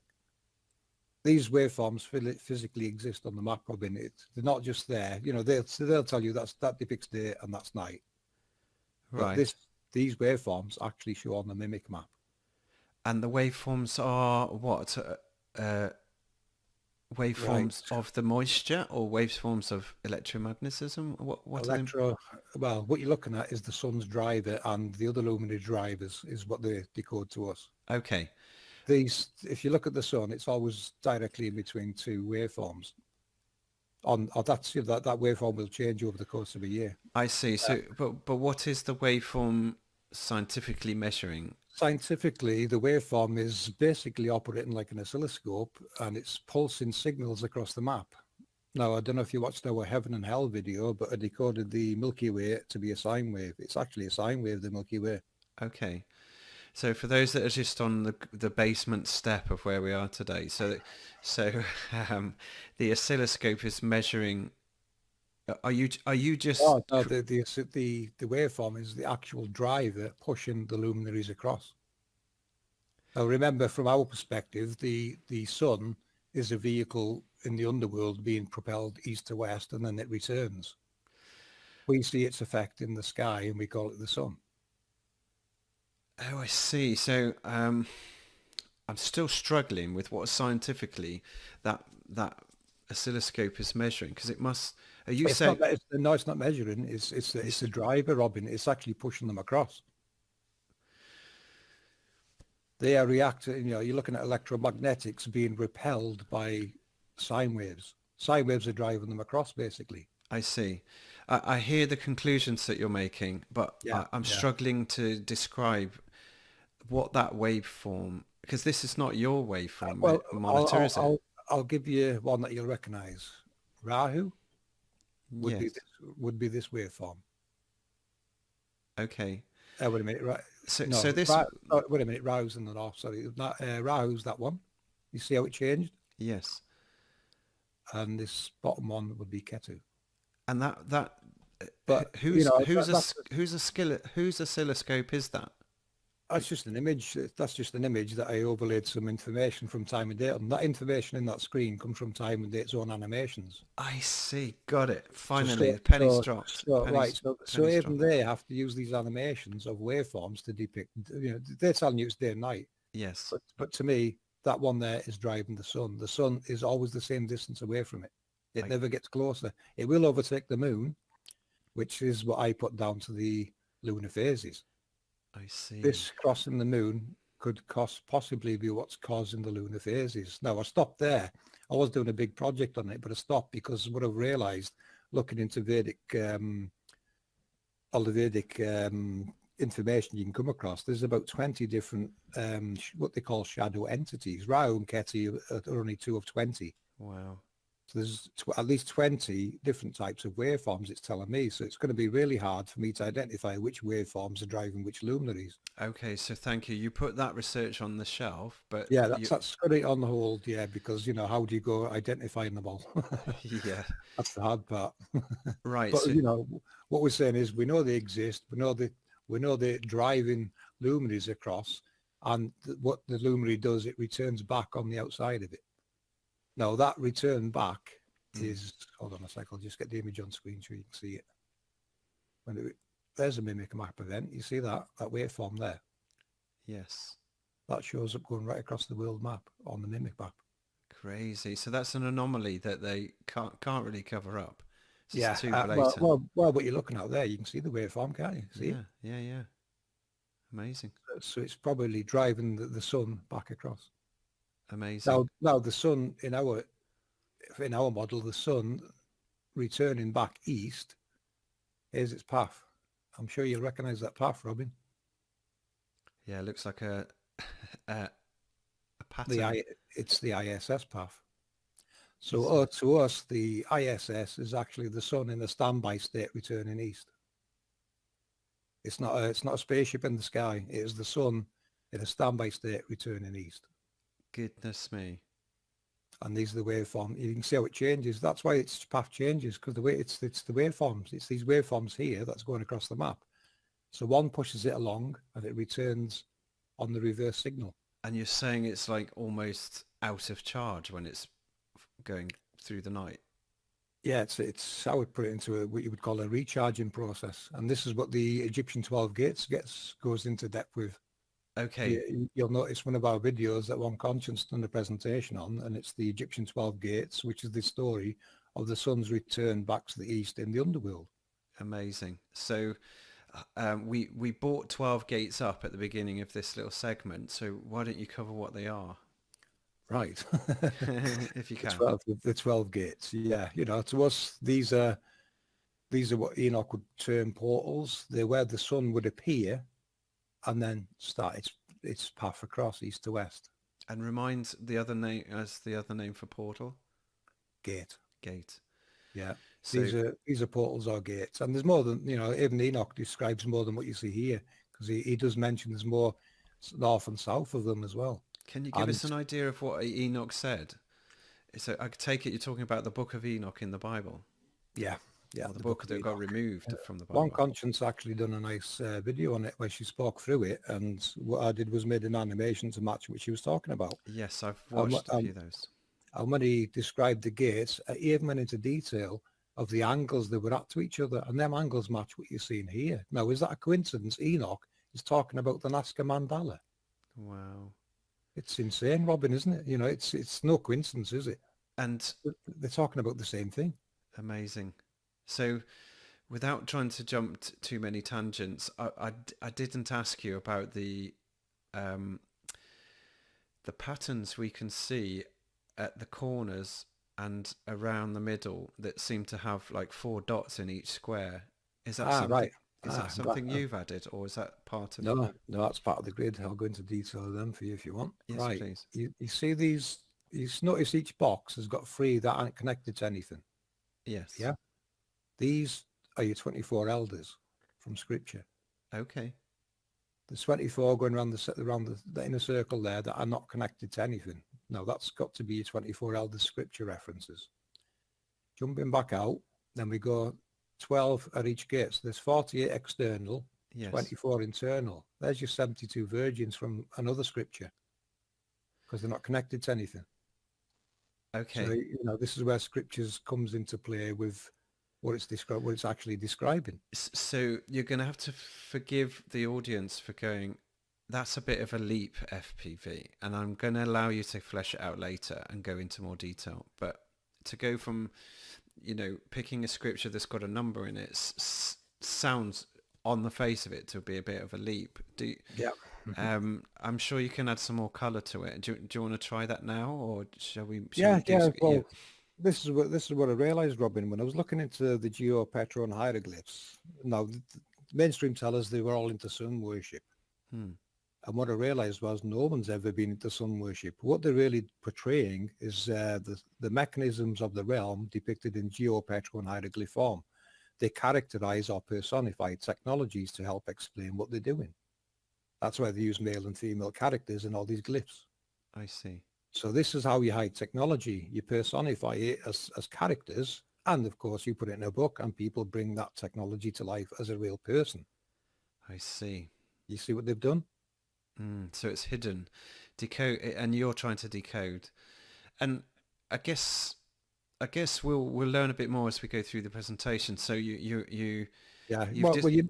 Well, you know from the start of this now, I'm already looking for technology, and my mission became finding the technology, how the ancients depicted and described it, yes, and how it fits in with a world model. And that was a surprise for me, Robin. I did not expect to see the same glyphs everywhere on the world. You look at spirals and things. They're all. So it tells me that was probably our written language back in those times. It's not unique to Egypt. It's everywhere. And that's borne out in lots of researchers now, all the hidden histories guys, Martin Leaker and the likes, they've found a lot of this in their research, haven't they? Yeah. Awesome. You can see people everywhere looking at it. But, it's to connect it all into stories telling you how the world works is what it's doing. Yes, and my mind's already going now about architecture and harnessing this stuff, but we'll cover that, I'm sure, in another segment. So, okay, so these dots are on the original Peruvian template? Yes, all that grid there. What you've got here is a 12 by 12 grid. So there's your 144. Yeah. And you've got 6 squares, 6 circle, and 6 rhombi. There's your 666. Got it. So, so you can pull bits from scripture from there. People say we're cherry picking, Robin, but so are they.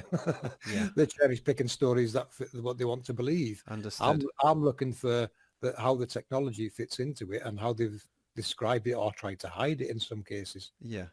And So we can see that's changed over time. one of the things that's jumping out to me is Antarctica seems to be at the bottom and it's not been stretched around. Is that because you can't do anything with it at the minute? No, this is what you're looking at really is, a world map is basically a strip of data we call a map, and it's obviously part of something larger. Yes. So that's why it's got chopped off sides. That what you're looking at the sides, this is where the international date lines cut in half. This is what they've done is they took the Mercator map and cut the sides off and wrapped it around a ball. Yes. That now hides the gates in the east and west, and your treaties in the north and south hide the ones in the north and south.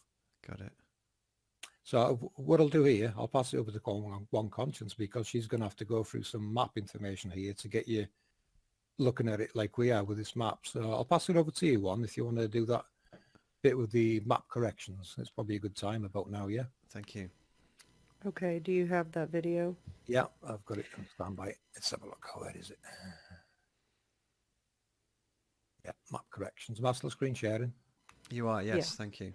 Right, I'll mute and I'll let One talk for this one.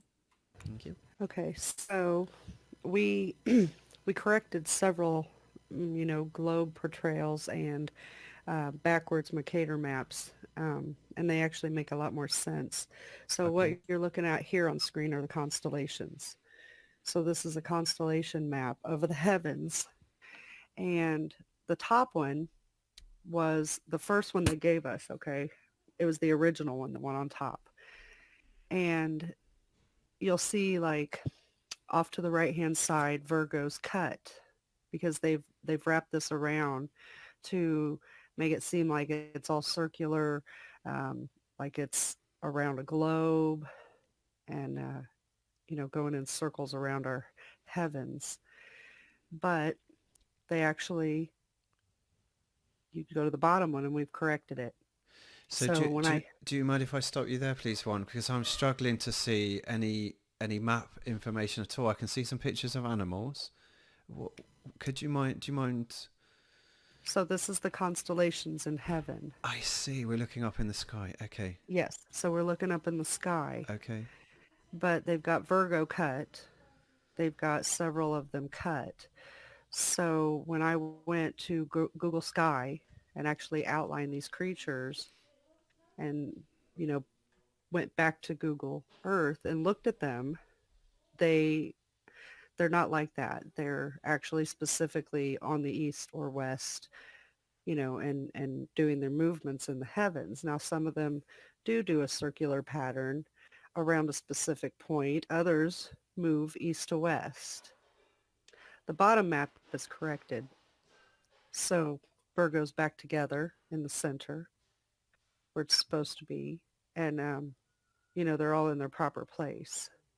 Okay. Moving forward, because the constellation one is a little bit more confusing. It's a little bit more advanced than Earth. Can we move forward at EFPV? So right here, we have a backwards Mercator map. Okay. Which he skipped past, but we have it up top. We still have it, so it's okay. Okay. So this is the map that a lot of science tries to use. Okay. So the problem with this is the Bering Strait. So when we looked into the Bering Strait, we realized that even these two islands called the Diomedes, which is directly between Alaska and Russia, have a 5-hour sunrise difference. And that's not taking into account of the time difference. We're talking about actual sunrise. Okay. There's a 5-hour difference between these two islands that are 3 miles apart. What? Yes. And I have a video called The Bering Strait on my channel. FPV, do you mind moving the mouse to where One is talking about if you know? It's up there. Okay, thank you. Yeah, right in that little spot. So there's these two little islands and they're 3 miles apart called the Diomedes. And I did 2 different videos talking about the Diomedes. because it really blew my mind that there was such a difference of a sunrise between these two little islands that are supposed to be so close together. Absolutely. Why wouldn't we be? That, I think all the flat Earth community need to know about that one. Yeah. That's huge. It's very, Significant. it was mind-blowing. Yeah, and it's significant because it's destroying the globe, ultimately. Yeah. You know, these two places are not close together. I'm not saying that there aren't two islands out there, but one of them is, they're not Russia and Alaska, because there's no way that there can be a 5-hour difference just on the sunrise on a 100%. 3-mile apart island. That's just blown my mind. Yeah. So, next, the flights I would rather him talk about, so we can skip ahead to the ship, the cruises. So I also looked into the Polynesian Islands. So I looked at cruises because the Polynesian Islands will be south of the Diomedes, okay? We're still talking about the international dateline. The international dateline is where they've cut the map, and kind of blended it together to make this globe. Okay. So I looked at these cruises, and the two different color arrows are two different cruises, that you should be able to get from California over to New Zealand, and New Zealand to the Polynesians, Yes. and to California. It's an ocean. Yes. Mind you, these cruises, each of them on both sides of the dateline, take about 30 days and cost between $10,000 to $20,000 a ticket, okay? Okay. So that's important because it's kind of out of reach for a lot of people Yes. to afford that. Now, when I tracked these ships, the one from New Zealand that they say goes to Polynesia Islands starts at New Zealand. So can you point to the ship there, FPV, at the first arrow? So right there. Down the, Okay, no, and we're near just the going to bottom, follow yeah. the track. So what it does is comes up around New Zealand, goes over to Australia, goes around the coast of Australia, comes out to a couple of little islands, stops before the dateline, turns around, and goes back to New Zealand. Got it. That takes 30 days and costs $20,000. Wow. Goodness me. Which I'm sure it's beautiful, but we could totally get lost in the ocean. They could Yeah. tell us we're going anywhere. Any of these islands could be anywhere. So the same with California. You get on a ship in California, Baja California. Yeah. They say you're going to the Polynesian Islands. You come out to Hawaii. You do a whole roundabout around Hawaiian Islands. Come down, hit a couple of islands out in the middle of the ocean. Come back in east and go straight back up to California. Never once do either of these cross this international dateline, not once. Interesting. Right. So that right there is telling us that this dateline is not what they say it is. What you're talking about is two opposite sides of the world, according to our map and our research. Okay. So, but they're trying to say, that all of this is in the Pacific Ocean. Right. So straightening that map out and putting it proper, you have California and Hawaii over on the west. You have New Zealand and Australia on the east. So there's no way that you could take these cruises and actually go to each other. There are no cruises that go from California to New Zealand or vice versa. Very telling. Right. So this is killing the globe. Amazing. Yeah. Moving forward, again, there's that international dateline showing both pieces of what I just talked about. Yes. You were down in that middle bit down near halfway down, weren't you? Yeah. Okay. Yep. And the Diomedes, they're right up there at the top between what is Alaska and Northeast Russia right there. So they're that close together, but yet the sunrise, and not the time difference, mind you, the sunrise, there's a 5-hour difference between these two little islands that are between those land masses that are 3 miles apart. Wow. So content creators, go and make some videos on that. Right. Yep. Because other people have looked it up and they've backed everything I said. So, Amazing. you know, next it'll be the Ring of Fire. So looking at the backwards map there of the Ring of Fire, they say it's this big ring of fire where all these volcanoes are. Okay. But correcting that, it's actually the the hot points here where we're going to come into our compression. All of this technology is going to create a lot of heat. Okay. There's also going to be fire right across the equator. It's the fire in the middle. The pyramid is the fire down the center. I see. And all of that is due to the waste and recycle system of the volcanoes, which are along both sides on the two coasts. This Yes. ring of fire is not a ring. It's more like a line that's compressed in the center and expands out. I see. And that's due to the gates and I think all the happenings of, the accelerators and Okay. the stuff that's kind of getting hot and melted below. It has to have a place to release. I see. So we're saying as to connect the dots from one of the earlier slides, we said these circles make up they're mapping what's above and below, and there's some particle accelerators underneath. Well, there's the ground. 30,000 particle accelerators in our world, Wow. and most of us don't know that And how did you come to that number, if you don't mind me jumping? because you can look it up. Okay. I've looked it up. When I've mapped them. Okay, so when you say you've looked it up, what did that entail? Where did you look? I looked up particle accelerators in the world, and it gives you an entire list Oh, I of see. many, many, many. I don't think all 30,000 are listed, but it does tell you that there's 30,000 particle accelerators in the world. Man-made ones.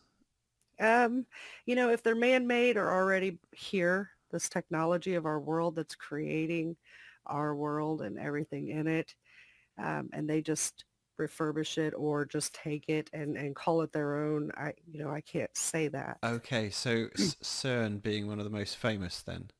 CERN is the most famous, and I it's see. the one that most people talk about, but there's 30,000 of them, one of them being in my state that I live. Okay. It's up north, and it was actually the largest accelerator before CERN was supposedly built. Okay. But I've looked up pictures to see if there's any photos of CERN being built, and I really don't find a lot Wow. that shows that CERN was actually built. So do Which we you would think it might have just been adopted by those that thought they controlled the world then? They took over it. That's what we think, yes. Wow. Can I comment here? Yeah, please. Yes. Well, so you can see so far, Robin, what they've done is to hide what the world is. They've cut the map and wrapped it on the globe, yeah? Yes. And the international date lines now hide anything beyond. Yes. And they control the shipping and airlines. Yes. And then we've got the treaties in the north and south. So that's us restricted for full exploration, really, isn't it? Yes. Understood. But what we can work with is the data therein, all around us. The real world. What you're going to find is we work with real world data. We look at it, accelerators. Now, it's so easy for someone to say they built something, paint it up, and plug a few things, monitoring equipment in, and say, "Look what we built." Yes. For all we know, they're probably just monitoring what it's doing. Amazing. We don't know. Amazing. Or it is a copy, but it's hard to say. So forgive me, you're blowing my mind because I've done 3 months of research with you. You're covering chapters I've missed, and my mind's already blown. So goodness knows what people watching right now are feeling. So go ahead. Did you want to carry on from here? Yeah, one more map Okay. is going to be the Aurora Borealis. So the Aurora Borealis, when you look it up, they tell us it's that circle, that semicircle on the left. However, when you straighten it out, it just goes straight across. Oh, wow. We haven't really concluded what that is. It could be some kind of a gaseous release. I've had my theories, and I'm not saying that any of them is something that I would stand true to. One theory being east and west is a solid release, and north and south could be some kind of a gas release. But I'm not going to stand by that at this time because, Okay. but we're trying to work on possibly what that is. FPV might have his own theories on that, but the north and south do get the aurora. There's one in the north that's very famous, and then there's also one in the south that people from Australia see. Okay. And I actually confirmed that through a YouTube lady named Trouble About quite a while back. Yes. I asked her, is that a real thing? Does it really happen? And she said, yeah, I've seen it. So. Wow. And I totally rejoice in the fact that, you remain rooted in what's real, but you're still prepared to use your imagination, because this is how we make the next step, isn't it? We have to stay creative. Otherwise, we know, for instance, if we stick our minds in the box of today's science, we're going to get very lost in quagmire of nonsense, aren't we? So I appreciate the fact that you stay rooted in what you know, but you're still prepared to consider the options, which is, it sounds like this is what your team's been doing for 3 years now, is it? You've been together?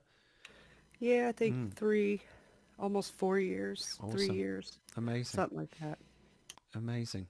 So thank you very much, Juan. You're welcome. That's covered some of the things we were looking at. Cardinal points. We talked about the 12 gates. The next I had on my list was the path of the sun and the moon, and yeah, if this ties in at all with the planets transiting the sun as well with the angels. But you take your time, FPV. If you want to just cover sun and moon on its own, that's great. But if you had anything else you wanted to add, that's great. We did cover it a little bit in this season's video. Yes. This one here, I'll let it play so you can see the paths change. And, what I had to do was actually name these forward and rear gates. Okay, so what we're looking at, that white circle moving around. Right, that white circle is the sun returning back to the east as the light we call the ISS. I see, using that sine wave pattern. Yeah.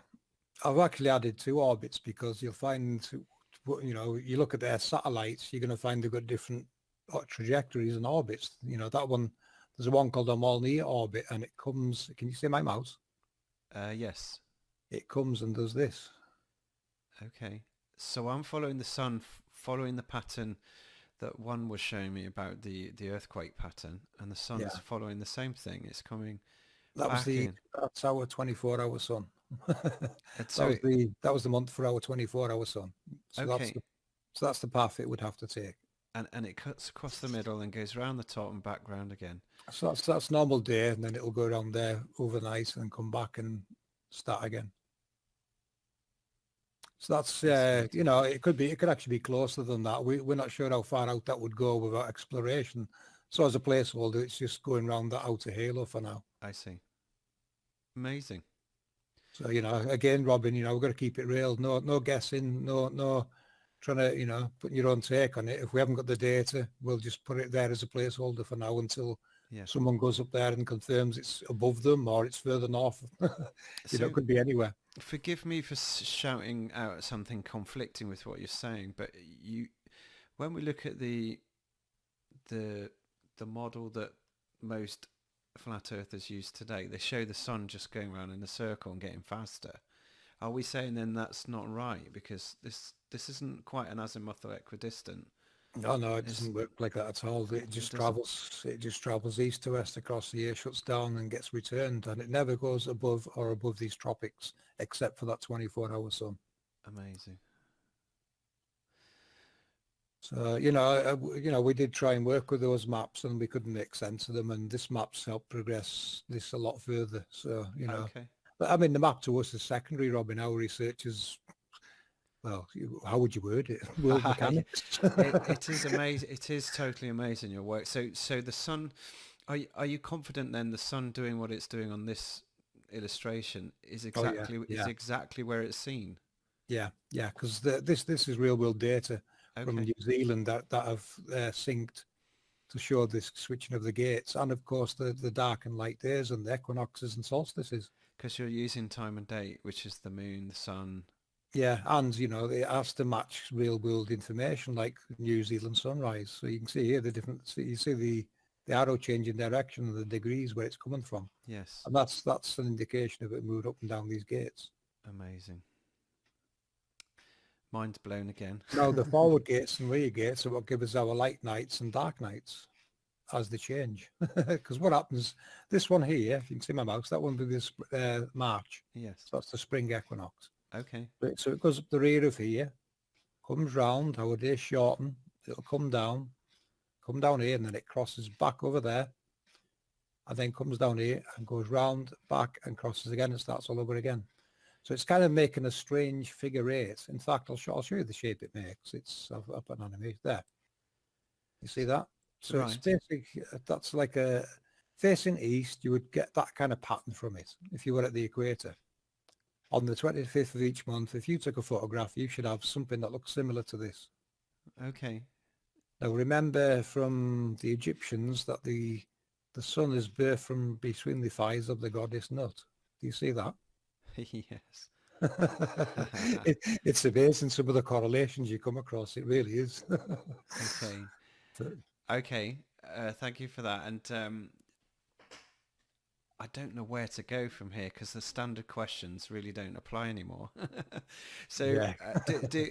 does the moon, have you got something on the moon as well? The moon, right? The sun's taken roughly 30 days in each gate. So over the course of a year, that's your seasons.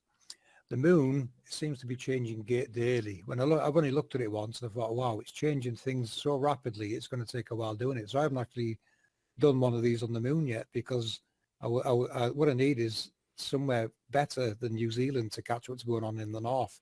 Yes. Because according to scriptures, the moon only uses 6 gates, not 12, and one of the gates being the sun's. So there's a bit of timing to do there. But what the moon is doing, and you'll notice this more now as I tell you, it goes north and south really quick.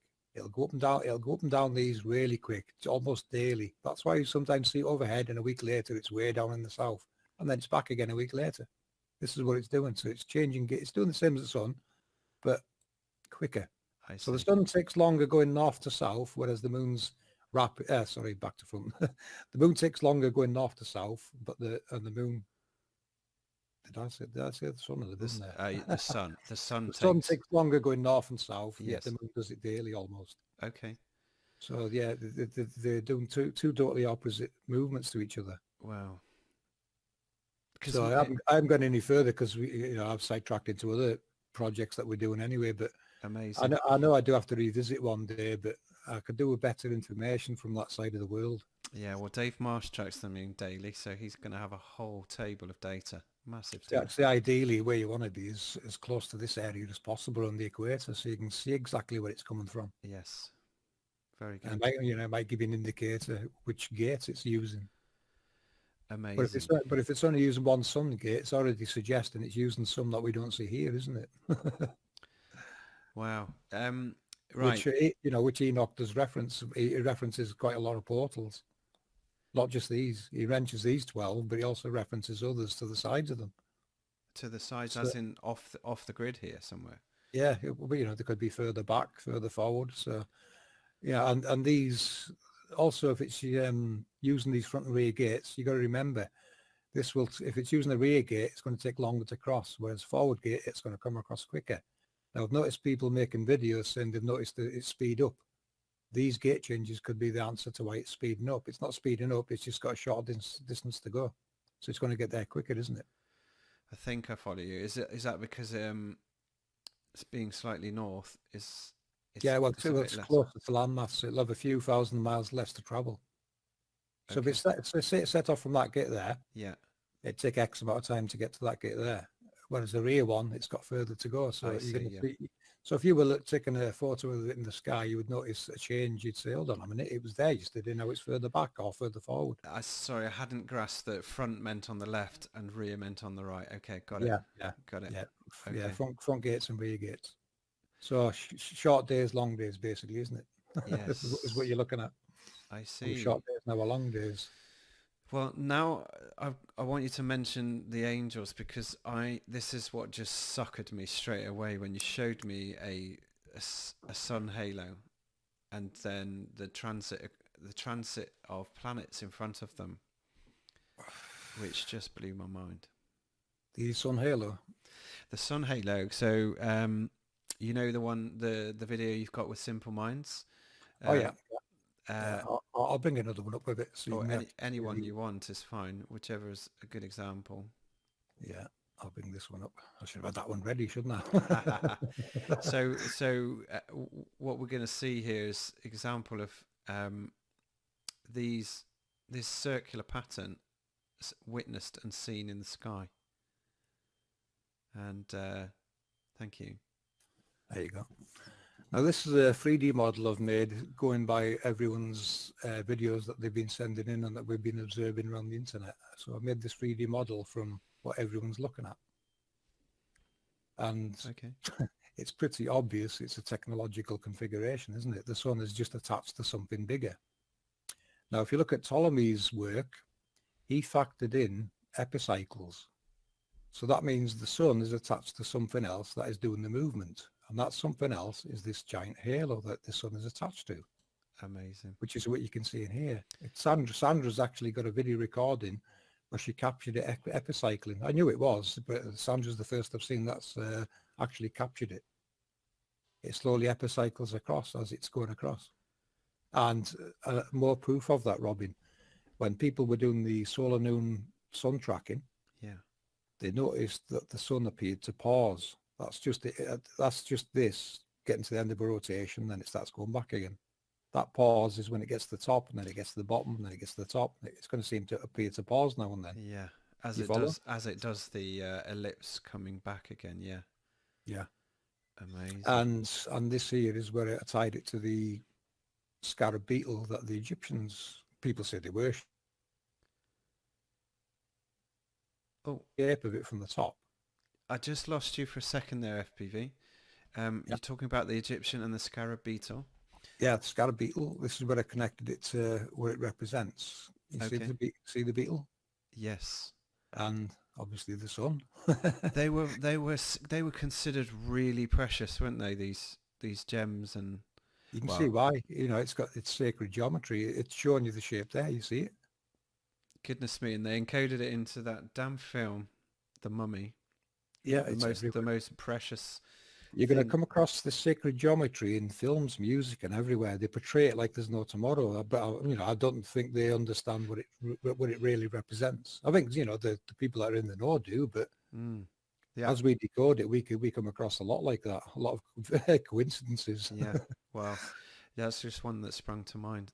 Okay, this is so cool, and you've got a series of about 14 of these videos, haven't you? Yes. Yeah. Amazing clips to music as well, which is equally as inspiring. And this is what I've been playing. I played a couple on my shows recently, and they just blow me away, because you can now. You've mentioned a couple of times, FPV, that eyes to the skies and know thy world, which are your two catchphrases on the channel. But you also talk about these signs and wonders becoming more and more apparent. What did you mean by that? Right. What we discovered was Sandra bought the Book of Miracles. Okay. And once she started looking into it, she found halos in history. Okay. They're actually in the book, these halos. Are they really? Described as we're seeing them here?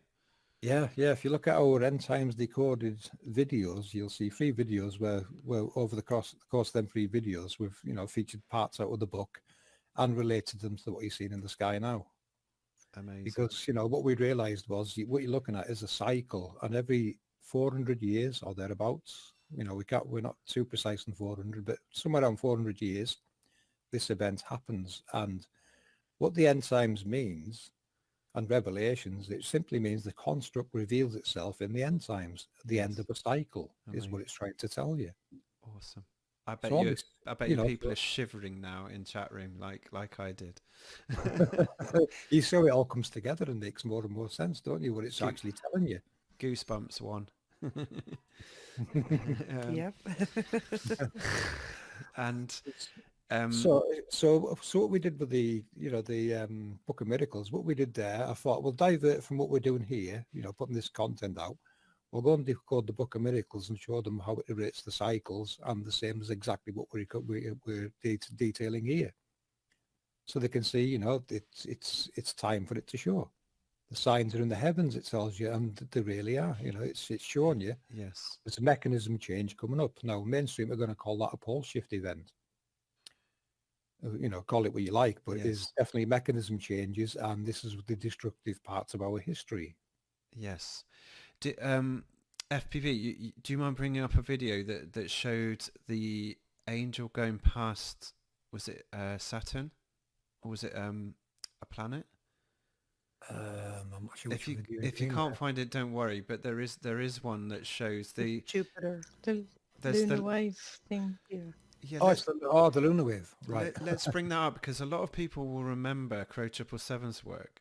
Right, the lunar wave you're asking for, yeah, Yeah. right, okay, right. So the lunar wave, I made this video here. It's this is 1111 Codes channel. You Yes. see this? You see this in the sky? Yes. Right. So very rare you see them at daytime like this. And the chemtrails didn't work that day. No, it just looks like a normal cloudy day, doesn't it? It does. Yeah. But this is revealing a projected halo. Yes. And this, well, this, I was going to say this, but these, there's more than one.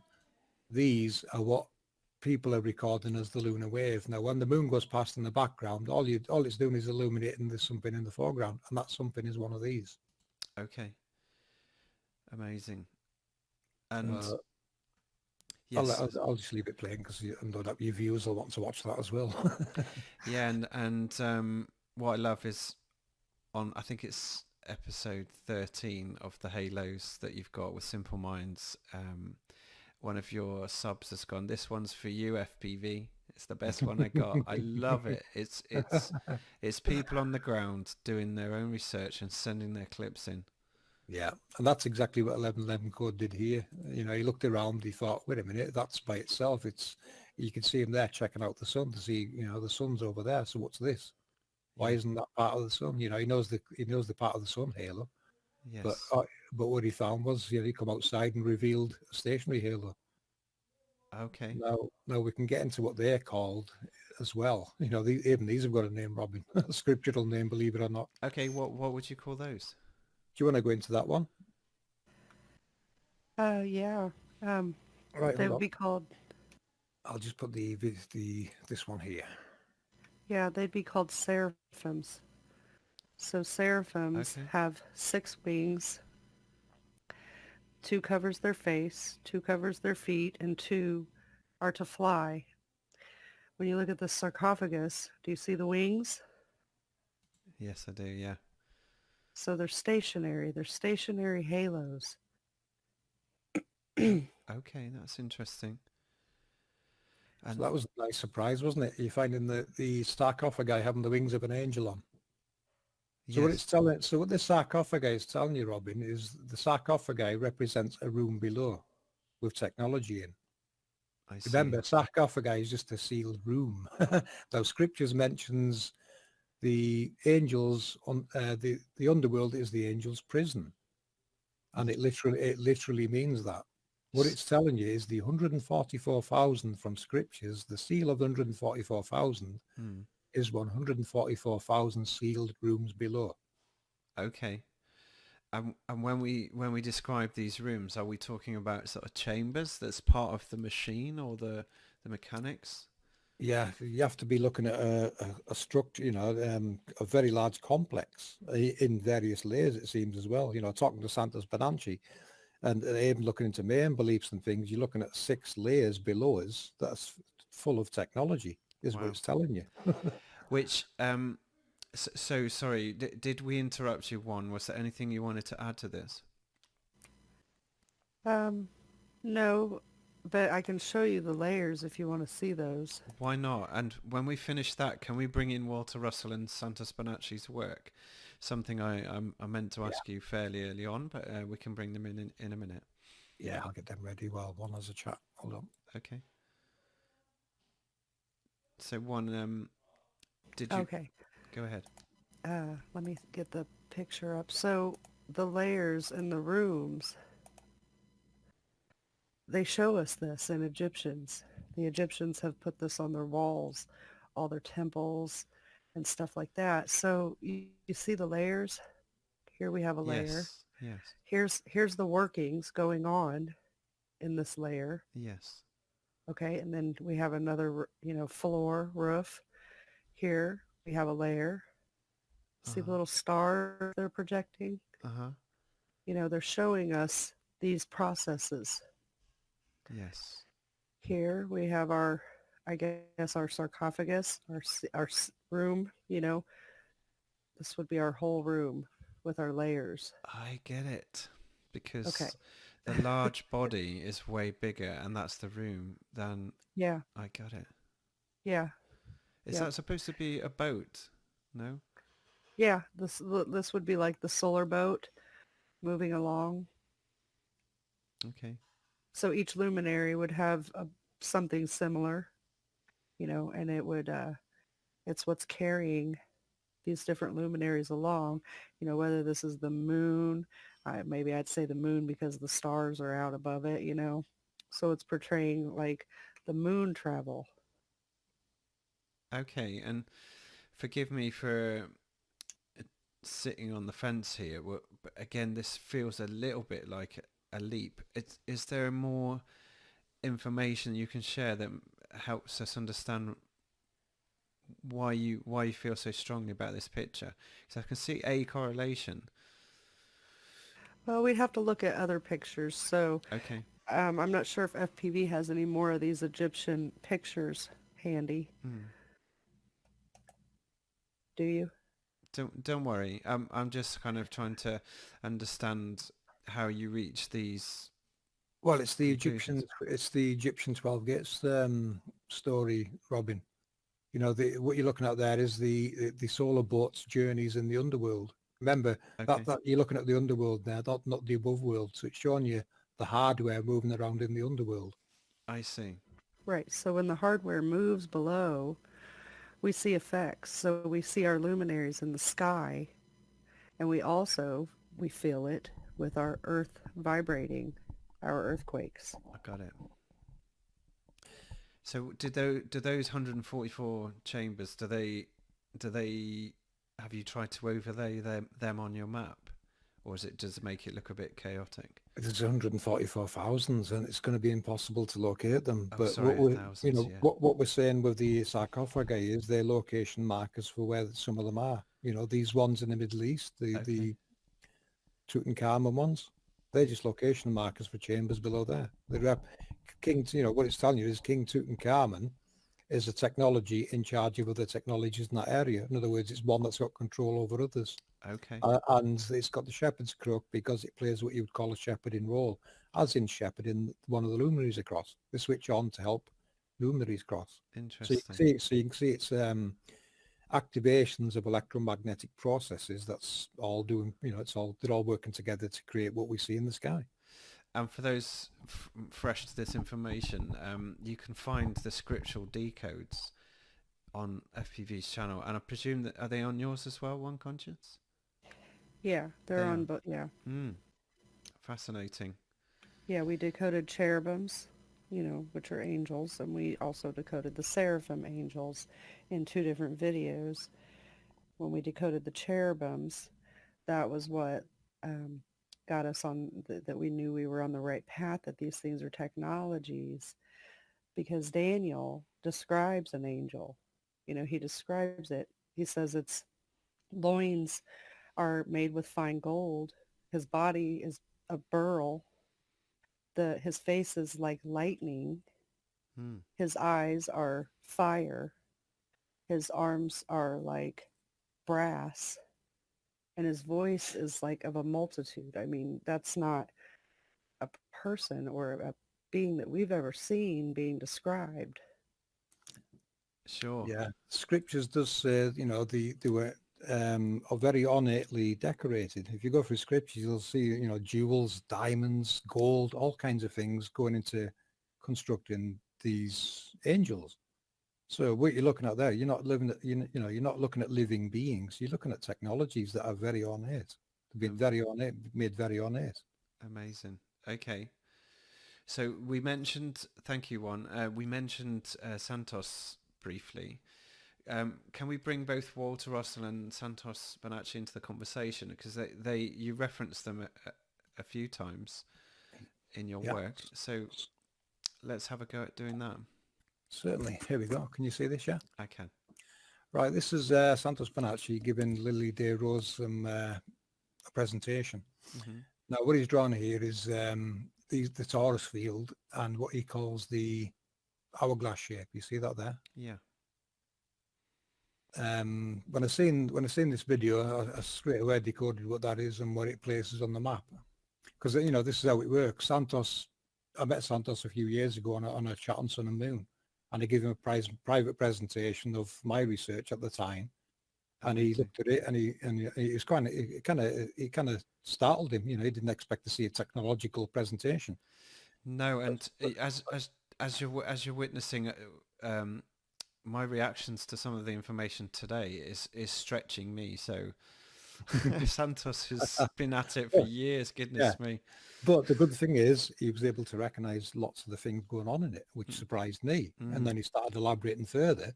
So I kept in touch with him on Skype, and every now and then I'll drop video links to Santos, and he just gives you little tips. Santos, that's how it works. He'll give you a little tip. Oh, look at this, look at that. So he says to me one day, look into Walter Russell's work. Okay. So I started looking at that and decoding that, and that made even more sense. And I thought, wow, I can see where Santos is coming from now, why he follows Walter Russell. Okay. Walter Russell's work describes it brilliantly. It really does. So, this is him going through the torus field presentation with Lily Rose Day. Okay. I'll just forward past it because, I get to the point where I have to decode Walter Russell's motor.